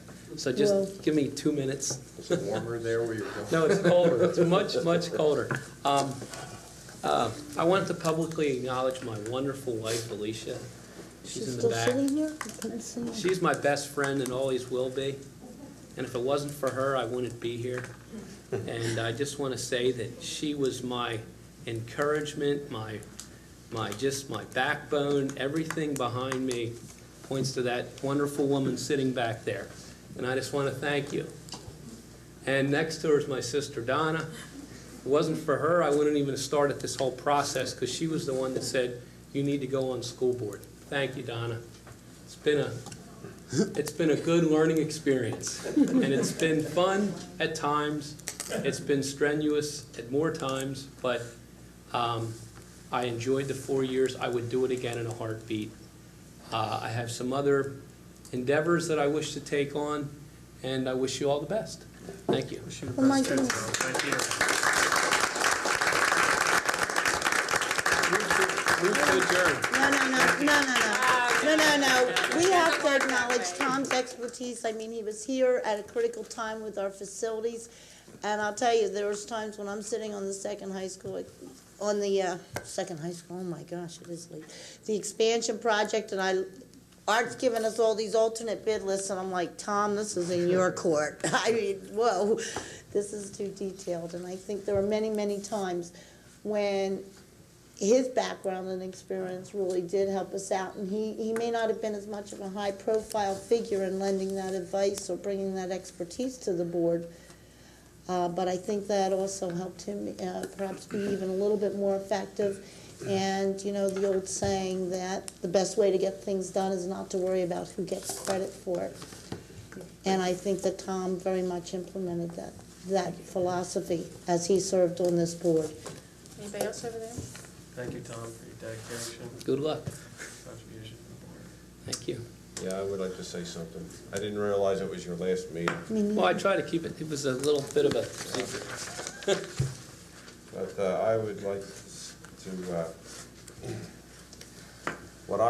acknowledge what I think has been you and I coming closer together on issues and seeing things, and I think we've both made movement, and I've appreciated your help and support in those things where we have come together, and I want to acknowledge it, and I thank you. Thank you. The nicest thing I can say, Tom, is that since we'll both have a lot more spare time on his hands, perhaps we can get to know each other socially a little better. Sure. I just want to thank Tom. I remember in 1995 when I was thinking of running for the board, and there was a get-together up at the clubhouse up in Talamenson. And Tom said, I hear you're running for the board, and that's what I'm thinking about. He said, come on, get on the board, we'll have a lot of fun. He lied. He lied. And I noticed tonight how he conveniently blamed these two wonderful women for his experience on this board. But I do want to thank him. I know last year when Tommy said because of business commitments, he had he wasn't going to seek renomination for the presidency, and I was disappointed because I supported him and wanted to continue, as I support anyone who, yourself, Mr. Lehman, and Mr. Hill. But I wish you the best. I wish it had stayed. We never really did we played golf a couple of times. We never really got to know each other because we're all so busy. But I wish you the best. I hope you have a safe trip to and from where you're going, and keep in touch once in a while. Gotta be hunting something. I'll try to keep in touch. Okay. Well, he's still in Tormenson, I Oh, yeah. think. Yeah, he's not, I mean, he's not moving. When he's not in Montana or Alaska. It's so hard to get a hold of. Now, Tommy, what are you hunting now? It's gotta be another hunting deer. trip. There you go. Leaving the polar bears alone. I'd like to thank you. Probably one of the most difficult board members that we've had to deal with in the last 2 years. It's never my intention to be the most difficult board member for you to have to deal with. I won't apologize because You don't have to. you're truly right. It is truly a learning experience, and it is an experience that nobody can quite appreciate until they're actually sitting up here. I can't imagine the pressures and the stress that it takes to sit in that chair over there, nor do I want to find out. But I do appreciate your time as the board president, trying to bring a brand new board together at a very difficult time. I believe that you did the best job you knew how to do, and even though it didn't seem like it at the time, I do appreciate that you stepped forward to do that for us. And I Thank you. I'm Your last. turn. You're last. I remember in 19. Get out of the way. No. I remember in The gavel. 1993, sharing with you Esther 4:4. That you are here for such a time as this. So let me close with one question. How about those nights? How about those nights, Skip? Okay, motion to One adjourn. last thing. Oh, It's just, I just want to say thank you to all the administrators. It's been no secret. My forte more is things towards facilities, and Art and I hit it off right from day one. Thank you for a good time, Art, and to all the other administrators, Bud, Ken, and Bob, and we go right down the list. Betty and Judy, it's been great. And Bud, I wish you the best in the future. And we've had some good times, and I wish you the best. Good luck to you, Same to Tom. you, Tom. Thank you. Let me add maybe the refrain, and that is to say, Tom and David, that I have admired you both. While you differed, I respected the integrity with which you presented your differences. I honor the relationship of trust that I felt with both of you. And I believe that your ultimate goals are essentially the same, and that is to serve the kids of this school district to the best of your ability. And to that extent, you're both very successful and will be missed. Thank you. Thank you. Thank you. Good summary. okay, motion to adjourn? So moved.